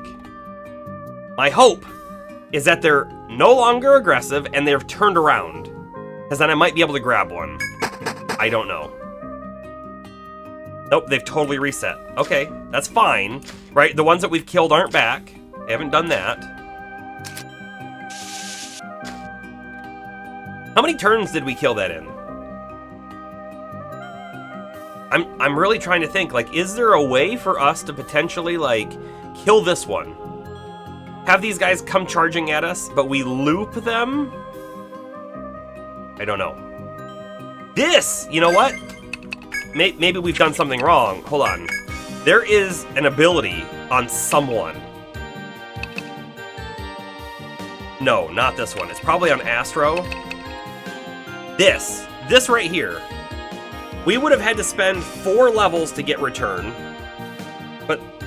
But think what it does. Nostalgic tune that takes you back to the previous floor. We could lure one of the enemies out, kill it, have everything coming at us, and then we return up a floor to reset everything. This would have been very handy here. And there's no way we get to it now, right? 4 more levels is too many.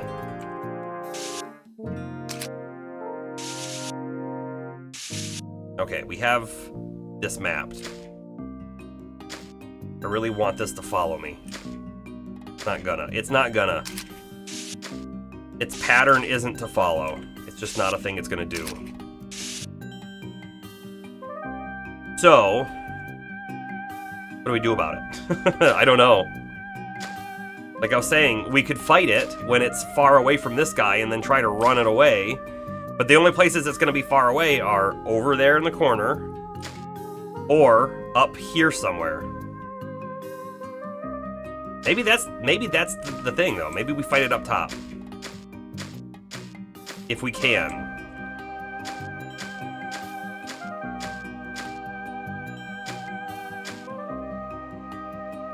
It's going to move forward 1.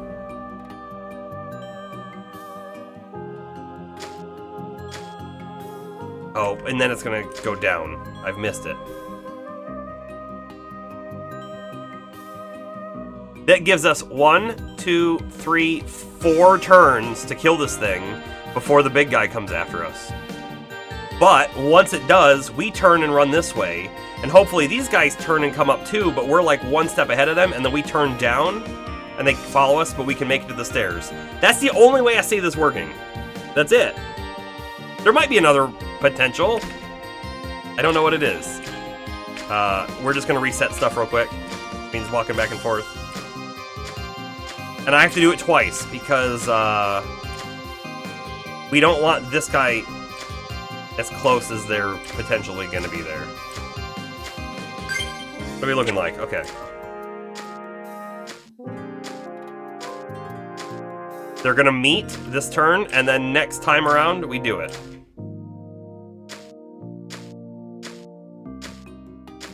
What a crazy strategy. Will it work? I don't know. Okay, it moves 1, 2. So I gotta go 1, 2. That's perfect. We save. We save. This is risky. This guy's gonna be 1, 2 up. So then he's gonna have 1, 2, 3, 4 to get back, which is the same as this one. Here we go.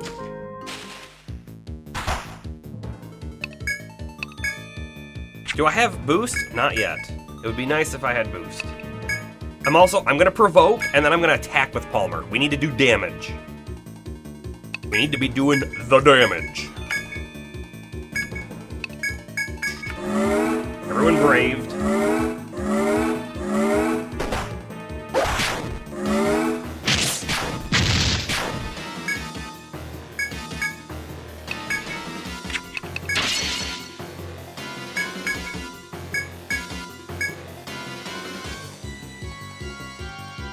No one... Okay, good. Just making sure no one was cursed. And by no one, I mean Palmer. I'm not even throwing shelter up. Oof. Palmer took a lot of damage. They've started moving. They've started moving. Boost. Not arm, heal, cleave. Palmer, parry. Barrel and fire. Fresh. And Astro's probably a defend this turn, because he's got... Well... I can't boost attack, but I think I could normal attack.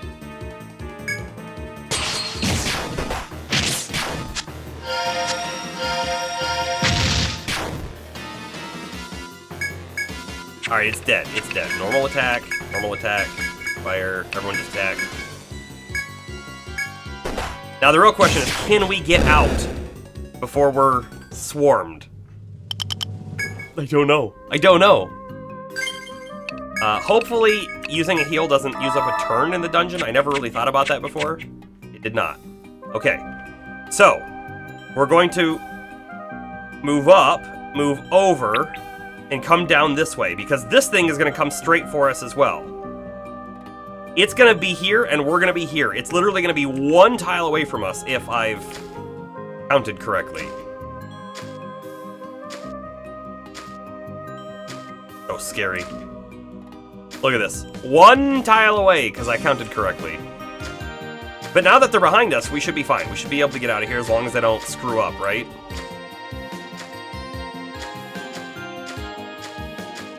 Like, if I overshot the hallway, we'd be in trouble. Although we might be able to loop them again.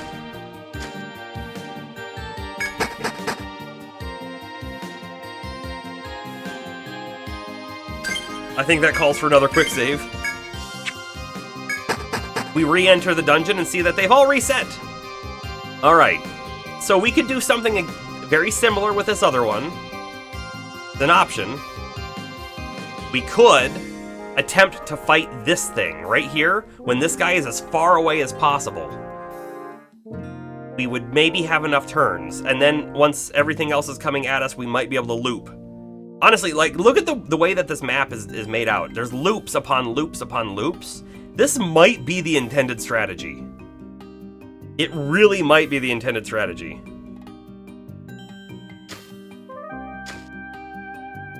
I think I do the other side and take them out. That way we have one less thing to worry about. Also, I think I could catch him on this corner. I think I can catch him right here.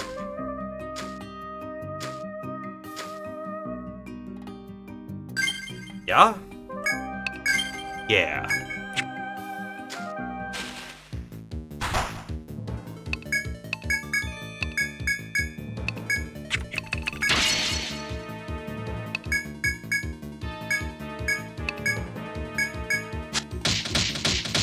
Yikes.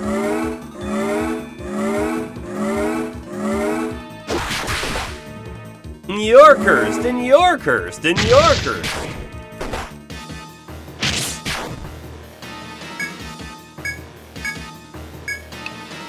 We will just parry with Palmer. I'm gonna queue up the fire because Merc should go before Saralyn does, I think. Astro, we may as well cast Shelter this time. Because reason.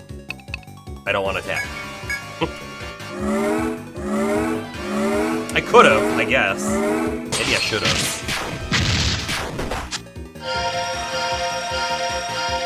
Saralyn did go before Merc. Not great, not great.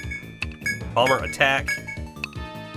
Fire, please. I am going to cast Cure 3 on Saralyn, and Astro is going to boost attack.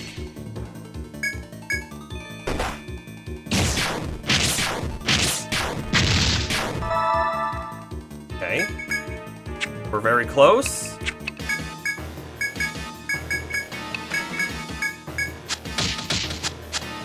It's fine. It's fine. Yeah, I didn't even take damage from the curses. Level up on Merc as well. Alright, we got stuff coming for us. Don't even need to heal. Don't even need to heal. Let's do the level up real quick, though. Merc is doing Cure 3. Totally worth it. Brings it down to 13 TP. We run! We flee like the cowards that we are.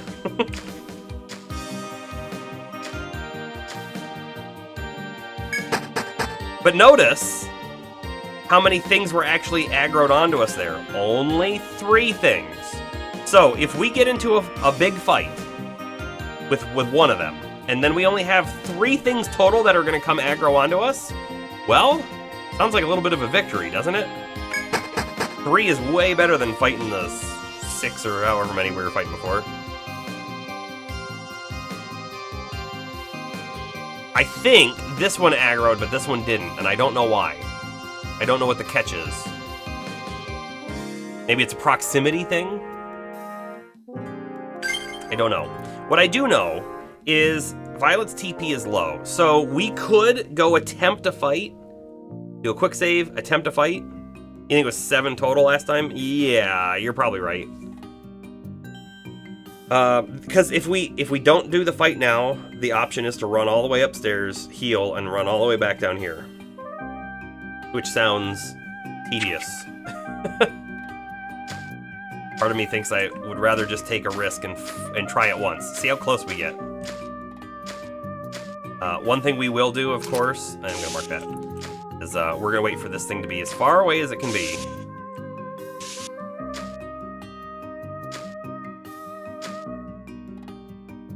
I don't know how far they go. Right there. It's close enough. We're going to do another quick save. This feels like a great quick save spot. The ogre. Not a bird. I don't know why I kept saying bird. Ogre.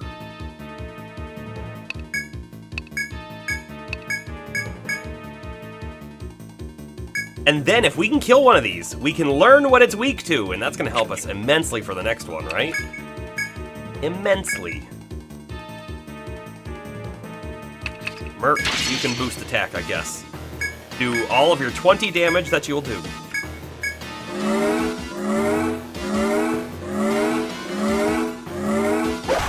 Oh, he evil cried. At least they're not respawning like the ants. Way to jinx it! Man! Guess you just want me to lose. Okay, I got it, I got it.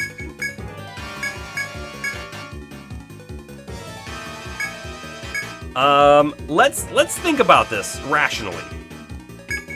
It has attack up for 4 turns. I could remove it right now with Astro. But if it only does single target hits on Palmer, he's going to take 0 damage anyway because we're parrying.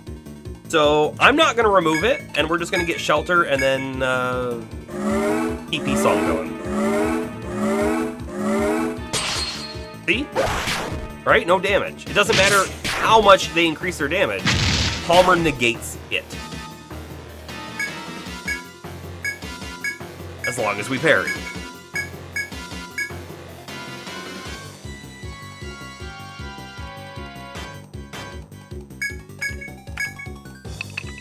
Peace Ballad.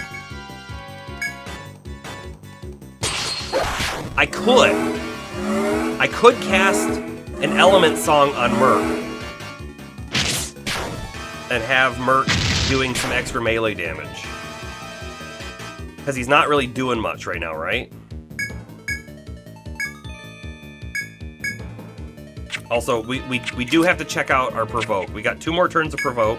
He's got 2 more turns of Evil Cry, which means he is going to get an increased attack on us once.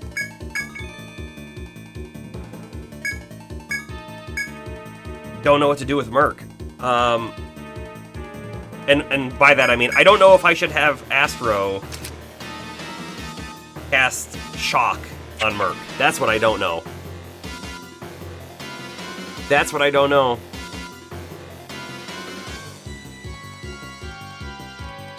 I think we do it. I know we waste 1 more attack turn on Astro, but I'm hoping the damage evens out, or comes out ahead, really, because if it only evens out, we wouldn't do it.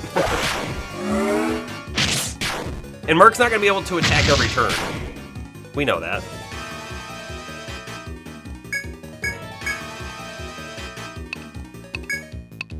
Provoke again, so this is where he's going to get hit.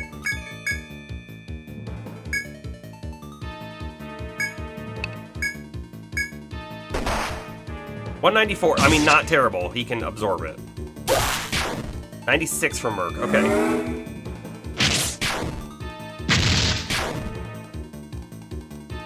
All right. The first red has shown up. We've got 1, 2, 3, 4, 5 turns. If we take more than 5, we have to fight the next thing. He's not at half-life. How many turns have we done? We're in turn 6 now. I don't know that we're gonna beat him before the next thing gets to us. And we're gonna run out of TP on Violet too. It's all happening. Merc also has to cure Palmer this turn. Hold on, I'm gonna use an Inferno. It should do more damage, right? I think. How much damage was the other one doing? Like 250? I think? Astro only hit for 67. That's not good. 448 from Inferno. Oh, it's worth it. It's worth it.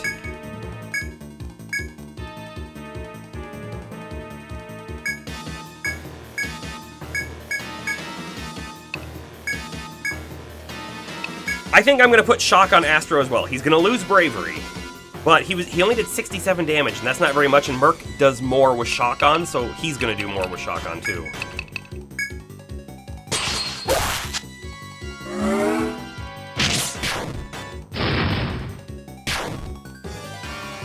I'm going to do a normal attack with Violet. We're going to see how much damage she does in comparison to Cleave, because remember, we have a small chance of 2 hits now. It could work out better. And also, we're going to gain a little bit of our TP back, which we might need. We might need big time.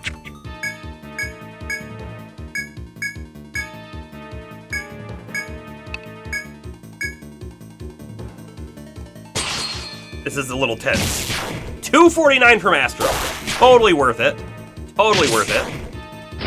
101 from Violet. I mean, it could be worth it to throw a Shock on Violet, too. Astro did so much more damage on a normal attack than Violet did because of the lightning. Could be worth it. Again, the lightning doesn't work with Cleaver, though. And also, I think we might beat him down this turn. Hold on, I'm attacking with Palmer. We're going to guarantee this.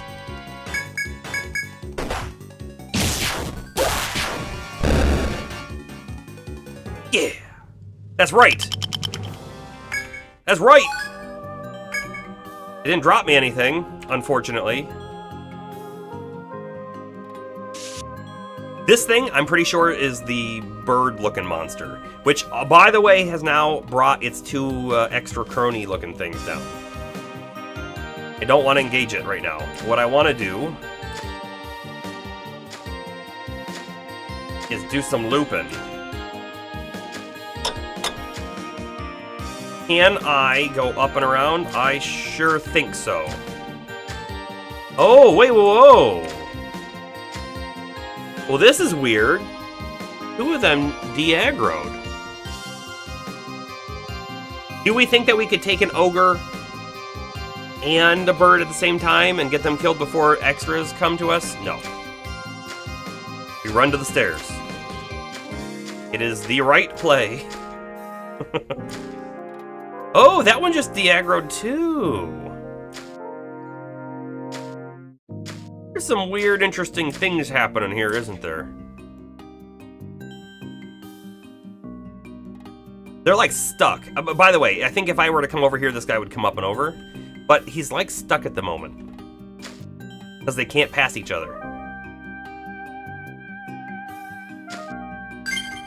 Our TP's really low on Violet, and that's bad. Violet needs that cleave damage. I think that's it for her right now.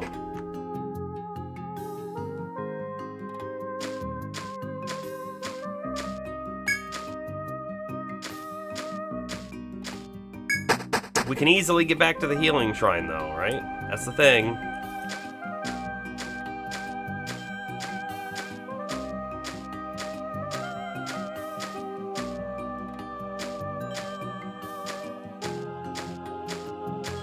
There's no way we complete this room before the stream's over. Not with our slow and steady approach, right? Not happening.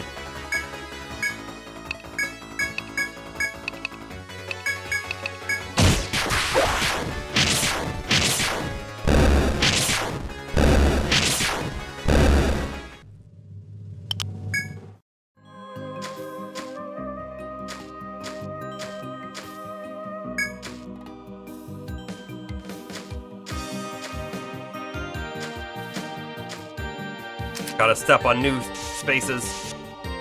Oh wait, I didn't step there. 'Cause that's a tree.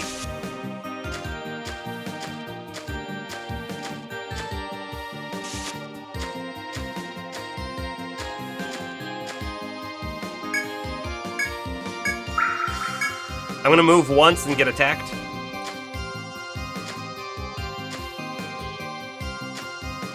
There we go. I knew it was coming. I'm just gonna use some TP real quick and then reset it.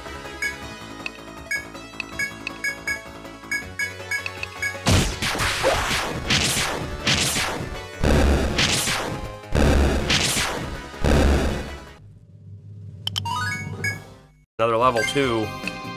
That's, oops, not skills. Custom. That means we're starting to boost up Flame. So Inferno was doing about double the damage of fire. Do we think Flame is going to do even more? Honestly, I wasn't too happy with Flame's damage compared to fire. So if it's still lower than Inferno, it's almost not worth it for me. We could make a call, right? We could think about it for a moment. We use fire normally.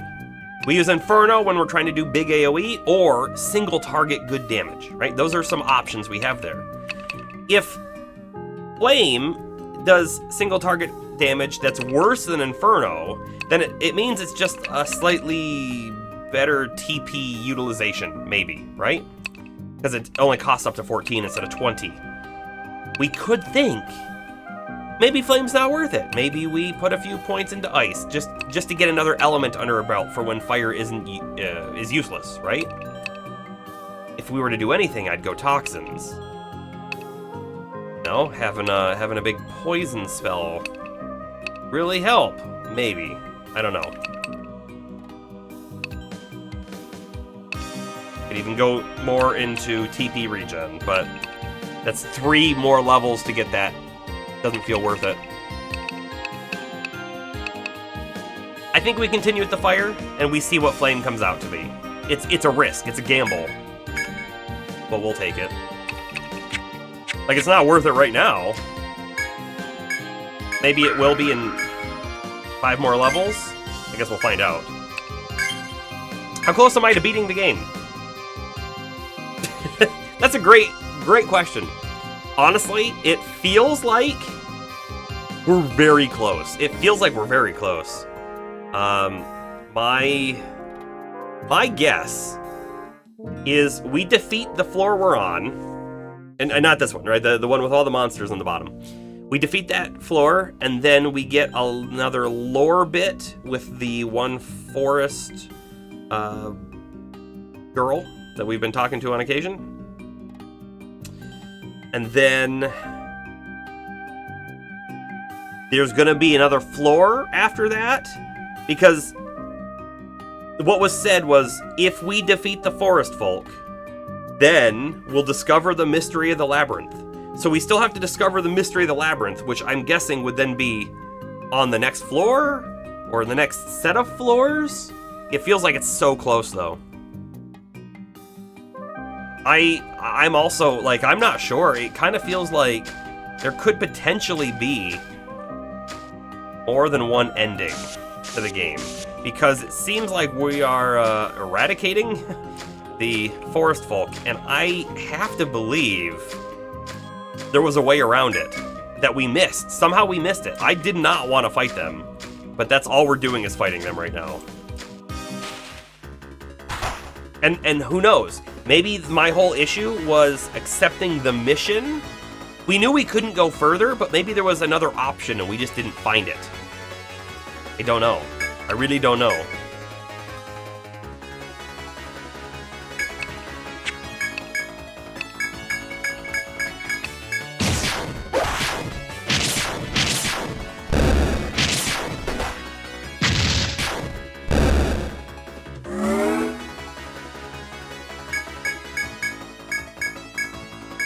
Hey, Gaming Instincts. Speaking of Final Fantasy games, what are your views on Lost Odyssey?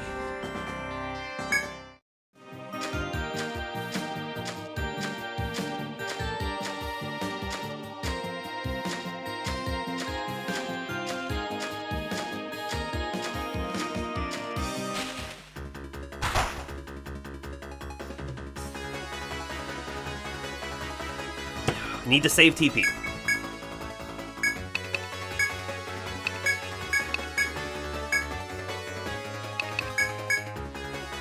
Hold up.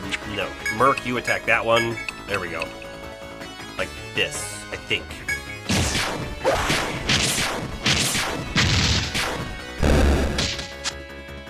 Merc is asleep! That's fine. Oh, don't cast fire on that.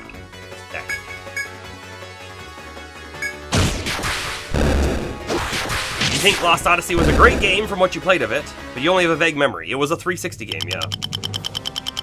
360 had some great JRPGs. Blue Dragon, Lost Odyssey. So the reason why I bring it up is my understanding of the Final Fantasy team is that Final Fantasy X was the last of the...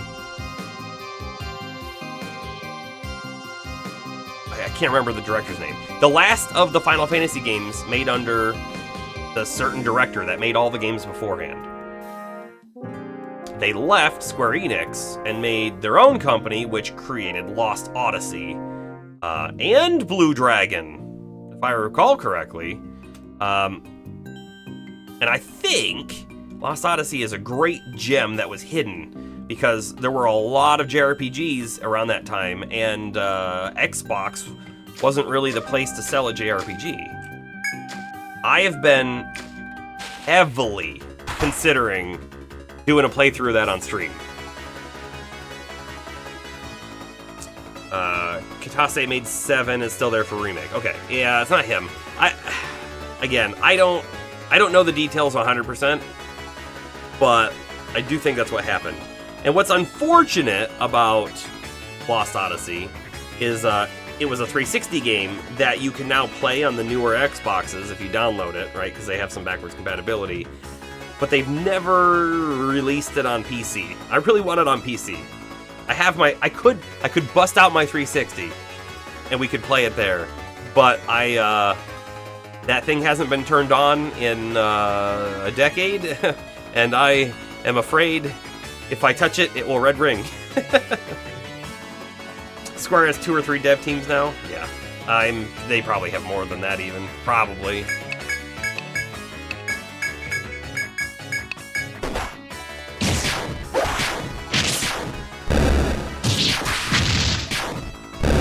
Business Division Unit 3 and Business Division Unit 1. Those are terrible names.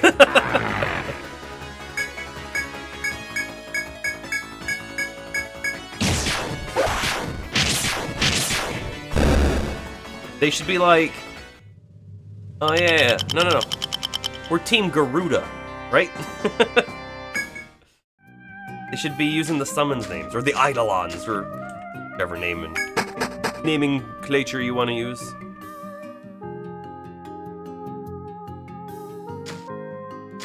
One team made 14 and 16, and the other team is doing 7 trilogy. 16 I want to get to as well. Alright, so now we have a new option. We could come over here and take out this ogre. Totally valid option. Do the same exact thing that we did with the last one. Or we could bait this guy down. I mean, we did not bait. He's just going to come down. We could then engage this guy and hope that the 2 ads won't make it.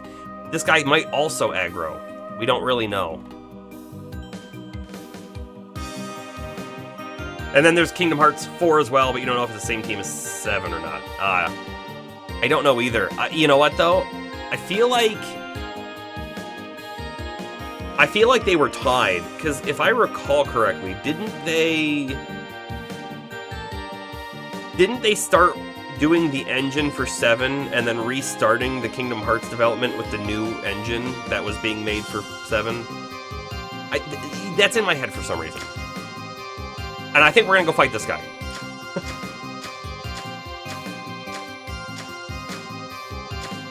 Because I want to see what this guy's like. And also, I want to see, can I go... No, it's not there. Maybe I can't see the stats of the ogre until we're back to town, which is a little unfortunate. Business Division 3 is doing Kingdom Hearts 4. Okay.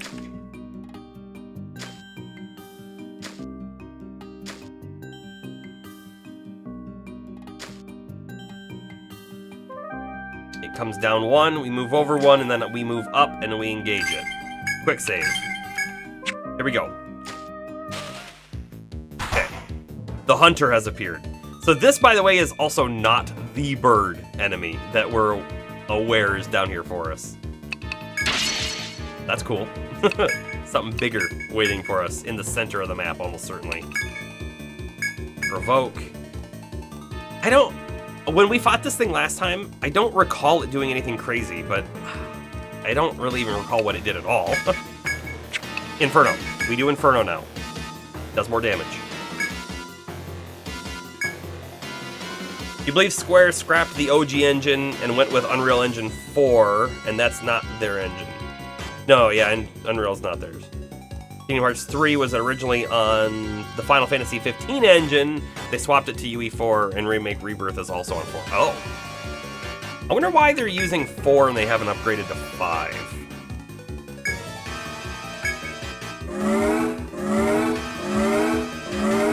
I have heard that the upgrade to 5 isn't crazy difficult. There's probably a lot of work involved. I've been a part of a lot of like upgrade stuff in my time, and there's probably a lot of work involved. But I've also heard it's one of the easier upgrades that's been out there too. Remake did come out in 2020, and 5 wasn't there yet. Yeah, I think 5 was in like early availability in 2020, but then there's another thing too, right? Being in software on the cutting edge of stuff is also never usually the best either. Because when you're on the cutting edge, you're hitting all of the issues that are there. So if you wait a little bit longer, if you delay, all those issues will have been hit by someone else and resolved, or workarounds in place, all that kind of stuff. Very easy to transfer the game and assets from 4 to 5. The developers of Smite did a very fast transition from 3 to 5. Oh, Smite 2. Took very little time, they said. Interesting. Alright, so this guy did a big AoE, so that's not good. Also, I didn't quite notice how much damage the fire did, so let's pay a little closer attention this time. Merc, you're gonna have to do a salve too. And Astro, shelter. Let's pay attention for damage numbers. We need to know. Cleave, 540, great. Boosted Inferno, only 230, not great. It must have some resistance to fire. This move is called Blazer. I wonder if it's doing fire damage. Saralin's not super great in this fight. We could consider throwing ice or shock on Saralin and doing melee damage for 90-some. Let's see how much a normal fire does.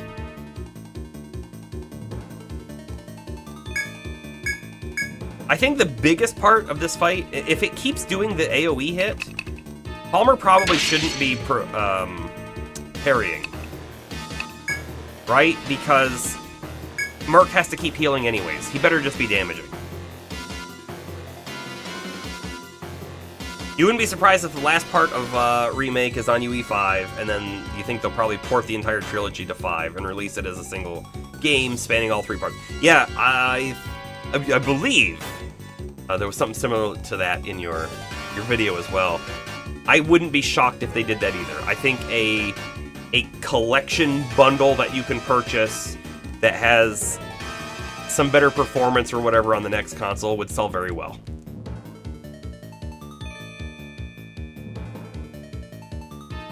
Check and see how much normal fire does.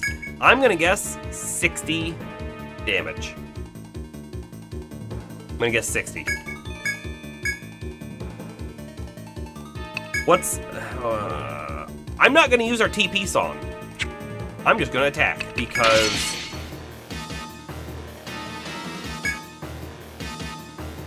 Because we can always run back up a floor and get our TP back, right? Let's just try and kill it faster. Astro did really good damage. 79 is what normal fire did. Okay. Not amazing.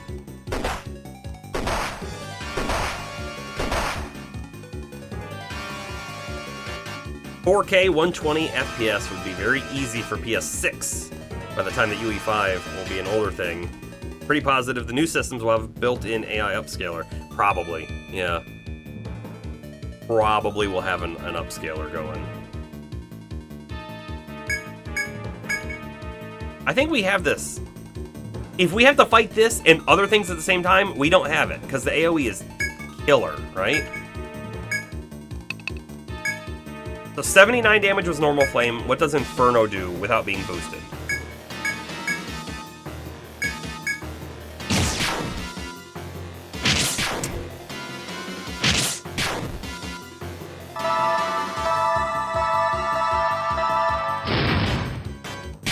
$173. Okay, totally worth using the extra TP. Totally worth it. And it dies this turn. It does. And I don't see anything else on the map over there, so nothing else is close to us, which is great. Great news. Victory. Victory. That is a gold drop. Evil Plume. You know what that means? That means we save right now. Make sure we don't lose that thing. There's a rumor floating around that the PS5 Pro is going to have the DSSL. Is that actually the right acronym? For some reason, that looks wrong to me. Isn't it just DSS? A DSS-like solution, and it's releasing apparently in September of 2024. Yeah, I messaged this to you before, but this might be the first time that I buy a second PlayStation. I have never done that before. Right, PlayStation has had a history of doing a slim version, and now more recently of doing the Pro version. And I'll tell you, I never found it worth it, so I never did. The Slim was never worth it in my opinion. But the Pro version, playing with another person who has a Pro, you could tell easily load times significantly improved on that system. So if they do something similar with a Pro again, it might totally be worth it. And I have a new reason to have two. I debated so long and hard about do I really want to be streaming PS5 games? Because what does it mean to stream a PS5 game? Eventually it meant putting my PS5 with my computer set up and not on my TV. Now I could have one on the TV and one on my computer and then be great. So it might be the first time I ever buy a second one.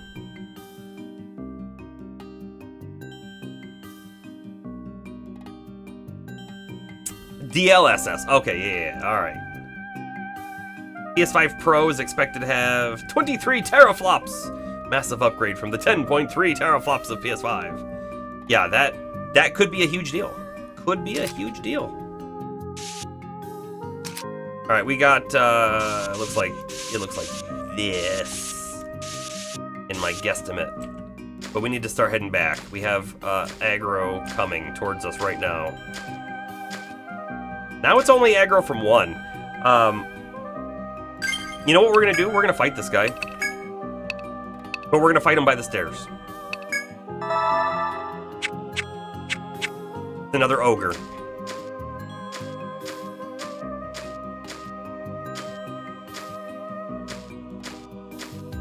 I have a suspicion that this one, the hunter, might come down. But if we're by the stairs, it doesn't really matter much, does it?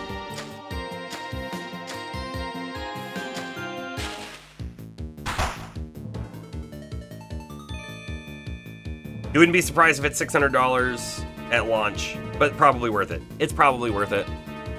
Again, I don't know if I'm gonna buy another one. Like, there's definitely that part of me that's like, oh, but my current one's fine. It's fine. But we'll see. We'll see. The other thing too is, how much am I playing it? If I'm not playing it a lot, then it's probably not worth it. I will say I've been playing it a lot more recently because we've been streaming stuff off of it, so it's becoming more useful. All right, we do all the things we do. Merc can do a boosted attack this turn. Not doing anything else.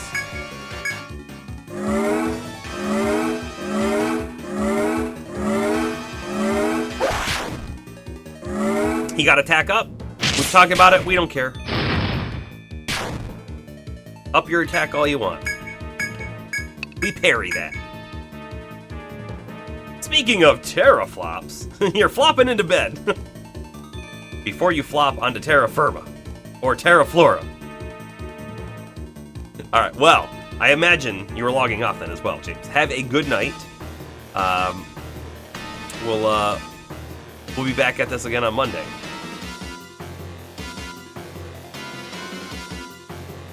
Okay. Inferno! Merc can attack again, because he's got nothing else to do right now. Shelter up.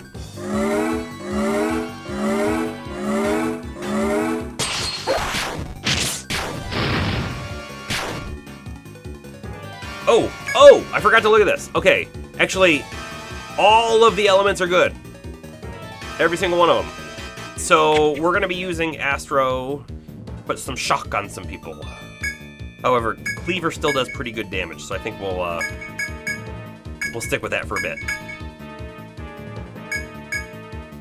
Do I think we need the TP song now?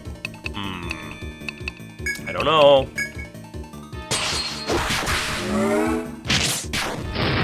Probably not yet. Not when we can go back up a floor. Well, two floors, technically.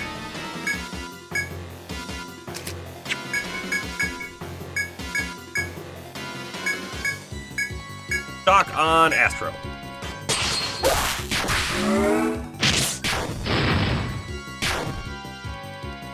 I might shock on Violet after this one. I think I do. I think I do. That sounds like fun.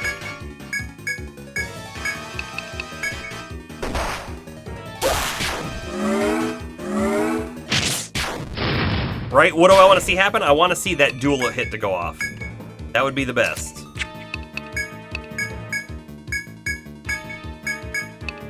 It might actually die right here, right now. We'll see. Astro does 290. 102. 359 from Violet. Totally worth it to swap. 436. Down it goes. Ooh, look at that. More good stuff dropping. Evil Shell. Man, that's awesome. Yep, look. My expectation that Hunter did aggro. It's way too far away for it to matter, though. We've cleared half the floor. We're at half done. There's a lot left. But I gotta tell you, I think we're at the end of the stream for tonight. We've gone long because I started early. And I think we'll have to continue this in the next one. We have our strategy. It's very sound. Now, we do have a problem. And the problem is, this is really dumb. And I feel like this is a relic of it being an older game. But if we do this, we save. We do a quick save. If I come back in, if I close out the game, load the game back up, there's two options. There's continue, which continues from the quick save, or there's load game, which loads the hard save and deletes the quick save. So I never leave the game on a quick save. We're gonna go back to town and hard save, which is fine because it's gonna give us the opportunity to sell those new items we got and see if we can get better gear. It's gonna be worth it. Right, we'll do that to end her off tonight. Report our discoveries. We got some new stuff there, and I want to check out the Hunter because we saw the ogre stats. Check out the drops. There is a unique gold drop on each one of them. Weird. The Evil Shell and the Evil Plume were gold drops, but the gold question marks mean that there's a unique way to get those drops to trigger. Well, yes. Yes, I have. By the way, I love all of Atlas, basically, and Disgaea is an amazing series. I love it. The first one specifically, I love a lot. But I will tell you, I think 4 and 5 are also very, like, high caliber ones. I'm not saying 2 and 3 aren't, but if I had to rank them, it goes 1. 1 is my favorite, and then I might go 5 and then 4. I don't think I haven't played the newest one, though. You want to play the new vanilla, where, Unicorn Overlord. I've seen, like, pictures and stuff of it, and it's probably good. Probably good. Anyways, the Hunter, resistant to all elements, but good against, or it's good to use normal attack. Isn't that weird, though? Didn't we start doing a lot more damage with lightning? I thought we did, which might mean that it just does the normal damage plus lightning, so of course it does more damage. Okay, we got a few new items there. Let's go ahead and sell them.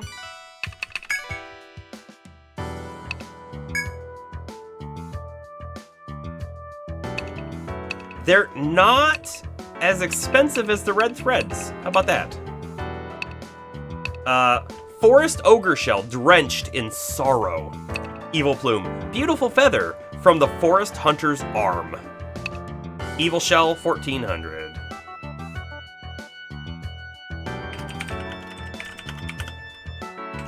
And then we've got Evil Plume for 1250.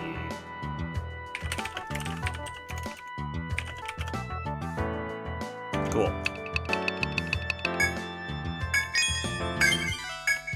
Demon Mail. Ooh. Sylphid. Sand Glove. Okay. I'm down. I'm down for that. Let's go ahead and, before we forget, purchase an Ariadne thread. Speaking of tactics games, one of the other games that's on the list, by the way, there's so many games on the list, I don't know that we'll ever get to stream all of them, but it is one that I want to play. I have Tactics Ogre, the Reborn, is that what they called it, on the PS5? I have it. I want to stream it. So we might do Tactics Ogre at some point. It is an unending backlog. Hold on. This is the backlog. This is it. So right now, and I guess since we're here doing this, I will quickly do that.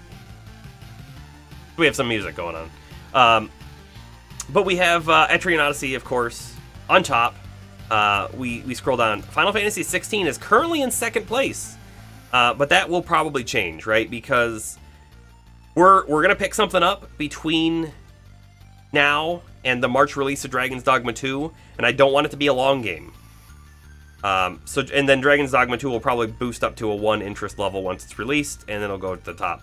But there's all sorts of different things on here. All sorts of things. We currently have 59 games. 59 games in the list. And there's a lot more things I probably would add to it, but I try to limit myself a little bit. Just a little bit, you know?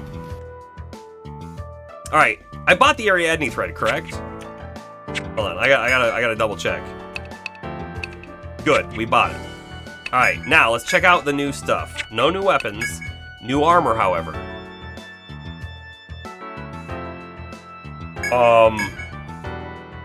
82,000? 79,000? By the way, look at these stats. Look at this thing. We're currently wearing 35 defense. This one goes up to 52. A lot of strength, a lot of HP. And this one's for... This one's only for Ranger. Which is called Survivalist. I want this Demon Mail, though. And this is only Lanchnecked. Is there gonna be, like, a rare, super unique, like, piece of equipment for each character class? Control is amazing. It is. So I've played through Control. I don't think I platinumed it, but I basically did everything there was to do in the game. And we then decided, all right, we're doing an Alan Wake playthrough. So we've already done Alan Wake. We've done the DLC for Alan Wake. Up next is American Nightmare, which should be a one-stream game. And then after that, I can't remember the order. Because then there's, I think it goes Control, and then Quantum whatever? I don't know. We're doing the Alan Wake playthrough. Bomber, you're looking forward to when we play Kingdom Come. Yeah, Kingdom Come Deliverance. Man, I've had that game for so long, I've been like, that game looks super cool, and I just haven't found the excuse or the time to play it. By the way, Bomber, if you've got suggestions like, I can't wait for when we play Kingdom Come, let me know, because that might boost its interest level up higher, right? You've never played any of the Alan Wakes, you need to do it. Let me tell you, real quick, play the remaster version that they did for the PS5, it's very good. But it still feels like a 2008 game. I think that's when it came out, was 2008. It feels like it. The gameplay is fine, it's totally playable, but you definitely feel like you're playing an older game. However, the story and the writing is very good. The story and the writing is very good. So, if you're looking for a good story, I enjoyed it a lot. Alan Wake 2, however, I have not played yet, but I've heard amazing things about it. So, you know, we'll be getting there. I just decided, you know what, it's worth it, I think, to do the games. Right? Because Control, part of the Alan Wake universe. I can't wait for Control 2. They're gonna do one. They have to. Bummer, you were waiting until we had a slot open for a long playthrough game. It's gonna take a while. It's probably gonna take a while, yeah. Probably gonna take a while. Because we're doing Dragon's Dogma, and then there's Final Fantasy 16, and we can always bump stuff around, though. You're excited for the Max Payne 1 and 2 remakes. Which by the way, Remedy doesn't own those, right? So Max Payne is created by Sam Lake, who's the creator of Alan Wake and everything else, but they don't have the rights to Max Payne. And Max Payne is also technically part of the Alan Wake universe. Alan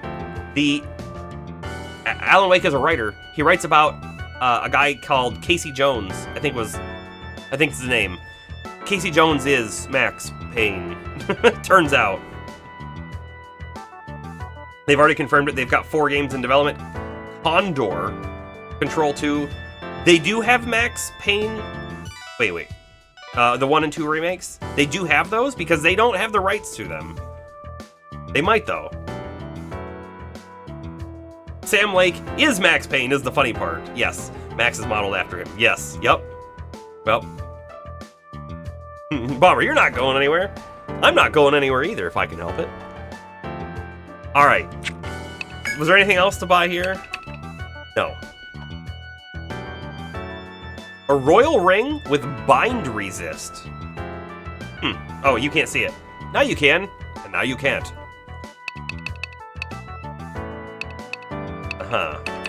Okay. Oh, I guess we're done here.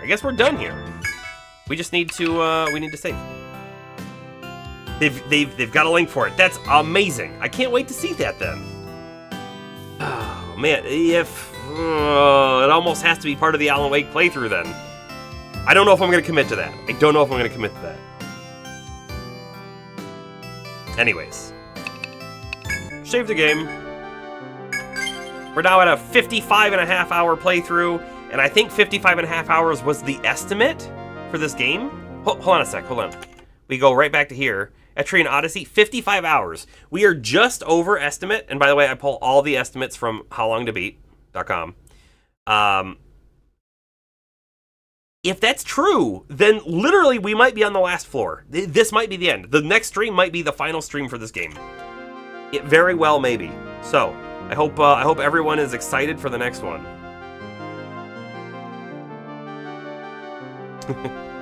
Yeah, we do also talk a lot, which is here's the thing. Every game estimate we go over. We go over every game estimate, and that's totally fine. Totally fine. But that's the point. If I didn't want to talk to people, I wouldn't be streaming. So there we are. That is us for the night. I think we'll pick it back up on Monday, and I guess we're gonna keep going this. I really want to beat this game. If we beat this game, we get to pick up something new. So healthy stream, exactly. That's what we like to see. And by the way, if anyone comes up with cool ideas for emotes, I'm looking for emote ideas. We have a few empty slots to fill, a couple actually, I looked, I do have 5 animated emote slots, so I have a few to fill there. And if anyone comes up with cool, like, animations and stuff during stream, let me know. I'll think about them. Anyways, that's it for me tonight. Everyone have a fantastic night, and I will see you on Monday. Mark Train signing off. Right, back to that loop hero.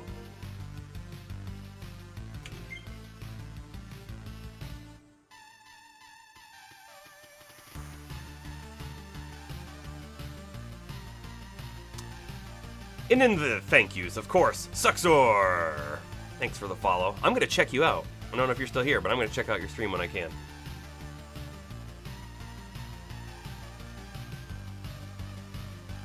Yeah, still here.